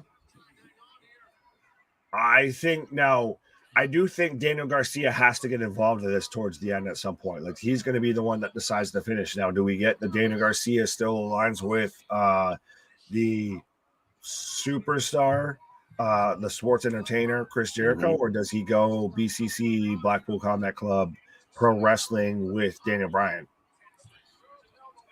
I think he was leaning towards Blackpool Combat Club, to be honest with you, Nick. And right now, Daniel's just stretching Jericho out. Jericho holding on for dear life.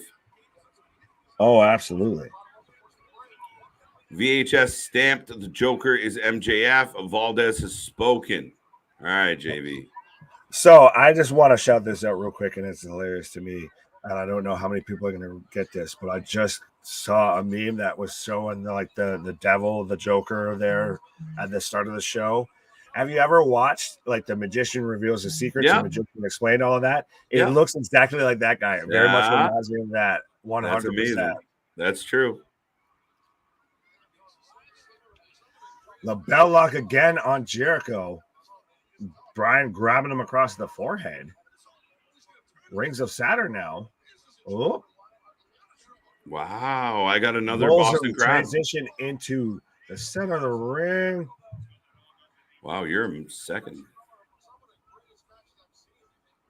I got Jericho in a Boston Crab again.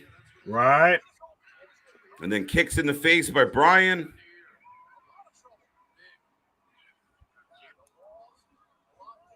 Yours is a bit loud, I think. All right. Bet. I think. If the Joker wasn't 7 foot tall, it's MJF, not watching, just listening. Like I said, I wouldn't be sending the real person out there anyway because people would be guessing.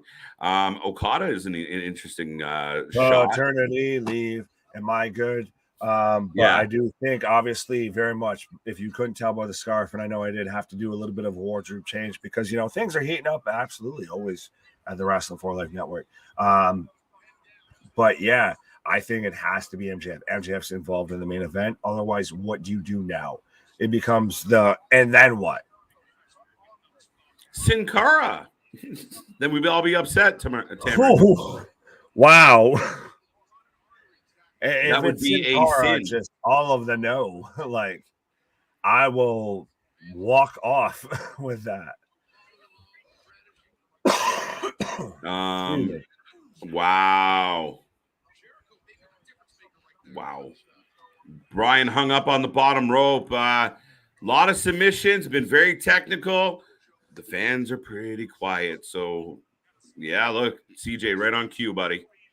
Yeah, a little bit. This has been it's Bryan somehow manages to always fall into this spot of it's a good match. It could be good, but it just falls in the worst spot on the card.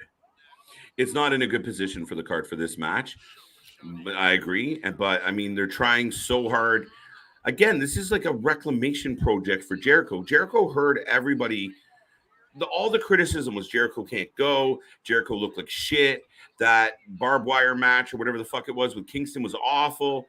And ever since then, the Lionheart's back, and I'm showing everybody I can still wrestle. But he's blown right out. You can see him huffing and puffing right now. Yeah. Oh, absolutely. Barely hit the code breaker.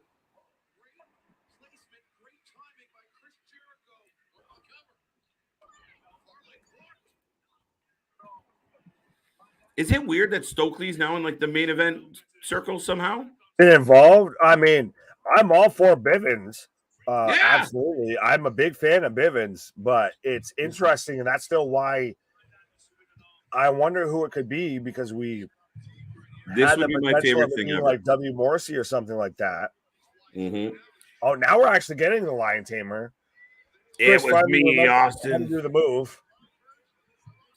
It was me, Austin. It was me all along. Oh, you imagine. That's who pulls it off. Kick me out of the WWE, will you? Right. Where the hell you been? Like, however, wow. I do like this shout here. I've seen a couple people mention this now. Shane McMahon as the devil. I like it in the sense of, oh yeah, you're gonna give Sis and Paul the company. I'll show you. Did that's a holy. That's I guess the best nuke you could do back of WWE signing Bray. That's the best shot back you could do. That's the last thing you have in your arsenal outside of Vince. But Vince he's out to fucking pasture. If you had Shane show up, and could you imagine we end tonight Shane McMahon as the AEW World Heavyweight Champion? Well, I wasn't going Talk about sending a message. Talk about sending shockwaves and ripples through the wrestling world. Wow. Would that not like see Tony's really worried like, oh, but that might alienate the AEW fans? I don't think so. I think that's a fucking coup. Oh, that's a coup and a half, and that draws in your WWE fans that are, like I said before, the disenfranchised of that left WWE because it was overbooked. It was repeat booking. If you bring in someone like Shane, it draws in that people of, oh, I remember when Kurt Angle was throwing him through, plexiglass and all of that. Claymore. Sorry, Nick. No, you're good. You're good. You getting a Claymore? I am right now in the transition, like chicken wing submission, I guess is the best way to put it. It feels like that was a while ago. Hold on, I can refresh. It's all good. It's all good in the hood. Either way, we still get there in the end, just much like with this whole chat and everything. So, folks, absolutely, I see a lot of people watching us right now. So make sure, even if you just drop a hi, that's all I want to see. Just a nice little hi. Speaking of which, in the chat there, and absolutely. I'm starting to like this, man. I'm starting to like this push. I know people are, such marks. Maybe, but I kind of like it. What a What, fucking this retard. match? This match? You like this? No, I haven't loved this match. This is a very much a Dynamite So match. then, what push are you talking about? I like this. The Joker's shade. The story that angle happening. Oh wait, it would be. That's how you send a shockwave, right?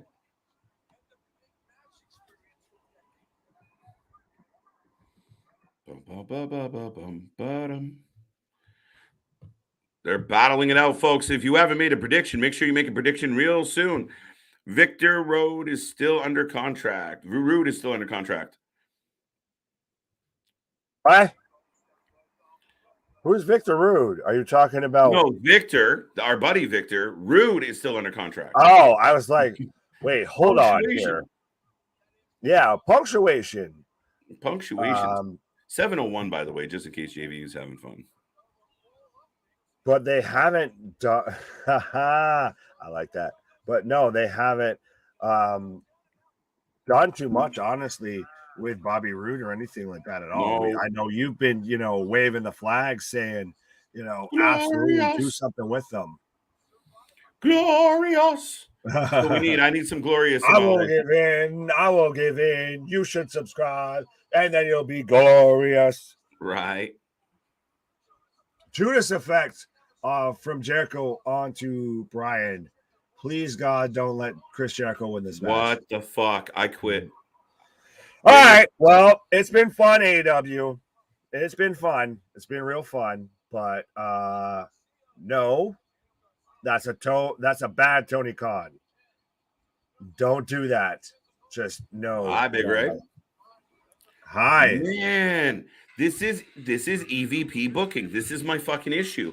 And yeah, I mean, dude, I mean, I could go on about this forever. I'm tired of watching guys like Daniel Bryan go under. Yeah, why would you do that? Chris Jericho absolutely did not need that 100%. And especially, too, you didn't get Daniel Garcia involved in it at all. That's what this whole match was building upon. That's what this whole match was founded on. And that's what you give to us? Like, Tony, no, that's a Dynamite match. We need to remember how we book shows and what shows are when. We don't book Dynamite matches on pay-per-views because that's how people stop tuning in, because they spent money to come and see us. And when you book bullshit like that no one wants to actually come back and pay money to watch. Gary said 8 out of 5. I got that match all wrong. What type of fucking improper fraction is that? That was bullshit. Yeah, I'm not thrilled. Joker is Ric Flair. Woo! I'll show you one more match. Right? No, here's the problem. AEW is getting to a point where you got to take it to the next level. You see what's happening with Triple H, and I get it. I don't think Tony Khan was ready to see this transition. I've always said that Tony Khan is kind of the Robin Hood of wrestling, where he came in, he was stealing from the rich, giving to the poor, giving better matches. It was going to be sports-based. But now things have changed. The landscape has changed. And someone out there in the chat, if I'm missing it, this pushing the Jericho Jerk-Off Society all the fucking time and over everybody, it's to me, it's crazy. Now, granted, somebody help me fill in the blanks here. Lifelong wrestling fan, been around wrestling all the fucking time, been watching all the... That was weird. Been watching all these shows. This entrance for House of Black is definitely catching your attention. House of Black is winning, but I don't know, man. This is the problem. Tony has this affection. That was cool as shit. Here come the House of Black. Looking badass. House of Black versus Sting, Darby, and Miro next. Let us know in the box. What are your predictions? Who do you got for this match, guys? Listen, that Jericho going over, that's fucked. I was so excited. When Bryan Danielson signed with AEW. Now, unfortunately, not so much. Khan is great at cooling off hot commodities. Just saying, Big Ray, you're not wrong. This is my issue with Toni. We've seen this a lot. We've seen it again and again. I feel like he did it with Punk. I think Punk was white hot. Everybody in the wrestling world, holy shit, Punk's coming back. And then you slow play his build. And people kind of, okay. Then he eventually gets to the belt. Everybody made a big deal. Oh my God, Jay Lethal. Different level, not the same as Punk, but cooled him off, buried him. Ruby Soho, cooled him off. Miro, where'd he go? Malachi Black keeps going under to the point where it's now being reported he doesn't even want to be in the company anymore. Because, this badass trios that you're trying to build up as something, that means something, just went under to the Dark Order so that all the friends could play together. It's unfortunate. And with Daniel in particular, at one point prior to the BCC becoming a thing, it really was. Bryan was the best heel in the company outside of MJF, who was MIA. But he was doing that snarky, I'm not a heel, but I'm telling you, you suck to your face, with that smarmy grin and just kind of telling people how it is. And he was good. He was over. The fans love him. And it's gone to shit ever since. Bad booking, bad positioning. He got thumped in one way, shape, or form by Daniel Garcia, who's like the fucking golden boy of this company. Jericho beats him. Jericho gets another goddamn W. Jericho was so blown out so quick into that match. And he's going to go, 6-star classic. Here we go. Come on, Meltzer. Let me know how amazing that match was, Meltzer. It's shit booking. Your fan base is going to get disappointed. Your fan base is going to find a product that's now starting to pick their shit up. I don't know, man. I don't like it. I didn't like the booking, and I feel like a lot of it is the boys' club. It's the elite and the ones that have Tony's ears, and Tony has no ability to go, no, I don't think we should do that. Like, where is it going now? What do you do with Bryan? Does it matter? I don't know, guys. Maybe I'm just being too critical, but I don't think so. I think it's poor planning. It's poor writing. It's poor booking. There's no direction, no sense of it. Now what? Daniel Bryan looks like a complete fucking loser. Multiple times recently. The Joker was Terry Funk. Chainsaw Charlie. Julia Hart. So, folks, I don't see any in the chat yet. There's a lot of people out there talking right now or viewing. Let us know in the chat. Say hi. Let us know what your predictions are. And I will remind everybody, we are here 7 days a week. Most weeks. We work like 350 days a year. We take a couple off now and then. But if it's pro wrestling, if it's exciting, and sometimes when it's not, we watch it all. We've been here all damn day. We got on at 4 p.m. Eastern time today. We took a little bit pause, but we've been here all night long. We will not stop till the wrestling's over. Stay tuned, like and subscribe, hit the little bell. You never know when we're going to pop up. If there's breaking news, we might cover it. If we have the itch to do something original, we might be back. So hit that little bell. And a lot of nights we get that frog in us. We got to leap. So make sure you know when we're coming on live. We do this every single day. We will be back for Raw tomorrow, 3 hours. If we haven't done enough wrestling coverage, Raw, 3 hours tomorrow. Braun Strowman is expected to be in the house. And still a lot of rumors, a lot of guessing at who's coming next. Like, subscribe, tell everybody you know, your cousins, your brothers and sisters, your neighbors, strangers, anybody in a wrestling t-shirt. Let them all know we are here and nobody's doing it the way we're doing it, folks. Thank you for being here tonight. Make sure you hit those buttons. And thank you for the support and love. We do have the 6-man tag kicking off. House of Black versus Miro, Sting, and Darby. Who do you got? Woo. Breathe. My favorite topic. AEW can use Jim Cornette right about now. No, they can't. They can't. Twofold. Listen, Jim Cornette knows more about wrestling than some people, has forgotten more about wrestling than some people will ever know. Jim Cornette's actually the reason I ended up doing a YouTube show in a roundabout way. And I'm not going to go into the whole story right now, but it's a funny story.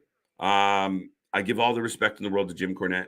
Not all of his opinions are right. And, you have your lane, right? He doesn't like certain things that I do appreciate, that I do like.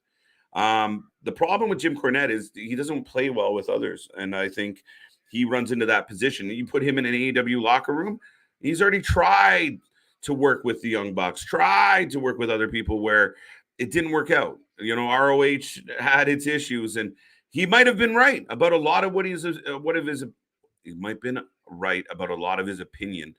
But it's like deaf ears.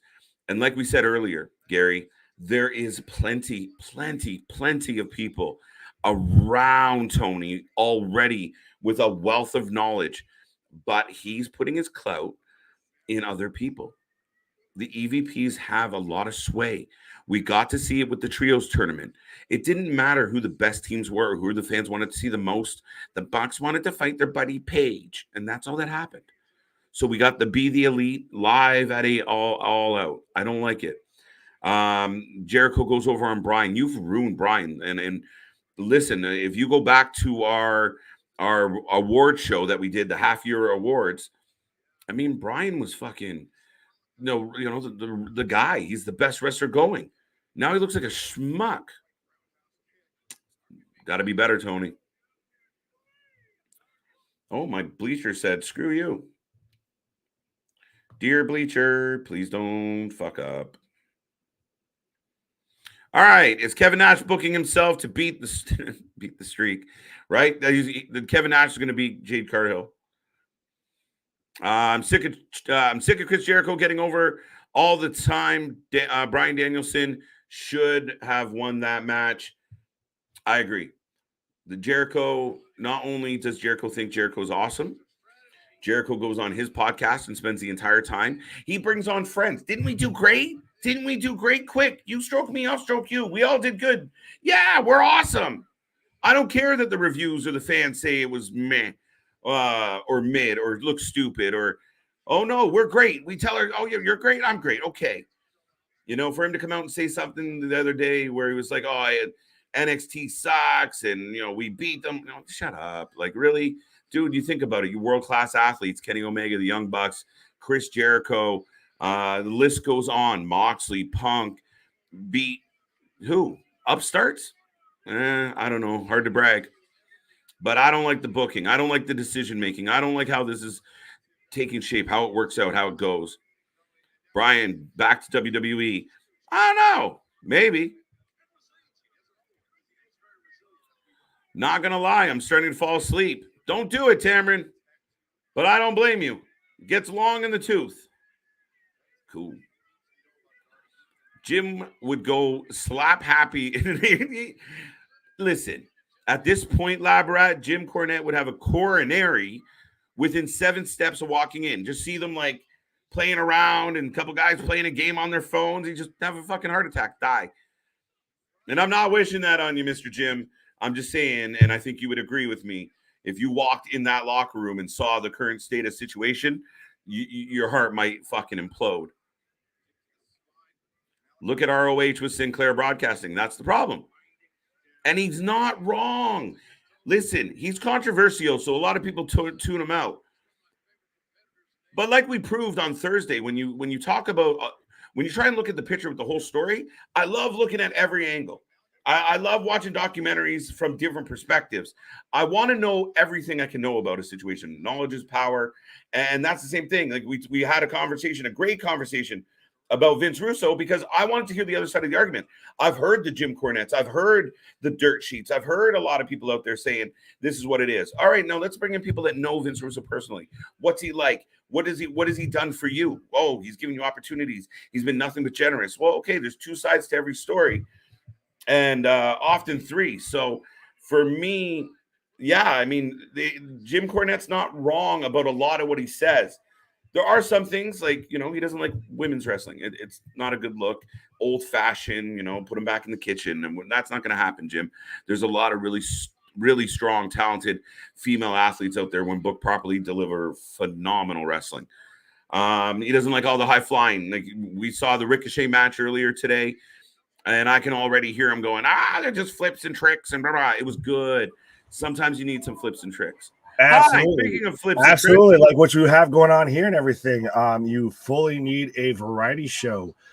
Anytime when it comes to professional wrestling, you need that ups, those downs, those, pause, all rounds. You need pause.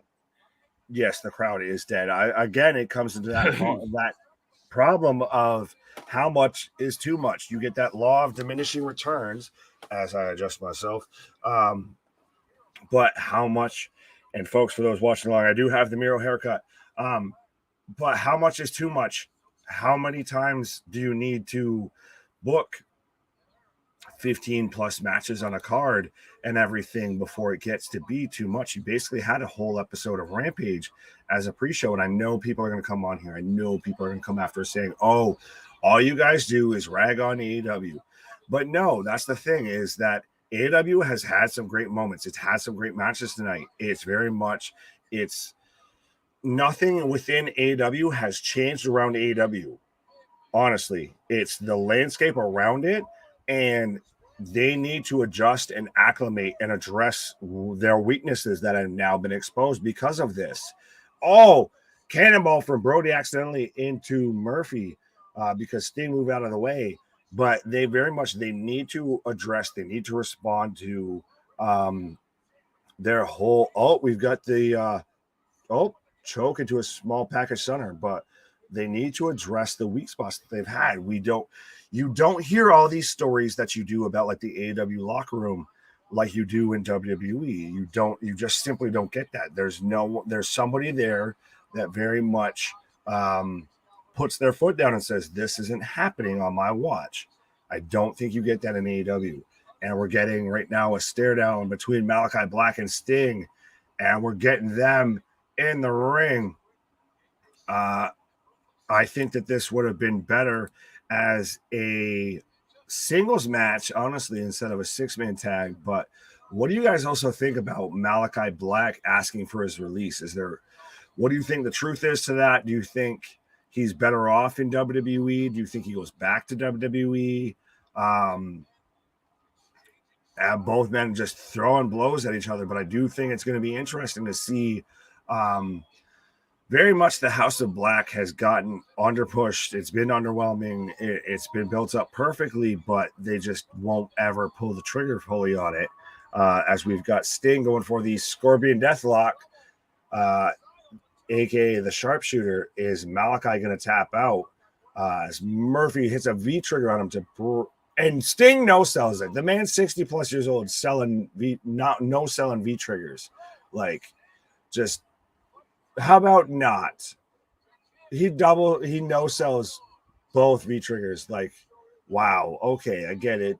Like, the House of Black does have to win at some point. You do have to get them over. As we've got Malachi going for a grapevine leg lock, and Miro pulling on like the ponytail of Malachi. Murphy kicks him off. I think that rumor was fake. I wouldn't be surprised though, because I mean they did just let Bobby Fish just walk freely. Who knows with that?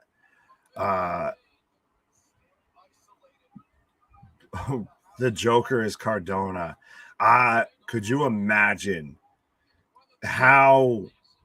I want to see how that would be received, because I mean, Cardona's absolutely done that kind of that mock Moxley kind of taught and everything. But it would be interesting to see Darby with the coffin drop onto Brody. Murphy breaks up the pin. Ray, been there, done that, try that, homie. For whatever reason, keeps coming on like a bad habit. Malachi was released when Triple H was in hospital. His promos on SmackDown were insane. Would have to like to see it play out. Son of the Undertaker vibes. Well, they did want to build him up like the Undertaker. I don't know if I agree with the whole like the promos like he was locked up in a closet, but I do think they could do better with the House of Black than what AEW's been doing. And as long as it's better than, honestly, Judgment Day, I'm here for it.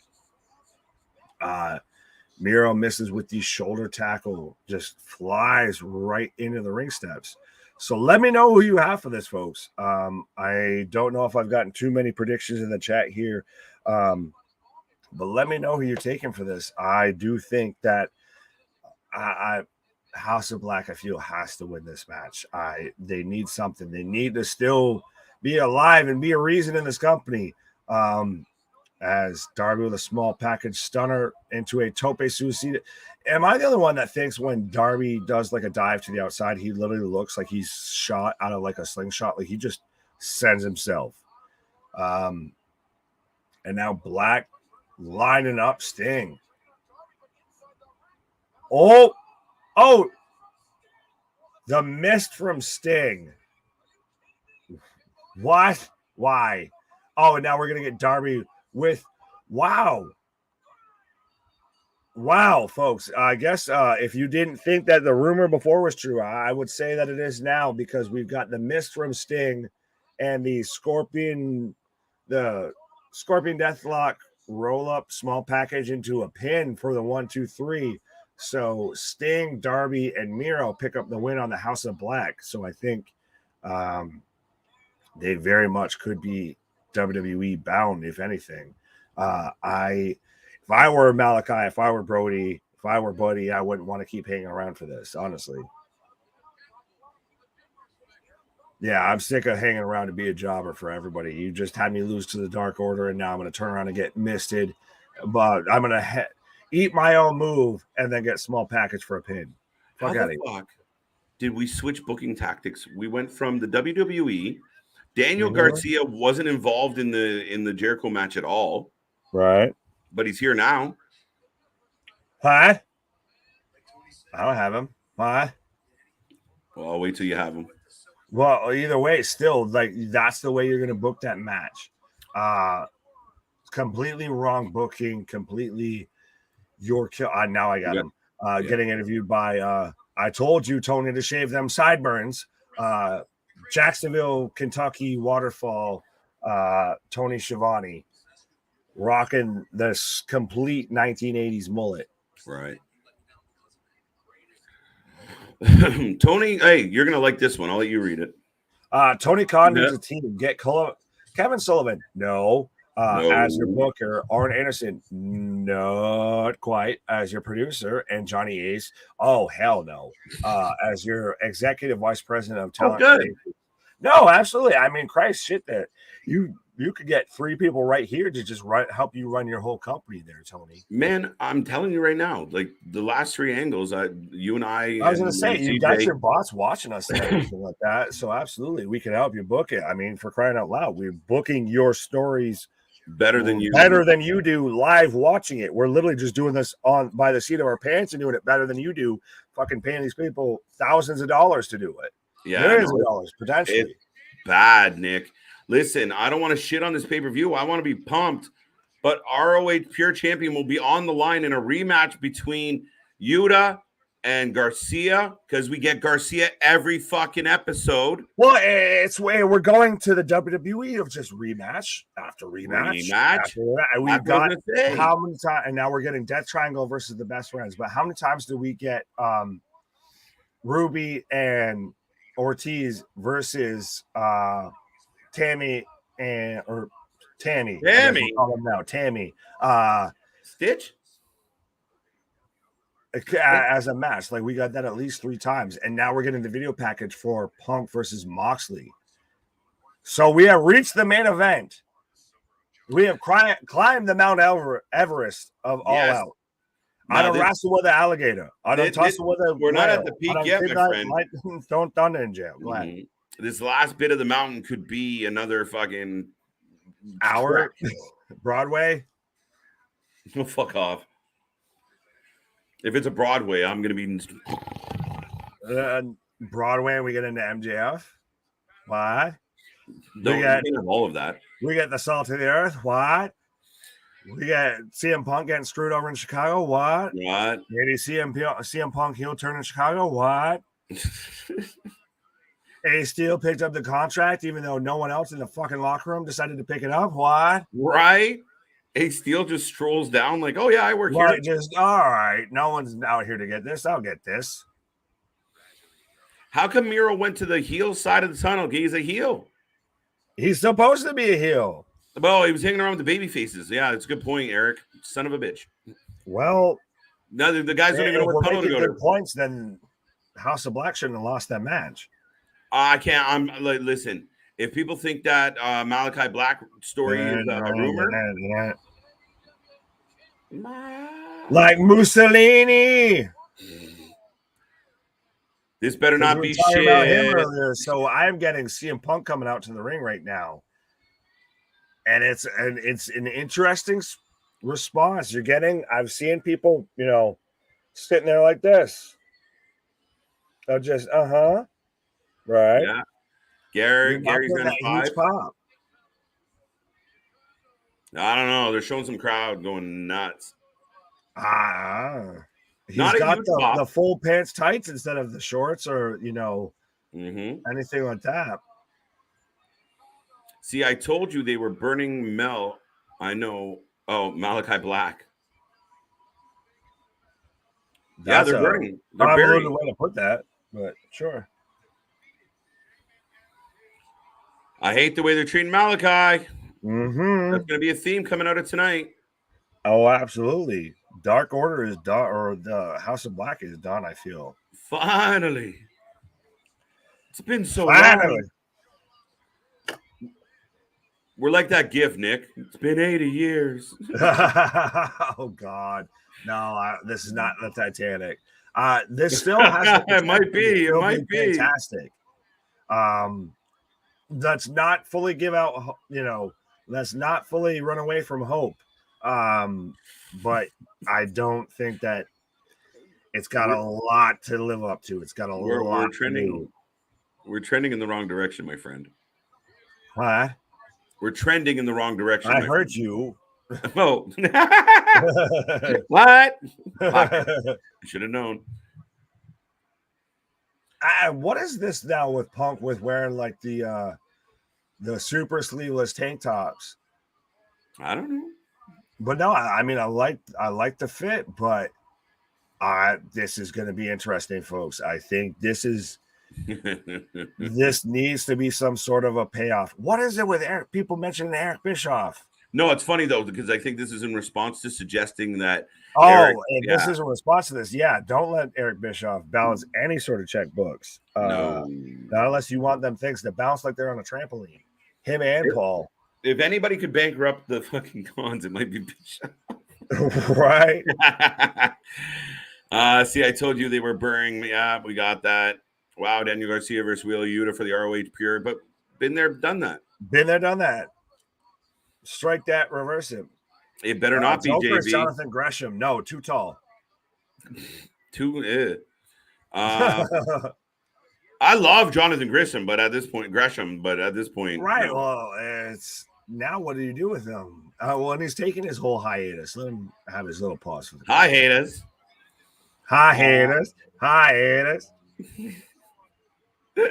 I'm sorry, guys. That should be sorry. Now I'm going to keep going with it. Fuck. That was stuck in my head. Hiatus. Now, absolutely. I see 50 y'all watching along. So anybody that's not left a comment and everything, I see you. Hiatus. Now we are heading into the main event. Nick, do you like t-shirts? Facts. Well, I got a t-shirt for you. You can pick one of three or take all three. So don't forget, go to All Wrestling Tees. Why? Check out our t-shirts. Why? There's lots of options. Why? You have the what? Why? The what? Why? We also have the Mr. Every Night. Why? We have the CJ brand. Why? We have them all. We also have our, not on tonight. Tonight, the Sport Entertainer beat up the Pro Wrestler, so that didn't go so fucking well. Why? But go to All Wrestling Tees. Check out their catalog. Check out the W4LN network. Why? Go to SeatGeek. Why? Yeah, right there, right in the mouth. Right. Whoa, right. I'm almost there. Nope, fuck. There you go. Go to SeatGeek.com.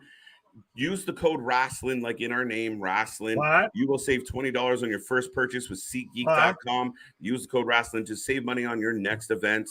What? And yeah, folks, that is our shout out. We are the Wrestling for Life Network. That is Big Nick. I am KJ. We've been here all damn night and all damn day and all day yesterday, and we're coming back tomorrow. And I'm whatted out. Fuck. That's amazing. But yeah, folks, let us know what you're thinking. Who are you predicting? I see about 50 people hanging around right now. Let us know in the chat. Who do you got for the main event? Moxley or Punk? MJF? Who's the Joker? How's it play out? What is going on? Buddy, we are killing it. If you don't pay off the Joker tonight, and I do like the flag, the big sign of "We Are Chicago," and I do like the shirt, honestly. Doesn't outdo our shirts by any means, absolutely. Not even comparable. But I do think that if you don't pay off the Joker, if you don't pay off MJF tonight, nail in the coffin. You hear this shit? CM Punk, the loud Punk chant. Hold on. I gotta tune mine up a little. Wait, did I just see what I think I saw? What? Tell me you didn't just say that. Tell me you didn't just say that. Tell me. Where is it? I did see it. Jarrett for AEW manager. Fuck, I don't know, man. No, him and Conrad are starting their own promotion. They've sat there and, I think it's all. Are they going to help Freddie Prinze? Oh, God. Well, now we're getting back to where everybody's got, their own indies. Yeah, let's do it. We'll listen. Wait, maybe not. Maybe I'm getting the cart before the horse here, because if more fucking wrestling promotions show up, that means we're never gonna have a life. Please, my wife likes me. I don't like being divorced. I don't want to go there. I'm not doing a live stream for alimony, so please help me. Oh, look, the sex dating is back. Go fuck. What? If you can hear me and you are the person responsible for the spam, fuck yourself. No, well, to me, like I said, that's how you know when there's big things popping, little things. Oh, absolutely. Here, like I've said before, up to 7 season never stops, folks. We always we're like 7-Eleven. Just we never may not always be on stream, but we're always open.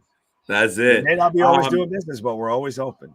Dear YouTube, it would be really nice that if you block some shit, it stays blocked and they can't get their way around it. But Jesus Christ. There's Moxley flipping the bird, because that's what Moxley does. Low rent, Stone Cold Steve Austin. Like me. Oh, wow. If Punk loses tonight, there will be a riot. If they do it right, there'll be a really good riot. If Punk loses, we riot. I don't think I've seen any of those scenes. I still think we're going to end up at some point getting the Joker coming out. You at least have to pay that off. If it's not MJF, you still at least have to pay that off. But I think if you don't do MJF, you're just ultimate party foul. I lose faith in your booking, Tony. I lose faith in your creative. I lose faith in. Has your match started? I've got right now. Dirty boxing. Both. I've got them both tied up and everything right now in the corner. So I got chops. We're perfect. LOL. A riot if Punk loses. Nah. Punk's gonna win and then lose. Right. And we're getting a woo every chop. What just happened to Moxley? Oh, it was a kick. Well, he didn't break his foot this time. I had him flipping off the crowd. Of course, though, you're going to get booed. Oh, he lands the head kick. And guess what, folks? He didn't injure his foot this time. That's what I just said. Yeah. He didn't break his foot. Right. We've now probably made it past the run time of the first match. Go to sleep. Yo, what the fuck? Why? No way. Go to sleep right now. No way. No way we don't job. No way. 1, 2. Oh, 2 count. I was about to say, no way we fucking end on that. No way. Right. Global Force All Elite Impact Wrestling Entertainment is the new company run by Jeff Jarrett. There you go. Jarrett Gold. Just like he had that before. Fact check that, folks. Look that up. Global Force Ollie Impact Wrestling. Now I can go into a little quick diatribe real quick on that. Do you remember when they halfway switched to Global Force and then Jarrett got caught up in controversy and all of that and then had to leave and everything, but they never got the full trademark from Jarrett. So you still had the Global Force titles, but they had to slap a sticker. Do you remember that? Of Global Force Wrestling that just said Impact. So you had the Global Force title with a sticker, like on the back of your bumper, on the top of their titles, to let you know what company they were. That's how much of a shim sham flim flam operation at times has happened in Impact or TNA Wrestling. Let me in. Sex bots and wonky lighting. The bane of my existence right now. That's going to be like our first album or something like that. Sex box and shitty lighting. We are the Wrestling for Life. Here's our hit song, Sex box and shitty lighting. Fucking Scott Pilgrim versus the world. Wait, that's the story of some people's lives. Right, facts. Sorry, facts. folks.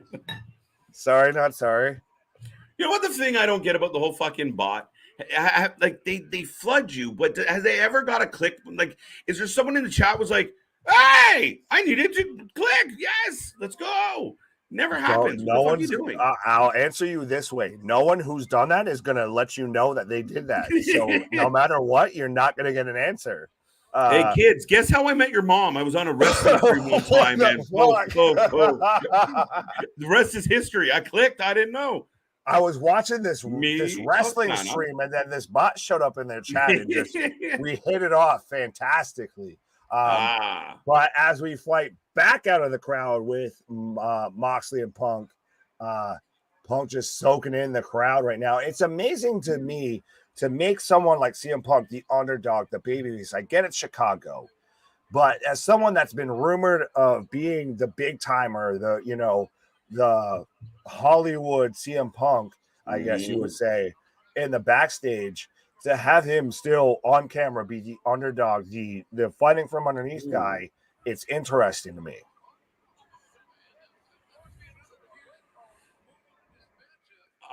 Victor, I will say this to you, sir. I did talk to All Wrestling Tees, and obviously he came in the chat the other night. I'm nothing but grateful that you bought not one, but 3 of our t-shirts. What? Come on, Victor. I know you're there. What? But no, absolutely. Oh, and Punk's got a little bit of color going right now. Punk got the color first. Big Ray had a comment. That's surprising with a paper mache forehead, but absolutely, go ahead. No, our buddy Big Ray just pointed out, did Moxley start bleeding on the way to the ring? Oddly enough, Punk bled first. Right? But no, I'll let you get back to Victor. No, I mean, nothing but grateful that anybody ever, like, it's kind of a trip, right? Like, you have a t-shirt kind of inspired by yourself, and then another human being buys it. We, our little upstart, our little engine that could, just a baby getting off the ground, and somebody bought a couple t-shirts. Huge thank you, Victor. We cannot thank you enough. Absolutely. Mr. Monitor. Right. If you want to know my true feelings, sir, I'll leave it right now, at least just because we've got the match going on, that I'm humbled. I'm blessed. You can even cut to KJ telling me before, and I'm doing the la, la, la. I'm not listening. Because try not to believe that stuff. Wow, Punk's gushing. But absolutely, if you've got any sort of social, so you can hit me up, or I'm sure we might bring it up if we stay on any bit of time after the show. But yes, no. Thank you to everybody. Thank you again, whether you spent 5 minutes here, 5 months here, 6 months, I guess is about the time that we've been here. I still say 5 months, but we're just a baby here, and to still be making the moves and making the noise and everything that we are right now, it's truly humbling, and it justifies all the time and the effort that we goes into doing all of this. No, absolutely, Nick. It's crazy. Now, Punk is crawling back into the ring. Moxley is waiting for him. He is gushing, which is, again, I think sometimes they listen to the critics and go, all right, they say Moxley bleeds all the time. Juice. Punk is getting juice. Well, I think you gotta, who's going to be the bigger baby face, but it literally, honestly, with respectfully, to CM Punk right now, it looks like Old Yeller who just needs to get put out to pasture. For CM Punk? It's a great visual. I guess I'm more of staying with that visual because right now I see where you're going. Okay. Headbutting him with all of that blood going on, but you see him, he looks like that old man that's gotten his ass whooped in the movie. It's just like, you're gonna have to kill me, you son of a bitch. Like I get it. He's working as the underdog. He's the hometown hero. Right. But it's still so awkward to me, I guess. Last boat cracking. I felt the same way. It was me, Austin. That'd be amazing. It was me, Austin. It was me all along. Mm-hmm. What? Listen, if they looked at me and said, KJ, we're looking at the landscape of wrestling. Who do you think the Joker should be? Who should it be? Who would I pick? I really do think Shane McMahon is the best bullet out there. I know it's Mark really comment. Think so? Before people jump on it, I think it would blow everyone's mind. What did you say? I said, you really think so? Would that not be the most like we talked about Bray sending? Could you imagine Shane was bitter? Like, oh, you gave. It would be a shock. And so I'll put it to you this way: it would be a shock to see another McMahon on AEW, regardless. They don't have to be the Joker. If you see them show up at all, it's gonna be a shocker. To me, still, as far as going in the ring, I get what you're saying. I get it 100%. I don't like the whole I'm the best in the world of that, like we've got before with Shane McMahon. To me, if you're going to actually win over the locker room, if you're going to show that I'm here, if you're going to still not, prove wrong the dirt sheets and all of that, you have Mr. Maxwell Jacob Friedman show up and leave AEW World Champion. What? The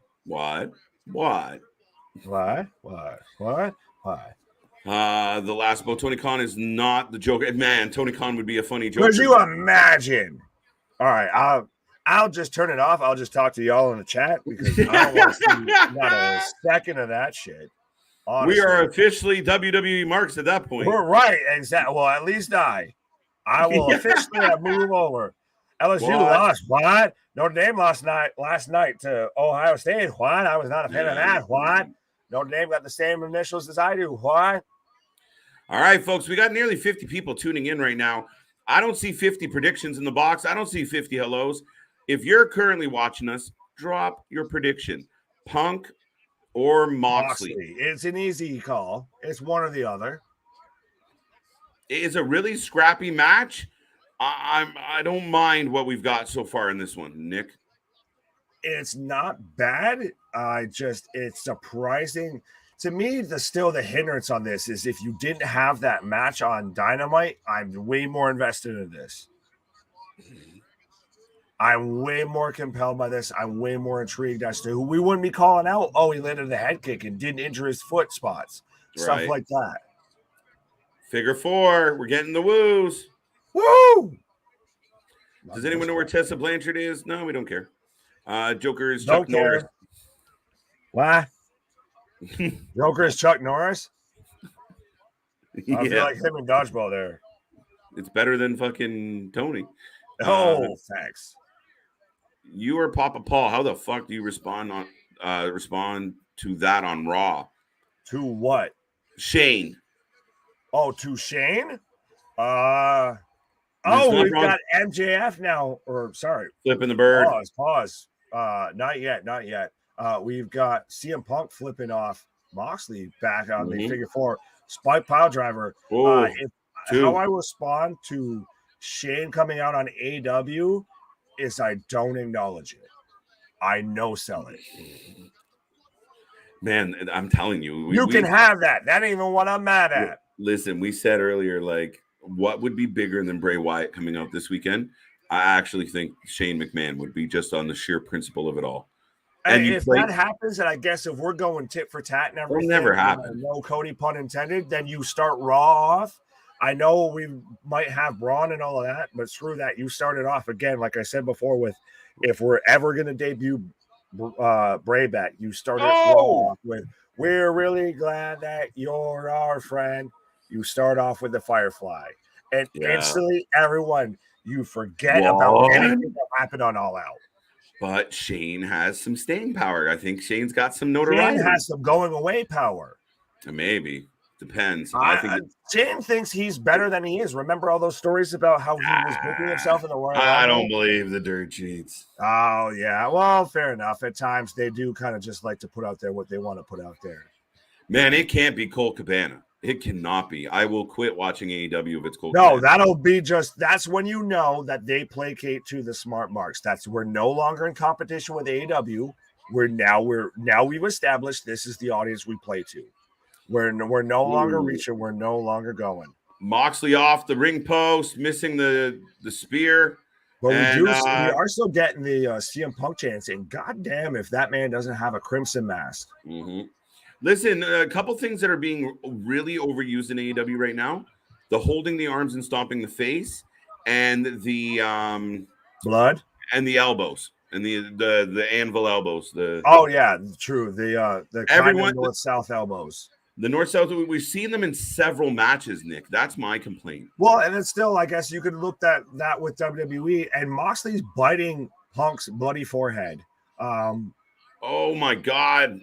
Punk the CDC does not recommend, folks, that you practice the same policies as AEW or John Moxley. Right. If you're ever going to get monkeypox. Whoa. Punk. Mox Joker is Heath Slater. Get the Steven Seagal is the Joker. Folks, if you have any free time from watching us, I know we're on quite a bit now, absolutely.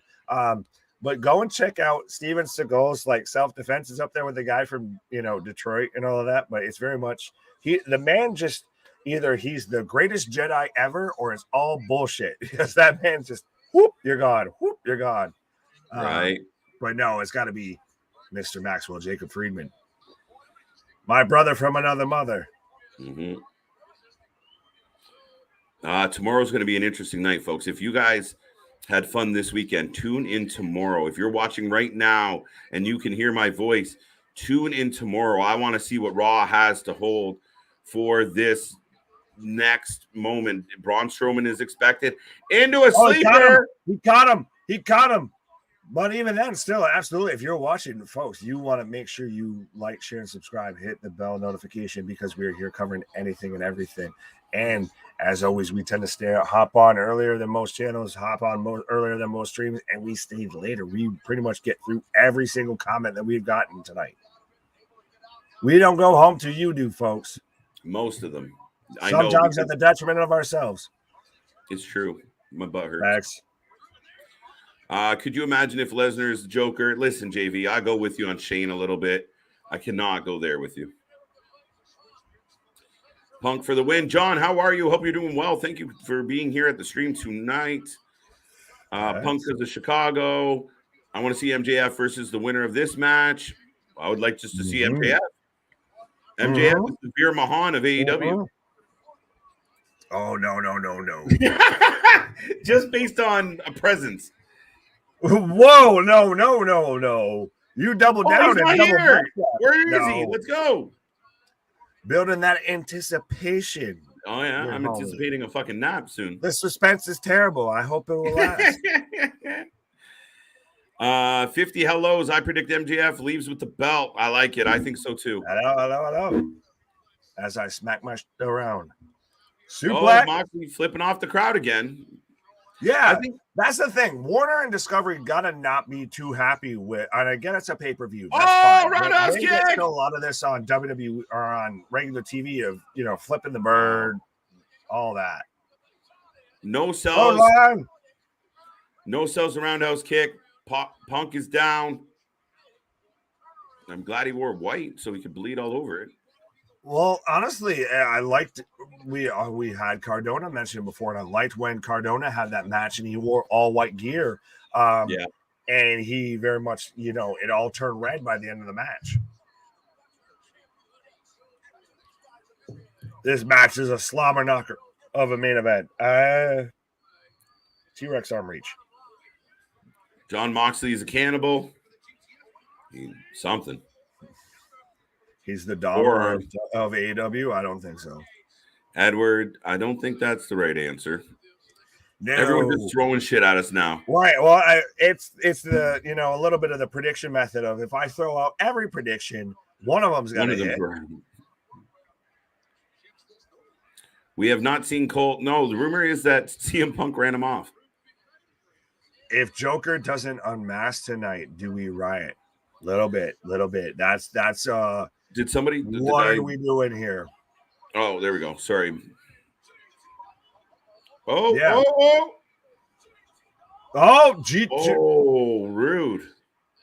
GT botch there. Oh, paradigm shift. Well, which used to be the paradigm shift. Right, which is now more of a suplex. Two count. Two and on we the don't get paradigm the shift. the flop after kicking out of a finisher after he's gushing blood like a fucking sieve. Like, right. How is NXT selling better for finishers than AEW's main event? Right. Not to get critical, folks, but when you're watching this much wrestling, you got to start splitting hairs. Yeah, John, I thought about it too. The Bulldog choke is locked in. Wait, I remember reading Jeff Hardy as the Joker would be interesting. I made that joke earlier. No, Jeff Hardy's the Joker in the jail cell, just clapping like this, watching the show. Rude, but true. Doesn't mean I'm not wrong. I can be rude and be right at the same time. It's true. Yeah. Oh, and we're getting roll through. Punk looks blown out. Oh, absolutely. That man is gasping. Like a mini part of it. Oh, look at this. GTS. Oh. And Moxley falls on him. Damn. All right. And now we get the Joker. Could you imagine? The comment of the night. The Joker is Donald Trump. Oh, fuck. Help me. No.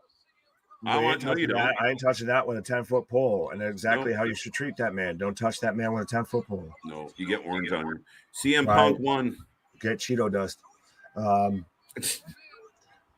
GTS for the GTS. Hits it. 1, 2, 3. And back again, as we predicted. And I think that might have hurt us in the fantasy faction, but I'll live with it. CM Punk is now back again as your reigning, defending, undisputed AEW World Heavyweight Champion. You know what sucks? We still got hours on the clock, folks. We still got time. Sucks? What? When you're when the captain of your fantasy faction team takes an L to the CM Punk at All Out while you're in the final in Chicago. So that could have hurt us. No, we've still got the potential of the Joker. I know. Let's hope we have him in the team. Here comes the fucking Joker. It better. It better not. It better. Otherwise, we got problems, Tony. We need to throw hands. But the crowd isn't that amped. Even if it's not the Joker, something needs to happen. You can't end on this note. It's too flat. Even the crowd, they popped when he got the win, and now everybody's quiet. CJ ready to lead the riot. Good match, though. Good match. But even the crowd seems like they're anticipating. They're not really. Lights out! Lights out! Let me in.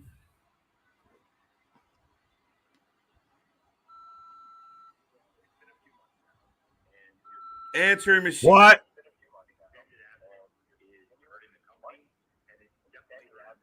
Your extended absence. Your extended absence. Your extended absence. It's a voicemail from Tony Khan to MJF. Let's go. Let's go, folks. I'll put you in the casino ladder match. Let's go. This is great. Let's go. You have to show up at All Out. I won't force you to sign an extension. I will pay you. Dear Max, I wrote you, but you still ain't calling. Look. Yes, and we're cutting back to the long-term storytelling. Long-term storytelling. Yes, I've been saying this, motherfuckers. I've been saying this. We got a double. Paul was convincing the world he didn't exist. Let's go. Let's go. Yes. I am the devil. There's the Burberry. Bigger pop for MJF than Punk. Let's go. Let's go. Strap on and strap in, folks. Been calling this spot for a minute now. Absolutely. If you haven't liked, shared, and subscribed, absolutely. I am Mystic Mac. Been calling this shot for a minute now. Boom. All you dirt sheets can just been calling this. I don't even care. I'm gonna mark up. Absolutely. I've been calling this shot since way back. I've been calling this shot since the start of this show. Absolutely. What a fucking job right now. What a fucking move. That voicemail was perfect. That's absolutely. That was the best way to do that. I love that. I was listening and I was like, what's happening right now? And then I hear it. And yes, absolutely. Like I said, the companies have switched positions because now the AEW gave us a okay show with big pop moment. Right. And he's saying, cut the music. Let's go. Let's go. AEW needed to make noise. And listen. They absolutely are right now. Dude, listen to this shit. Listen to this fucking crowd. Dude, it is insane. Hold on. I got to turn my stuff up, folks. MJF's the most over guy in the company here, but yes, let's go.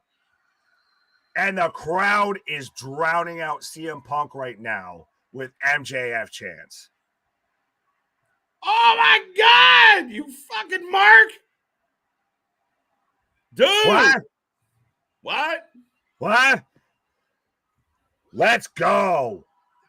No, do it right now. Don't set this up for anything. Do it right now. No. And he flips them off. He flips off the crowd. But no, have this match right now. Do this right now. Don't build this up. I don't want to build up to this. I want this right now. He flipped off the crowd. I don't know, dude. We got time. Tony don't ever. We're gonna find out on Wednesday. So let's go.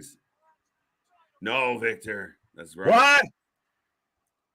This is how we end this? What? It was a wet dream. Wow.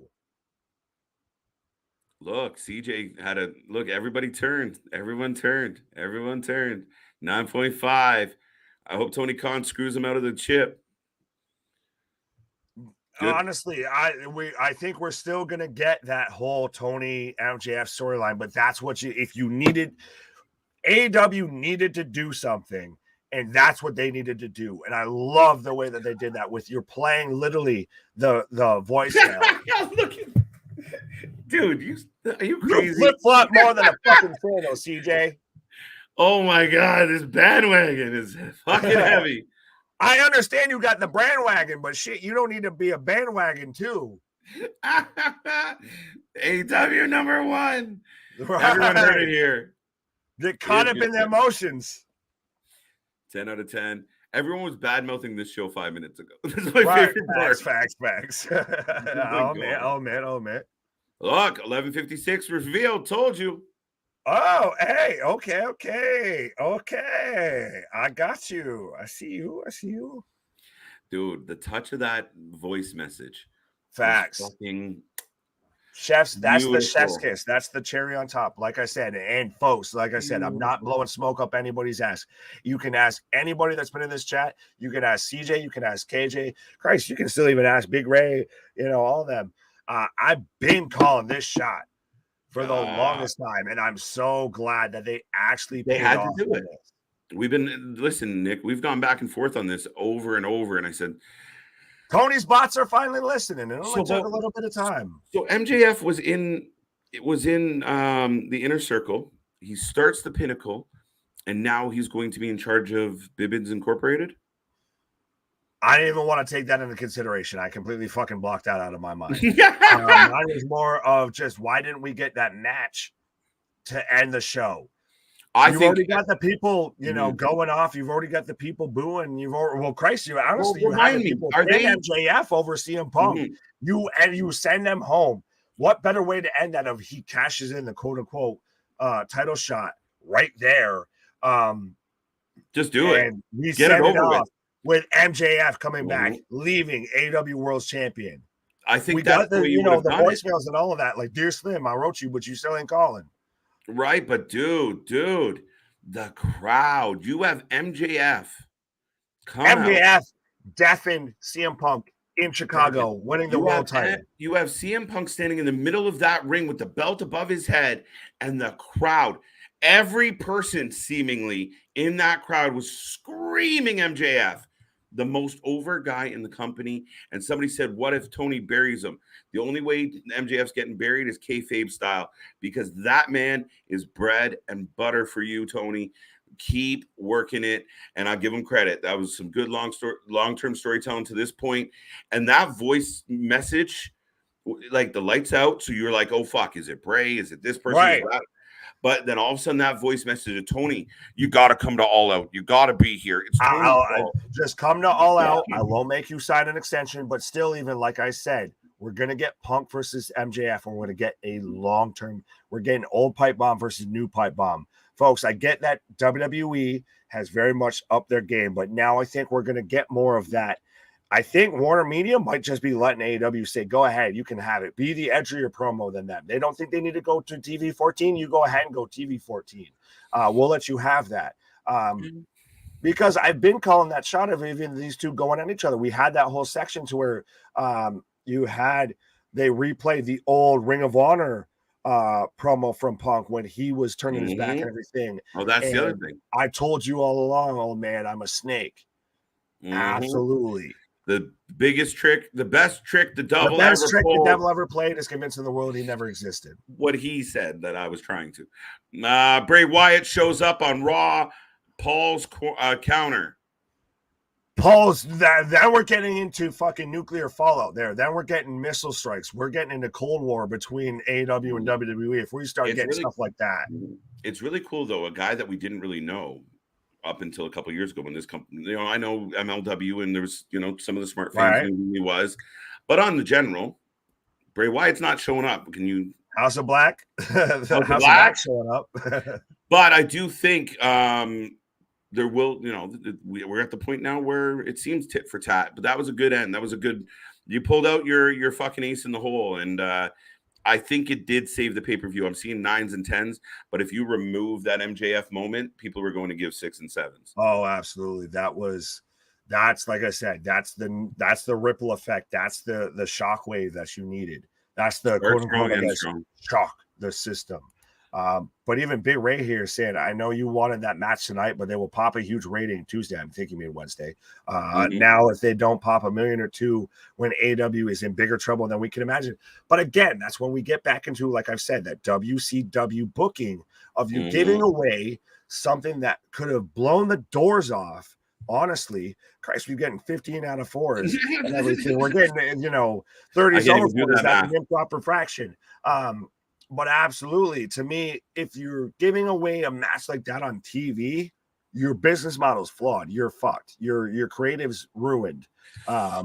Yes and no. I understand what Big Ray's saying there, Nick, that I mean, you drag it out and you should be able to do a rating on his return. However, my argument would be the rating with the new champion MJF would maybe be bigger, if not. Oh, absolutely. It would be the hardest of hard resets and everything. And now you've gotten that. And not only did he returned and won. And now where do we go from here? What do we do with Moxley? What do we do with Punk? Who do we have in the main event? Who's going to show up now that we've gotten? He turned to who's, not what's. Who? On the New Day. Who? MJF, a lot of people got a good point here. MJF wins in New York at Arthur Ashe. Oh, don't make me wait. Don't make me wait. Now once Bray goes to Raw, who else is left? I don't know. We're getting down to that point. Right, but that's the thing, is it doesn't need to be that. Now it just comes to actually write storylines. Book better. Well, and to your point, we talked about it. I mean, one of the biggest moments of Clash at the Castle this weekend wasn't someone returning, was actually, just getting Imperium back. Write them better. Give us some more of what we want. put it in good places, position them better, give them better stories. That's a perfect comparable, because you had Ludwig out there, tearing up just introducing Imperium, and we both lost our minds just with the thought, oh, it's going to be MJF, and then it was, and everything. Thank you, Victor. Absolutely lost our mind. Wait, I want to go back to Jordan here. What was said in the video package? So what happened, Jordan, was we had a lights out, and all the arena got was audio. So it did take some of the fans a moment to clue in what was happening. The audio that got played was presumably a voice message left from Tony Khan to MJF, telling him he had to be at All Out, that his absence is hurting the business, that him not being there isn't good, isn't acceptable, that MJF has to be at All Out. And like Victor said, you don't have to sign an extension. But I will pay you. Just show up. Tony did that nice little bend the knee and acknowledged that MJF is the real deal. He turned him into a mark. He made him the mark that he accused him of being. Right. And then in addition to that, Nick, we get static. We get a flashback to when Punk told everybody, you make everybody think the devil doesn't exist. That's his best trick. Right. I paraphrase. I told you all along, old man, I'm a snake. And that's it. No, so then when they get back from that video, the devil that we saw earlier in the night when the Casino Battle Royal, MJF, he takes the mask off. You can see the haircut. He turns around. It's a big moment. It's one of the best AEW moments we've had. Oh, absolutely. That's a perfect, to me, that's a perfect parallel and a perfect counter to when Punk returned, I feel. It's a big one. As far as big moments go. Absolutely. I'm kind of wondering if it would have been better if he came down and stole the belt, because I think. Oh, absolutely. Well, here's where I'm wrong with my theory, though, Nick. Huh? My theory, if I was the booker, was that when MJF came out and stole that title, the fans would go fucking. They would riot. Punk just lost to MJF. They would riot. It would be no. You had people drowning out Punk with MJF chants. Well, no. But that was to me, and then anyone out in the chat that is like me that wasn't expecting. Holy fuck, MJF is over. How are you going to keep him a heel? He was in Chicago, standing on Punk, and getting fucking. The place came unglued for MJF. Punk was invisible. Oh, yeah, absolutely. CM Punk's whole big star was dwarfed the second we knew it was MJF. Big Ray. I wanted the Joker to be Danhausen. It would have been both very nice and very nice, very evil. 10 out of 10.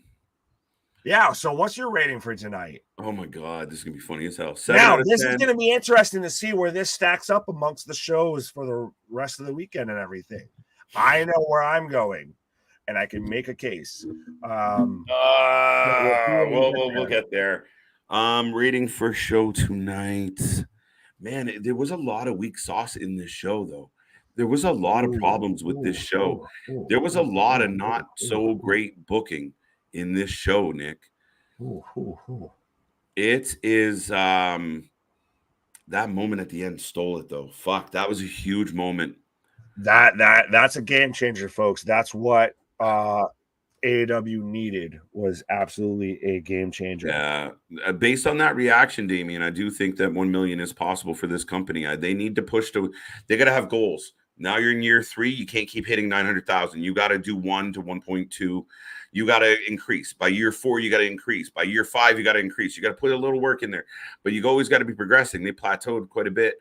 I'm kind of avoiding my rating here right now, but my rating for All Out all day. I'm going to go 8. I think overall the show was about a 6. If you extract, there was a lot in there. You went with a 6 right there. I didn't hear the 8 or whatever before. No. The 6. I was like, what? But I will bump it to 8 for the whole ending of that. That was pretty fucking epic. I kind of want to go a little harder at it, but the rest of the show there was a lot of weak sauce in there. I will say this, and I know, like I said, we've had a fair amount of people come on here and criticize us because at times we've been harsh on AEW and everything like that. But I'm going to give that a 9.5. I will, dude. That is. I will give that the win Dude. on the weekend. Surprisingly enough, because I gave Really Clash of the Castle a 9. I gave NXT Worlds Collide a 7.5, I believe. That last moment enough alone, it hung in there. Match wise, card wise, I feel there was some clunks, but we still had clunks at Castle too. And even we ended it with a sing along. Which show ended better? A sing along with Tyson Fury or MJF coming out? By a mile, MJF. Right. 9.5. 9.5. So you basically gave MJF fucking. Listen, I've been calling this shot for the longest time. I've been wearing this man's scarf the whole stream. This is sweating my ass off at the beginning of September. I watched CJ. I had no choice but to go with it. I watched CJ explode and go, AEW #1. Right. CJ's from the bandwagon to the bandwagon. Just raking this company. And one guy returned. Listen, it was a fucking stellar moment. That wasn't a great pay-per-view. You needed less matches. You needed more quality matches. The women's title match was meh. The Jericho match was shit and garbage. Ended horribly. Drag out as long as you thought it was going to be, though. And that felt a lot smoother. I'm not saying that they're the better show. I'm not saying that they're the better. You are. You're actually saying listen, it. Shut up. No way. I'm not saying that they're the better promotion or anything like that. I'm not saying that they don't have their flaws, but I do think, at least when it comes to what's going to make waves, what's going to draw eyes, what's going to draw attention. But that's not the question here. 9.5 is like WrestleMania 18. Thank you. Well, then, so what? I gave Clash a 9. Dude, everybody out there, go back on this fucking show 20 minutes ago where Nick was ready to fucking quit on fucking AEW. One fucking moment. Like, dude. The show wasn't that good. It's been known I'm fickle. Oh, well, that's fucking Poppy, Big Ray. Sex Box are back. They love us. I admit, the biggest moment of the weekend is MJF by a fucking mile. But that doesn't ignore the fact of a 9.5, dude. That's hefty. It's hefty, but that return was hefty too. Yeah, but this is where wrestling fans are like, dude, like just mark out on one moment. Like when I say, like, what is your rating on the pay-per-view out of 10? You're like, well, MJF showed up, so the pay-per-view was amazing. I get that. Now, listen. That's like a horrible fucking movie that had a really cool ending. You're like, woosah. You're the most excitable guy in the room. Trust me, I ain't over here saying I'm Meltzer trying to give out, star ratings, thinking like my credible or anything like that. Because trust me, his shit ain't more credible than mine. I don't even want to see. But absolutely no, just woosah. I very much was here fucking all the time. So I'm going to have my markout moments. I'm going to have my pop. I love it. Hey, like listen, you're getting a 10 when Bray shows up. Nick, you're getting a 10 when Bray shows up. I don't give a fuck if he shows up on That's fine. I don't give a fuck. If he shows up on main event, I'm going to be like, I'll be like Spinal Tap. These go to 11. You know what I mean? So I get it. I get why we get it. And it's good booking. It's good booking on behalf of the AEW in the sense of you cover up the blemishes. Here's the advice I have for Toni, and I don't know shit from shit, but just take out some of those matches. Don't have 11, have 8, have 7, and give us 7 quality matches or 8 quality matches or maybe even 6.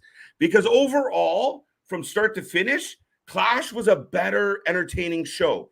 We popped more. We enjoyed more. The main event, what was better, Drew McIntyre and Roman or CM Punk and Pass? All right, fine. Fuck it. You convinced me. I'll give him a 9. We'll get a draw. Well, at least we'll get a draw. I'll retract the half a point. Fine. We'll get a draw. I'll take it. Well, all right. No, we'll get a draw. No, the main event, Clash, absolutely. Top to bottom was a better pay-per-view, was a better show, had better matches, 100%. AEW very much had the bigger moment. I'm telling you right now, you read this comment from Jordan, if that had happened, then I'd be right here with you going, I've been said that. I'd ignore it. I've been said that. Right? I'm with you. KJ cut the shit. Look, I'm raining on everyone's parade. I gave it a good mark. See, right, but still, you got me. You even got me to retract half a point. Well, I'm just saying, it was an amazing moment. That's a 10 out of 10 moment. But I still don't want to ignore the fact that it wasn't my favorite pay-per-view. 9.5, 9.5. All Out is a 9 out of 10. Yeah, I'm right there. Right. So see, a 9 is 5. So I guess we've all settled on a 9. It's good. Look, 9 all day, folks. Just same as Clash. 9 all day. Mm-hmm. Yeah, see, 7.5. But it's like JV says, 7.5. Too many of the matches could have been elsewhere, right? Oh, absolutely. It was saved by a last minute return. By that last minute, absolutely saved that show. That show was a hot can of garbage up until that, and it did have its great moments. It did have its, spots here and there, but it wasn't on that same caliber until that. Instantly, that's all right. We're back here, motherfucker. Right. We're here. Like I said, dude, it just, I think overall, it wasn't my favorite AEW pay-per-view. Not being critical, I enjoyed it. I thought I popped more and enjoyed Clash at the Castle overall better. To your point, though, that show should not have ended with a sing-along. And Toni did a good job sending us home with something to talk about, something to make us red in the face, like my boy Nick here. Yeah, man. Look, lost boat, 6 out of 10 with one cool moment. That's what I said. And I gave 2 points for the one cool moment. Then I give half a point because you took off half a point. So there we go. Yeah. See, we met in the middle, folks. Agree to disagree. I kind of agreed with Lost Boat. Last Boat. Holy fuck, Dave. But yeah, no. It's. I can't wait to see Papa Paul return fire. I'm curious. Turn in tomorrow.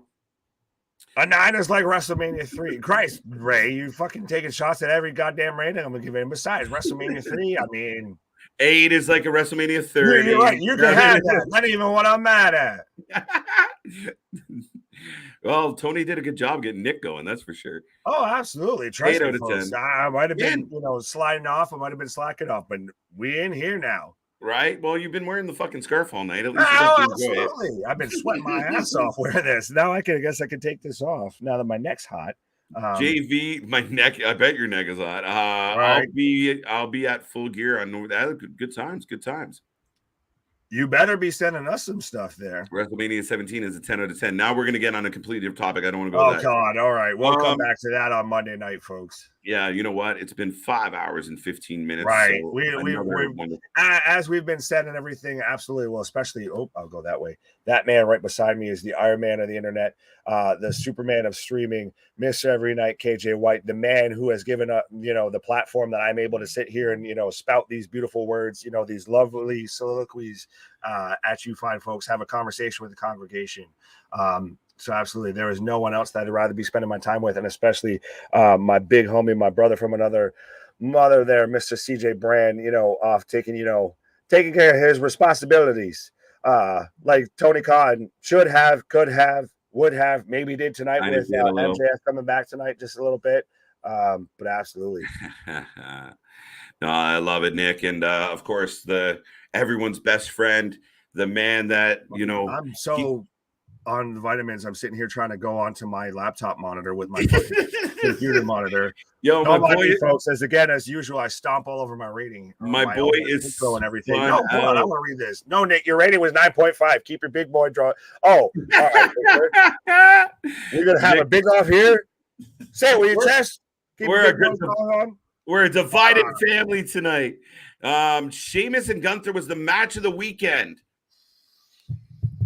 Oh, actually, that's not a bad question. Maybe we end on that. What's your match? And I want to know people's comments on this. What's your match of the weekend?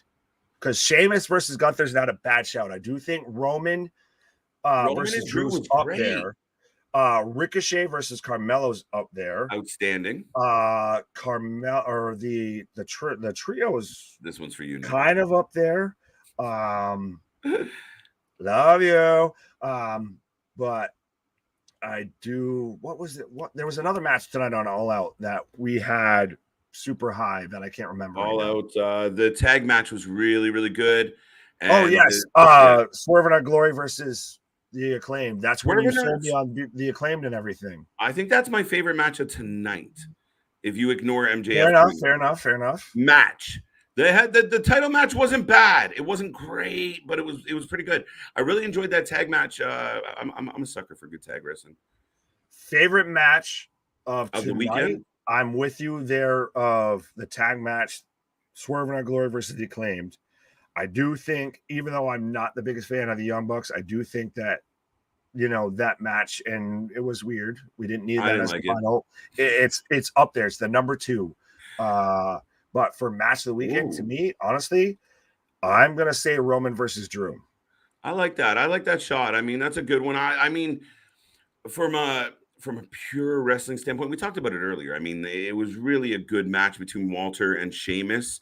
Was it Walter and Ilya? No, not at that. Mello Ricochet was a phenomenal match. That's not a bad shout. I would say that's number 2 out of my 3 matches for tonight, because we've done 2 streams. Yeah, we really have. So I would say that's number 2. I think the tag match edges that out, but still, to me, match of the weekend. And I guess if we're going to split hairs on the tie here, again, MJF, best moment of the weekend. 100%. Clash of the Castle, best overall show of the weekend. I will say that. We're giving out some golden KJs. We're right. Golden KJs. That's still right there, folks. Still got the golden KJ kicking around. Your only reigning, defending golden KJ winner. Right. And I do want to point out that golden KJ was molded off my actual body. So. Yes, there is no way a Braun Strowman action figure painted gold. You can't prove that. Can't prove it. Right. I agree, Big Ray. I think Sheamus versus Gunther was the match of the weekend. Yeah, I mean, it's up there. It's a 1A, 1B situation. You kind of touched on the ones I really liked overall. I mean, I really did like the tag team match tonight, but Sheamus Gunther was just a brutal match, and they slapped the shit out of each other. I actually had him work babyface the whole time, and Ray brings up a great match too that we even completely forgot about is Riddle and Seth Rollins. I loved a lot of that. I love the visuals. That's the thing. This is though what we've been talking about though. Even when we started off 1:00 in the afternoon on Saturday, Christ, even I think we were talking about it on 8:00 on Friday. This is the type of weekend you dream about as a wrestling fan, a wrestling pundit, whatever. If you're involved in the wrestling business, any form or fashion, if you're just a fan watching along, this is the type of stuff, especially even growing up as a fan of this, you dreamed about. You have 3 back-to-back stellar shows, and you're literally dad life. And we're having to sit there and debate which show is better. We're not saying, oh, well, this one clearly won or anything like that to an extent. We're still, this match had a good spot. That match had a good spot. That show had a good spot. That show had a good spot. We're getting good wrestling now, finally, on multiple levels. That's competition breeds. And iron sharpens iron, folks. Iron sharpens iron. If you get the ball rolling, if you can fucking withstand the heat. And so far, I think Toni wasn't ready for the scrap that he got yanked into. I think he was cruising along and life felt pretty good. And Triple H grabbed him by the scuff and said, guess what? We're not fucking done. Grabbed him up and said, we got something to talk about, motherfucker. We got a lot to talk about. Seth and Riddle was great. And actually, I think if I turn back, I might have actually had Seth and Riddle slightly more. I think I give it a slightly higher opinion than Sheamus. But those both matches were great. Carmelo was great. The tag match tonight was great. The world title match, was good tonight, but it led to a big angle. So I will appreciate that for that. But we still did get lumps like we got Jericho going over Danielson. Fuck. We still that low point of the night for the weekend for me. Nothing on this show this weekend that low made me feel that shitty as that moment. Right. Yeah, that's kind of a low spot. I think the 4-way women's match was a little bit of a low spot as well. But again, you even got that with Clash of you got that kind of lull in the middle, and you start off hot, you lull, and then you pick it up on the back end.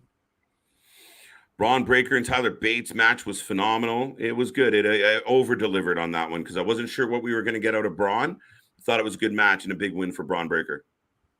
Mm-hmm. Best moment of the weekend was the Cody video promo. I like it. Not quite, but I do like it. Adrenaline in my soul. Something, Cody Rhodes. No. Match of the weekend's hand down was Gunther and Sheamus. So, yeah, that's a good one. I didn't even watch no indie show this weekend. There you go. The main boys, the big boys are delivering when you don't get to watch any indie wrestling. Damien says, I can't wait to see Bobby Lashley versus The Miz in a steel cage. Okay. It's going to be awesome. Well, from what I've seen, he might be a little worn out from spending the weekend and everything with Maurice there. So, you know. Can we just say we all won as wrestling fans? And that's what I think Nick's point was. And I think that's what we talked about early in this weekend was this was a packed weekend of good wrestling. I enjoyed it. I mostly enjoyed it because since Friday, we did 3+ hours Friday. We did 4 hours yesterday. We're on 5.5 hours today. Not counting the 3 hours we did already today. That's right, folks. Nobody does it like we do. We love doing these streams. Outwork everybody. Outwork everybody, unlike Christian. One more time. New Day, Viking Raiders 2. We got lots going on for Raw tomorrow. If you want to know what's happening and how we feel about it and how everyone else feels about it, do not miss this stream tomorrow. And as I always say, tell everybody you know, we're heading into a very interesting week in wrestling. Will there be a response from WWE as far as something? Are they going to try and steal some headlines? What does this mean for Dynamite? When are we getting the cash-in of the chip by MJF? We have lots to figure out, but we will figure it out here together. For those folks who have been here for minutes upon minutes upon minutes, thank you. For this gentleman here, like we have. Absolutely. For this gentleman here who bought a few T-shirts, thank you. For everyone else that even gives us a second of your time, thank you. What? Wrasslin for Life Network. Pause. What? Pause. What? You told me to pause, so I paused. Yeah, so pause. We are the Wrasslin for Life Network. We do this all the goddamn time. What a crazy weekend. We are excited. We are rolling. We can't wait to see what's coming. We just hit 700 subscribers. Don't worry, that's coming. Are eclipsing 100,000, 110,000 views. The channel is growing by the day thanks to amazing people like you guys. Nick, final thoughts on this weekend other than your Burberry scarf? That says it all right there, folks. That's the last statement to end this weekend. That's it. Not in a what? Not even a what. On that note, folks, we will see you tomorrow. We will see you on the flip side. Thank you.